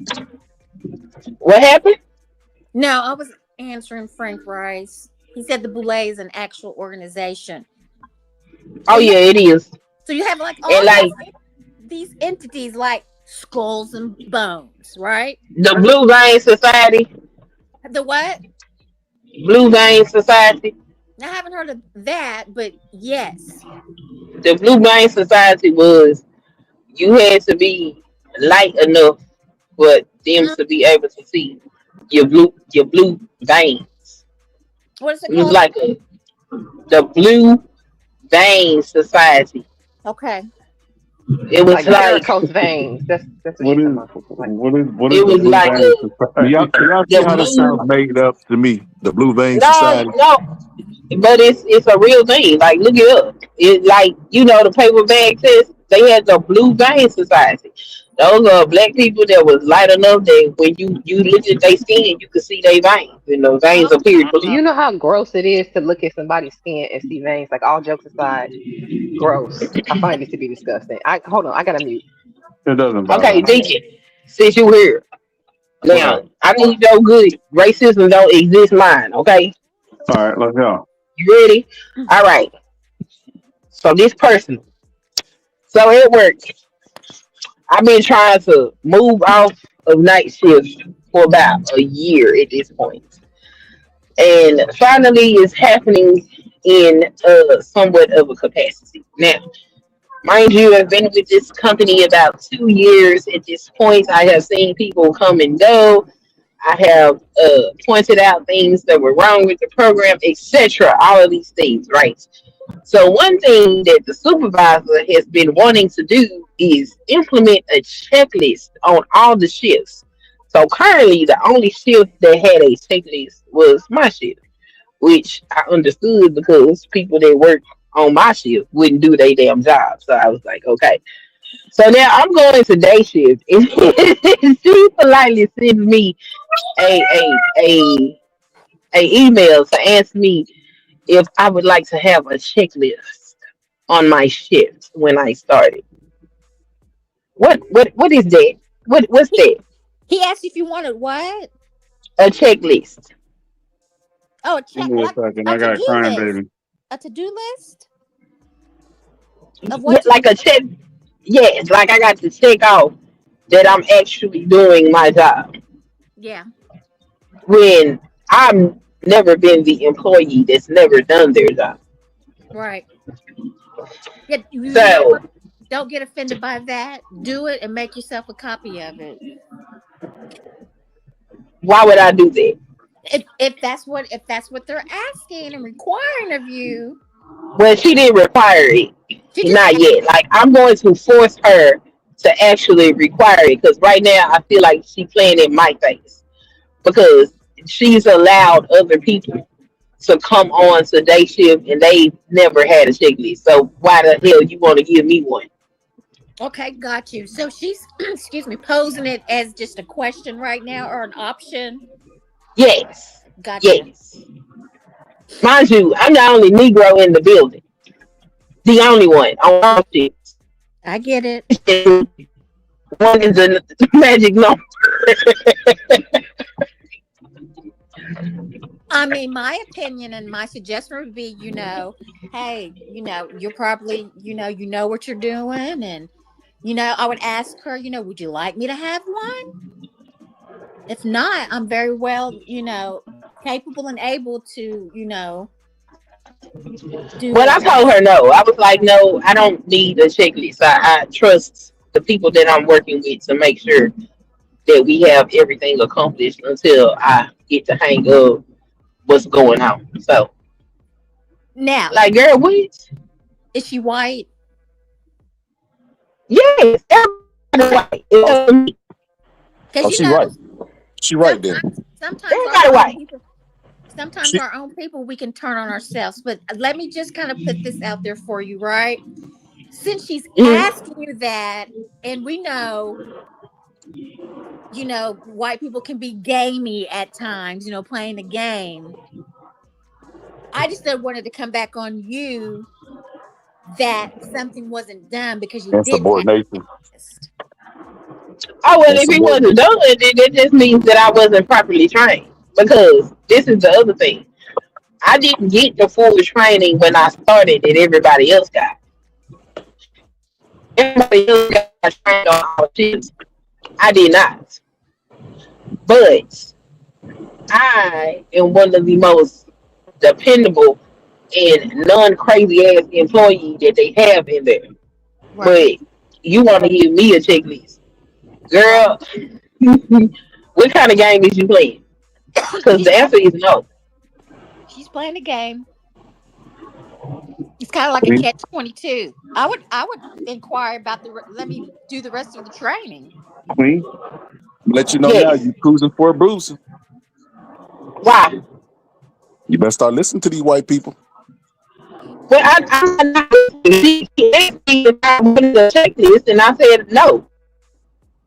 I think the smartest thing you did was tell her to get it in writing, but if she asked you to do it and she get it in writing, you should listen. I think that's suspect. I think it's a trap. Me personally, being, how we be in corporate America for a long time, and she's gaming, right? So I would request the rest of the training that you did not receive, so you can, know what you need to do. And then I would ask her, would you like me to have a checklist? Y'all need to put that in writing.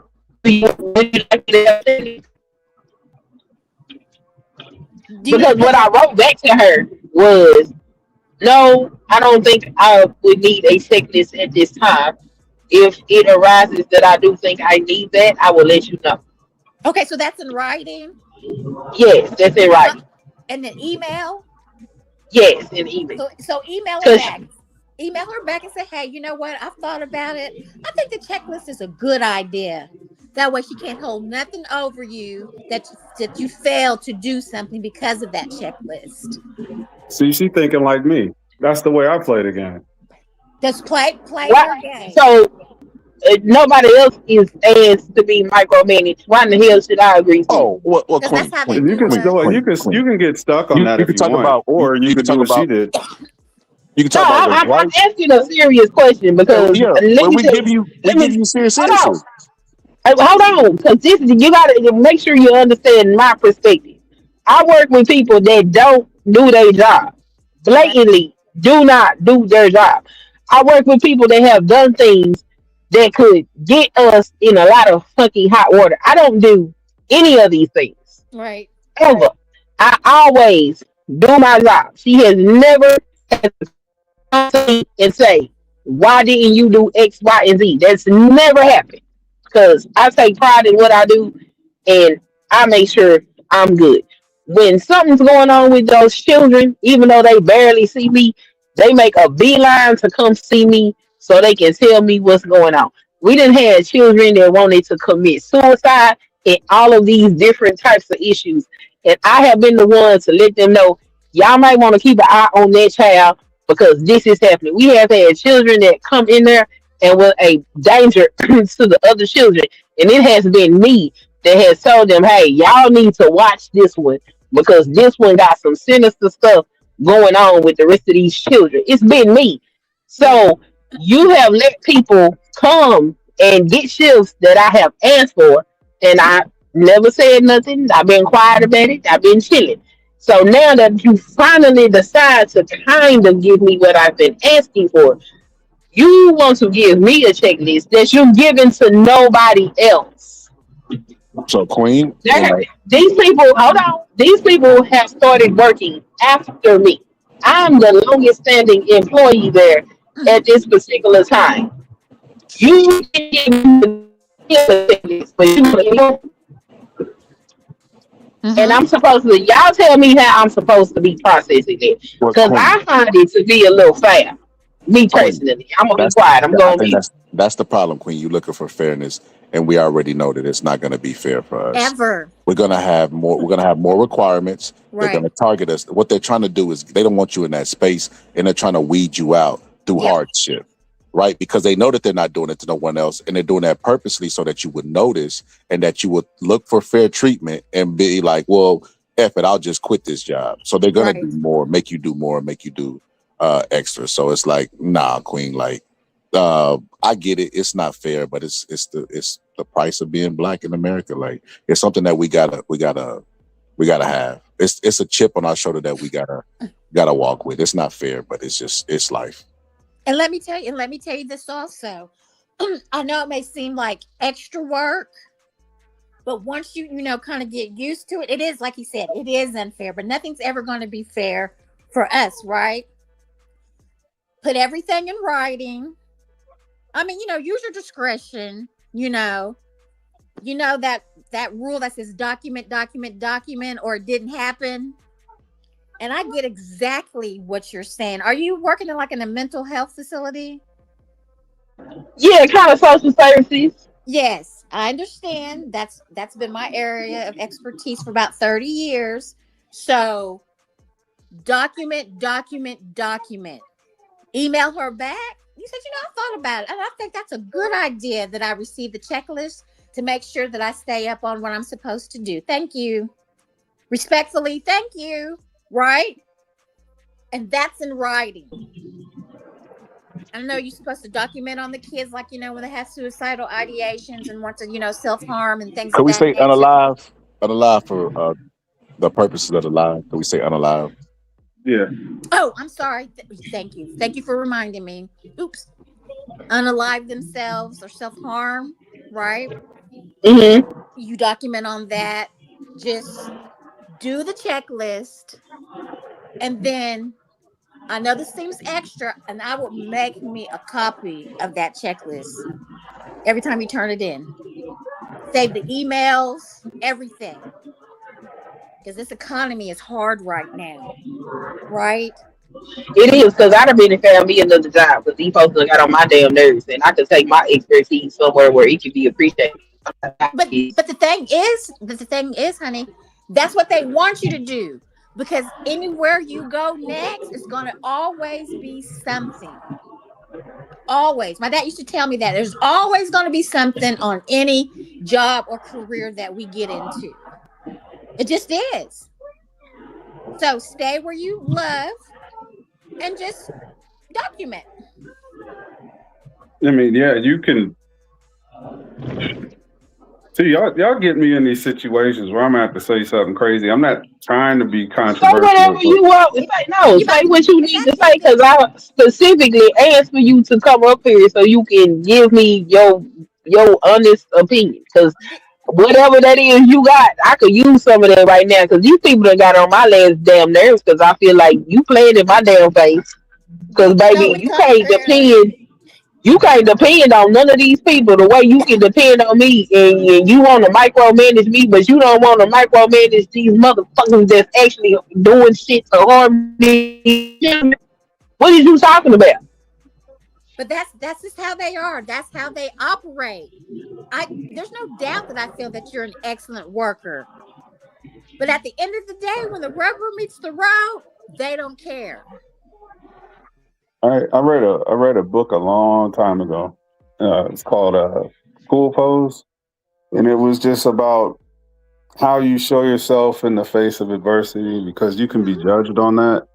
Mm-hmm. If you show resistance to something that you may have taken personal, they can play on that, and you get trolled for that.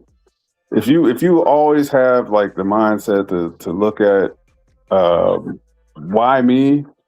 If you go to that point, Yeah, it's kind of a hard pill to swallow. But if you just think about it, though, that's how you cover your own tail.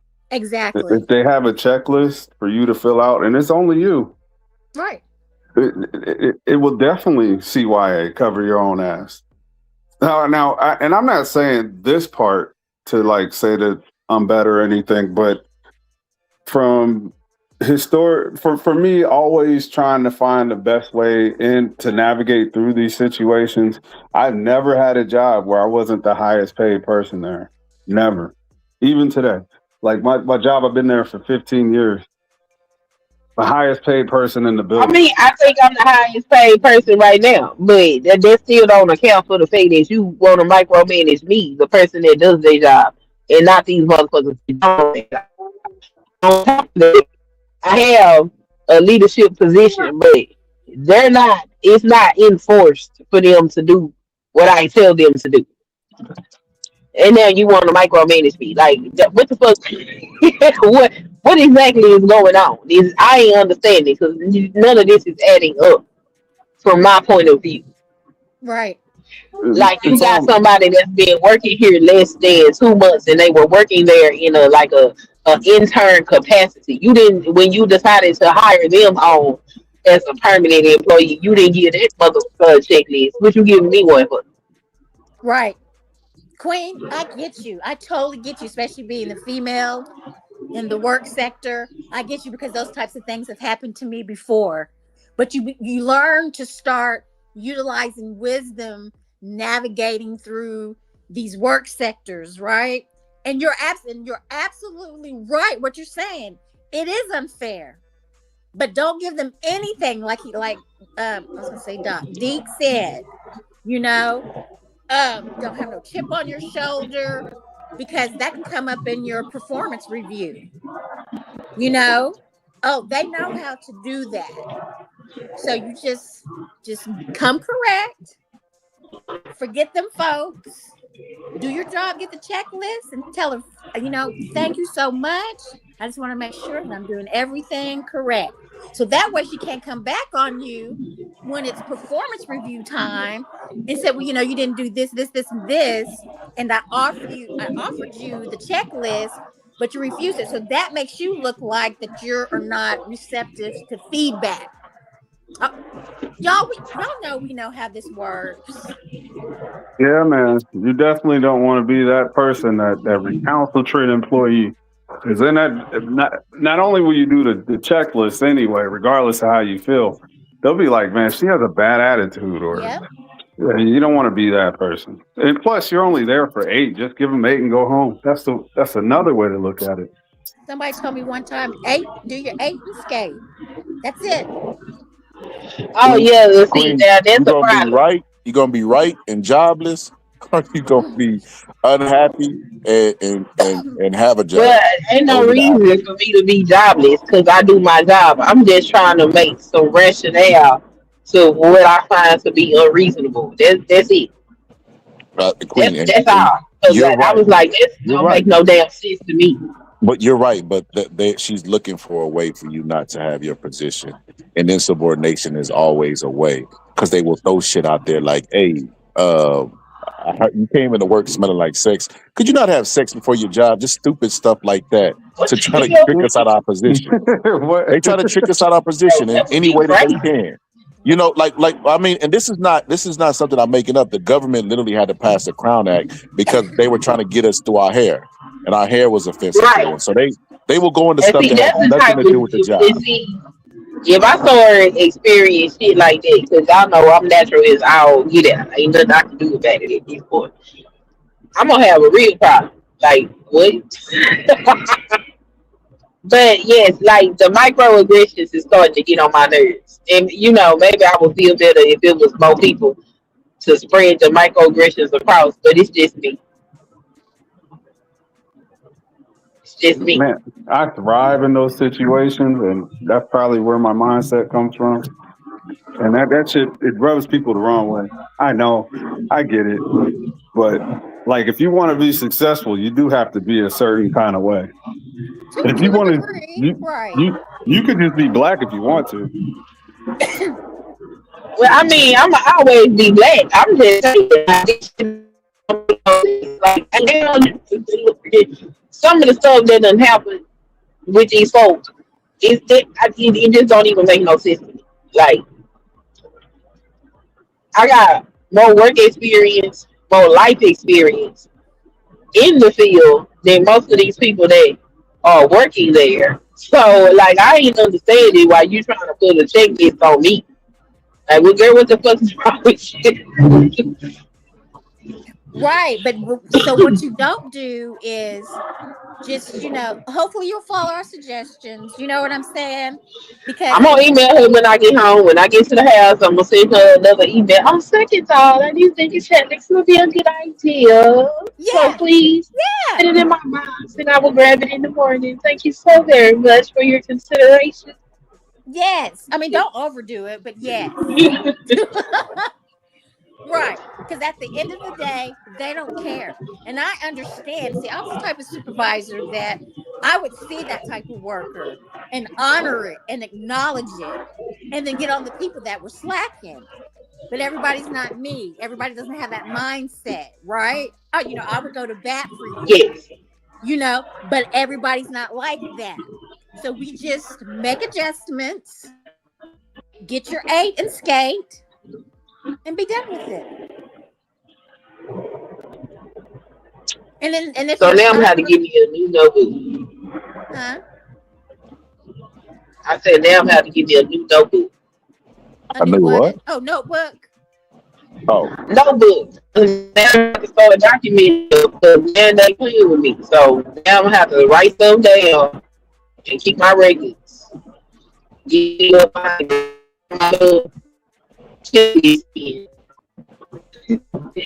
Uh, we got to document, or if you don't, it never happened. And then another thing you don't want to do, I don't know, are you going to be working with somebody else? Yes, I'm gonna be working with possibly one or two other people on my shift, but I'm the head honcho. I'm the shift, so that's it. Okay, so just remember, and I think you already know this, right now in the moment, you're just frustrated and angry, and I get it. You know what I'm saying? Because I've been there too. I'm just irritated as Right. hell. Cause And I why? Like, And I get it. So we just kind of have to compartmentalize that in our brain and in our emotions. Look, I'm going to set that over there because at the end of the day, I need my check. Continue to do the good work that you are doing with those children because that's very important work. You know what I'm saying? And do not have conversations with your coworkers about how you feel. facts. oh yeah, no, I don't do Absolutely. that. Because they will go tell it. Yeah, keep a lot of that Yeah, stuff to that's how yourself, they do. man.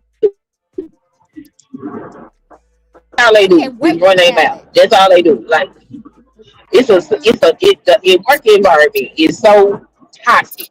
Like it's bad.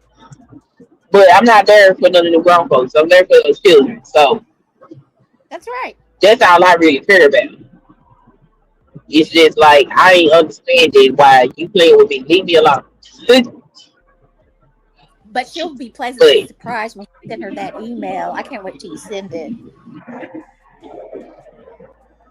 And I want you to tell me what her response was. So, yeah, she so, probably gonna be happy because right now she probably trying to figure out how she gonna get this checklist on me. That's probably what she been trying to figure out, trying to spin her wheels to do. T, TMP. I don't know if you're part of the late night crew, but we normally go live late night, early morning, and we're gonna do one later on today. And we would love to have you there. The topic is gonna be me and Candy simulcast, and we doing actors who take the roles. What's the topic going to be? Well, let me put it in the back check because The people be actors watching. that take the roles that make black people look bad. Oh, I said let me put it in the back chat. Oh, okay. People be listening. They might try to roll out. She got enemies. Hold on.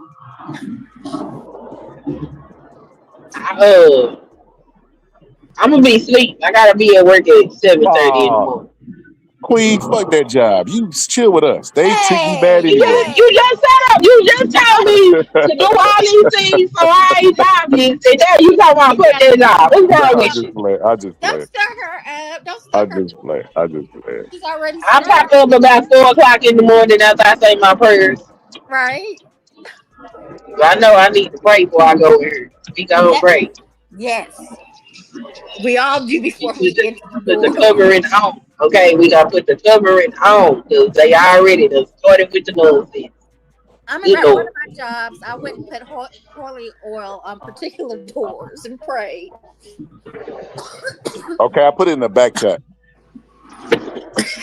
Excuse me, I'm sorry. Said shot in from Las Vegas. What time do you normally do it? I normally I'm try so to sorry. shoot for like 10:30, anywhere from 10:30 p.m. Central Time to like 11, 11:45. That I try not to go late. I used to do the 2 a.m. slot, and I love that slot because it What was is perfect.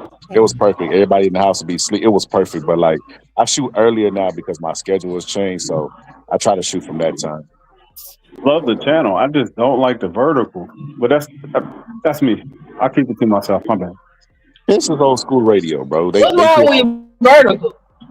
They here for the conversation. I feel like my conversations are so dope that they're the only thing I might have a problem with the vertical is it doesn't let you put your screen like so you close your screen and put it in your pocket. You know what I mean? Like shut your screen off. But once they fix that, YouTube fix that, it'll be perfect. Like verticals are the future, bro. TikTok shows that. You do get more interaction from the vertical though. Oh, your phone cutting out, Queen. Hi, Kimber Leving. Glad to have you. I'm cutting out. Yeah, I got a phone call. Nah. Y'all can hear me now? Yeah, we can hear you now. I'm going to sign I off. said stop being. Oh, have a good day. Okay. All right. We Everybody enjoyed you. day. We People in the enjoyed you. chat, all the people in the chat, have a great day. We enjoyed you, sister. You passed the black test. Okay. Thank God. We got another black person on our team. Yes. All right, sister. Have a good one. Later. All right. So yeah, final thoughts. We're gonna close this out. Shout out to my boy Deacon who disagree, but it was one of the rare people online that will disagree just out of curiosity or just out of he respectfully disagrees, and I like that. I don't feel like he argued just to argue, and I like that about him. That's one of the first things I noticed about him. He's always good to have conversations with. And shout out to my sister Queen. She always come through. You know what I mean? She be feeling like I be picking on her when I don't. I do the same thing with Pittsburgh tea. I ain't gonna lie. I'm actually more. And I have to catch myself doing this, Queen. I be cutting Pittsburgh tea off. I have to check myself. Like, man, why you keep doing that shit? You know what I mean? Like, you cut him off. He cut me off. I cut him off. I cut you off. We all cut each other off. We just mean each other. I'm just letting you know.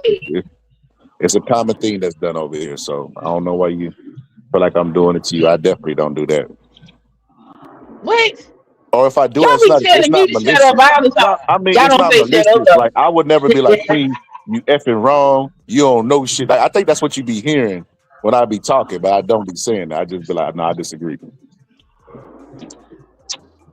Oh, okay. Now I disagree. That ain't what you be saying.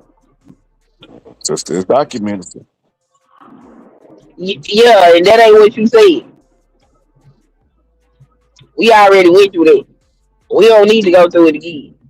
The evidence was strong. You're right. You're right. Anywho, what? I forgot what I was gonna say. I forgot. Look at God. Look at God. Y'all said y'all could hear me, and then I lost my train of thought because this car was trying to. It was gonna run into me. It's gonna have a head-on collision.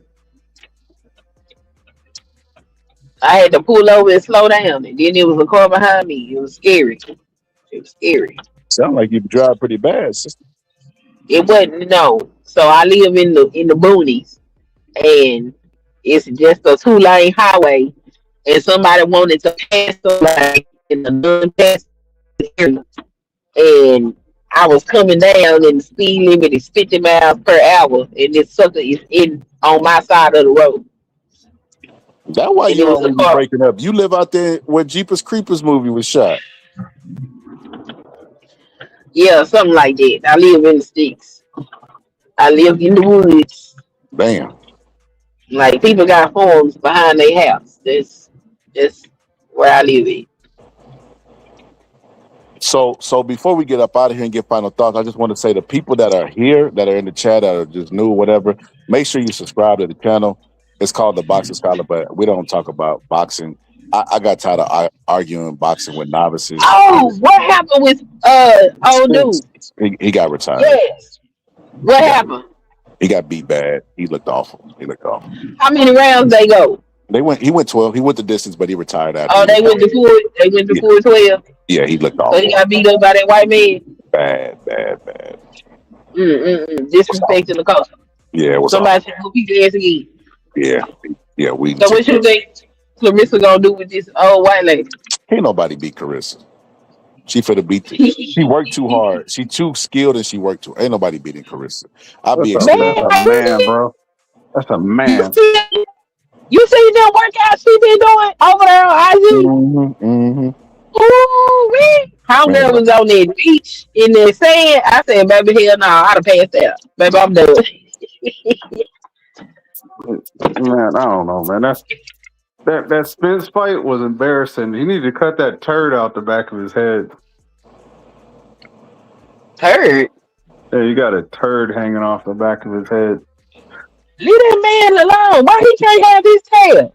You talking about L. Spence? Yeah. That. He tried to go old school. You remember we used to have them pigtails, but it was like a dread. Like so he was trying to do because remember we used to have a little braid. We would leave a little braid. Yeah, I had one with my son. I took him to go get a haircut and the damn barber cut that shit off and I could have whooped that barber's ass. Remember Eddie Murphy had one in Coming to America. Make me look nice.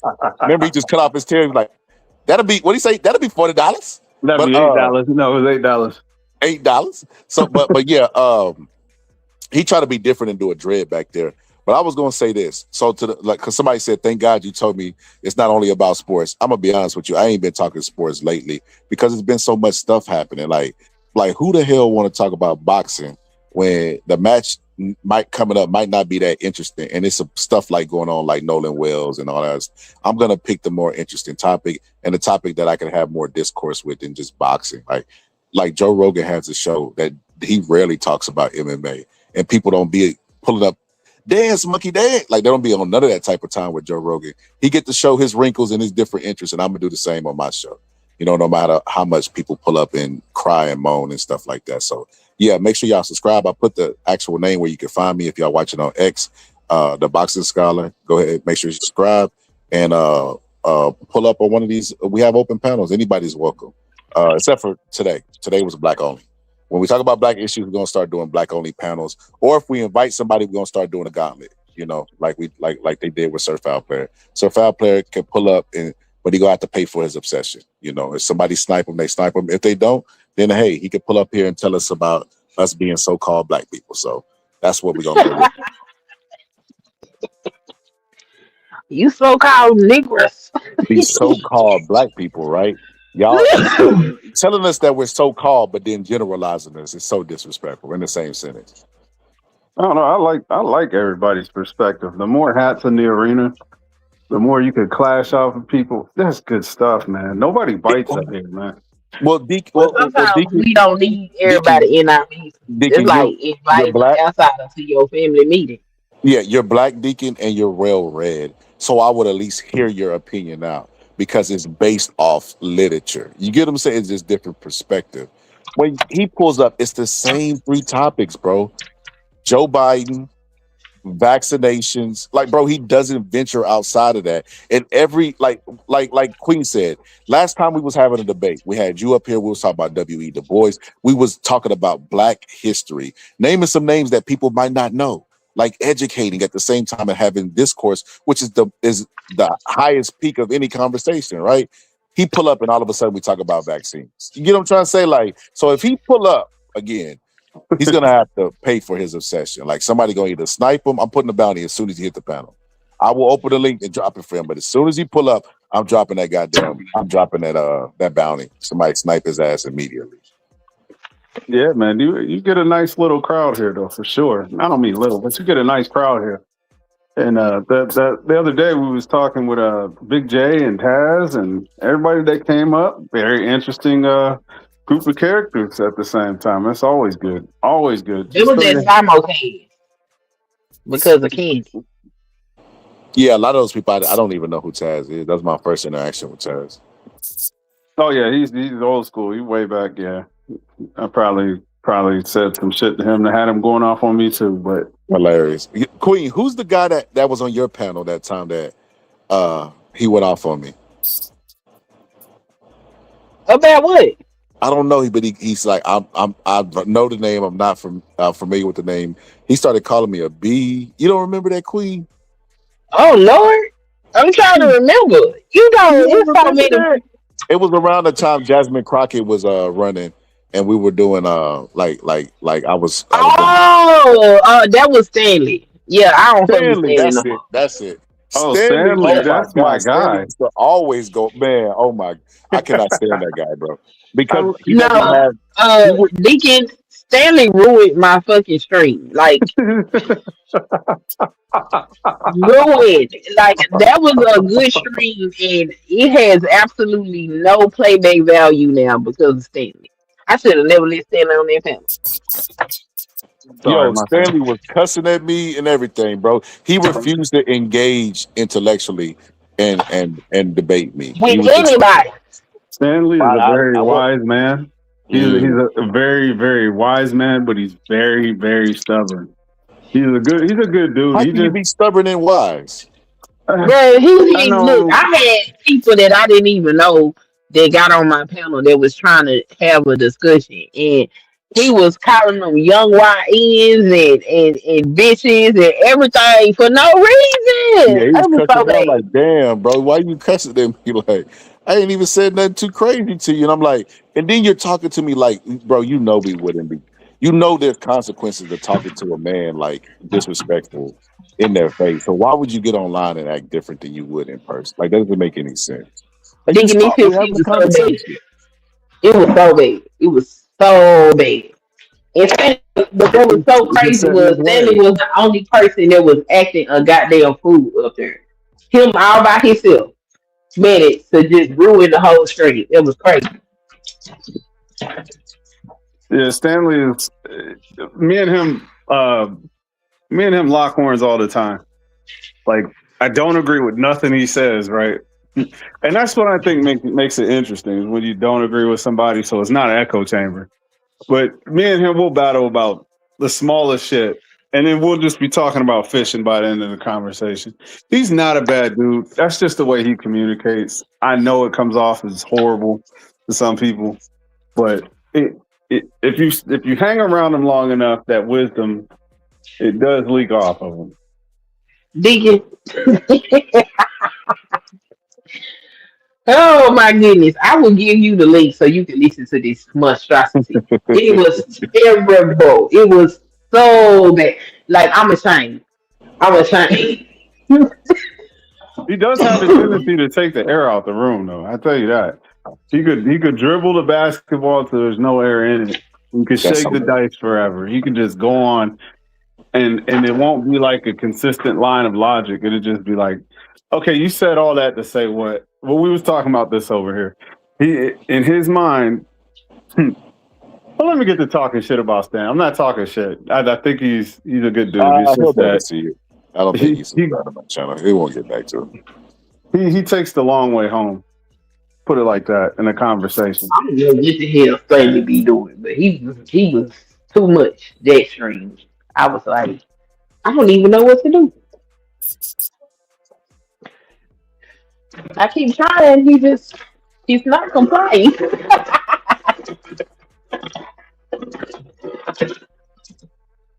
I could have Stanley pull up and we'll see what he says because he probably agrees with you more often.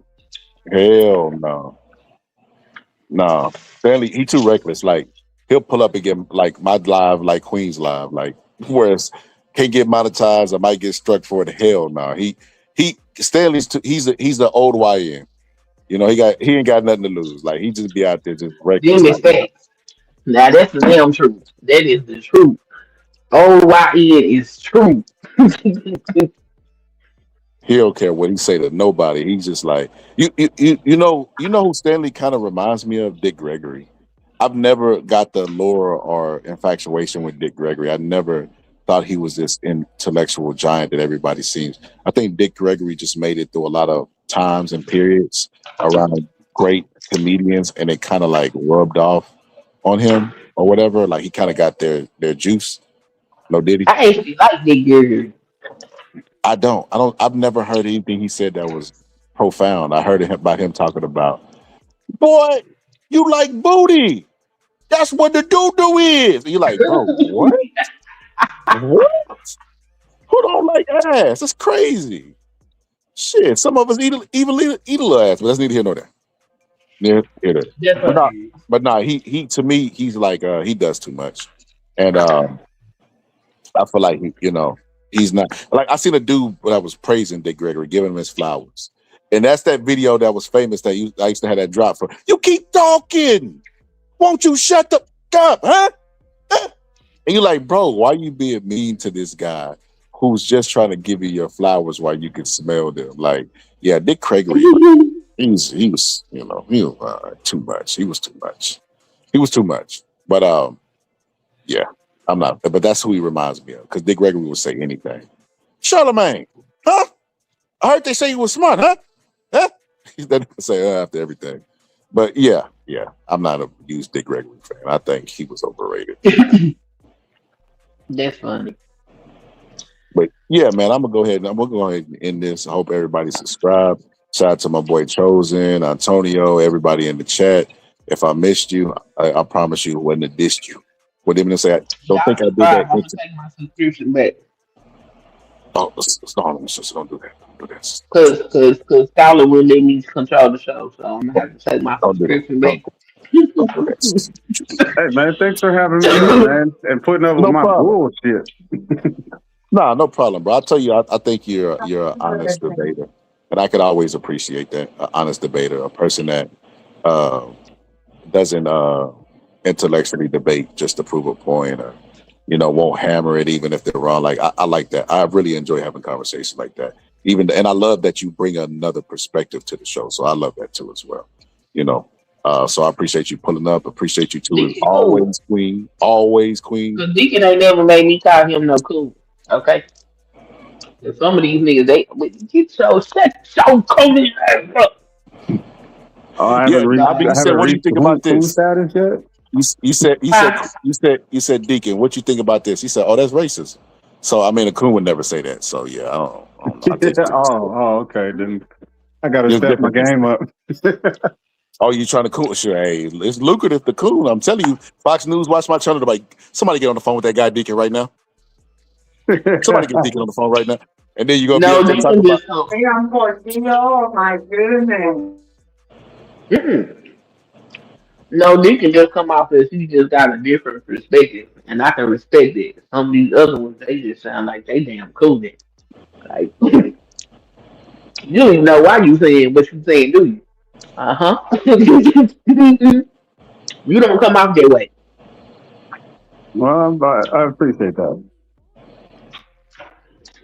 But all right, man, I'm gonna go ahead and end this one. It's been fun, and we'll be back tonight. Hopefully, them cars come in. I'm gonna go look for the card game and see if I can find it. If not, we'll just rock our conversation. But I want to do the black card taking game.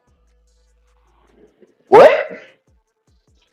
What is that? Oh, black card revoked. I'm tripping. Since it's been late, we're going on. Oh, black card revoked. Okay.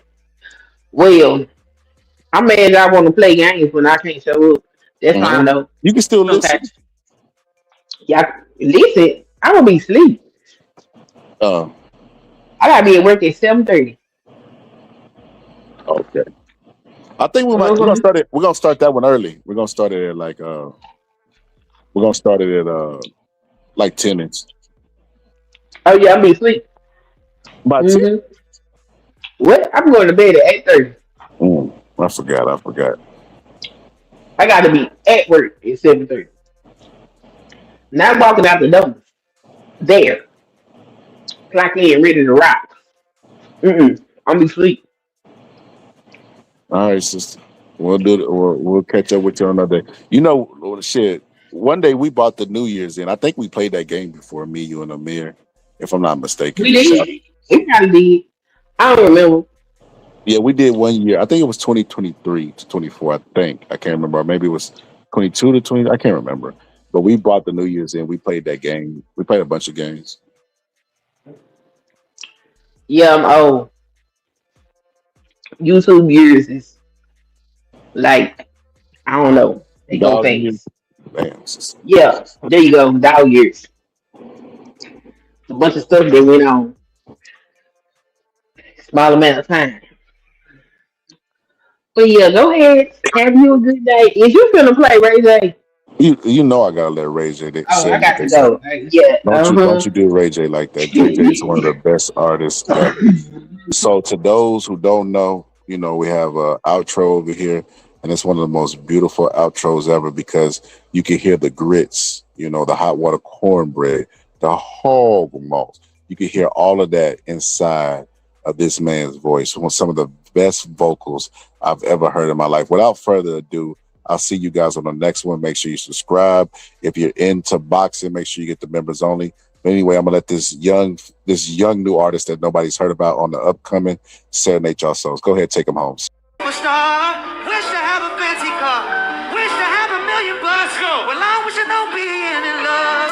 So tell me, pretty baby, I make one wish and I wish it all on you. Oh, oh, oh.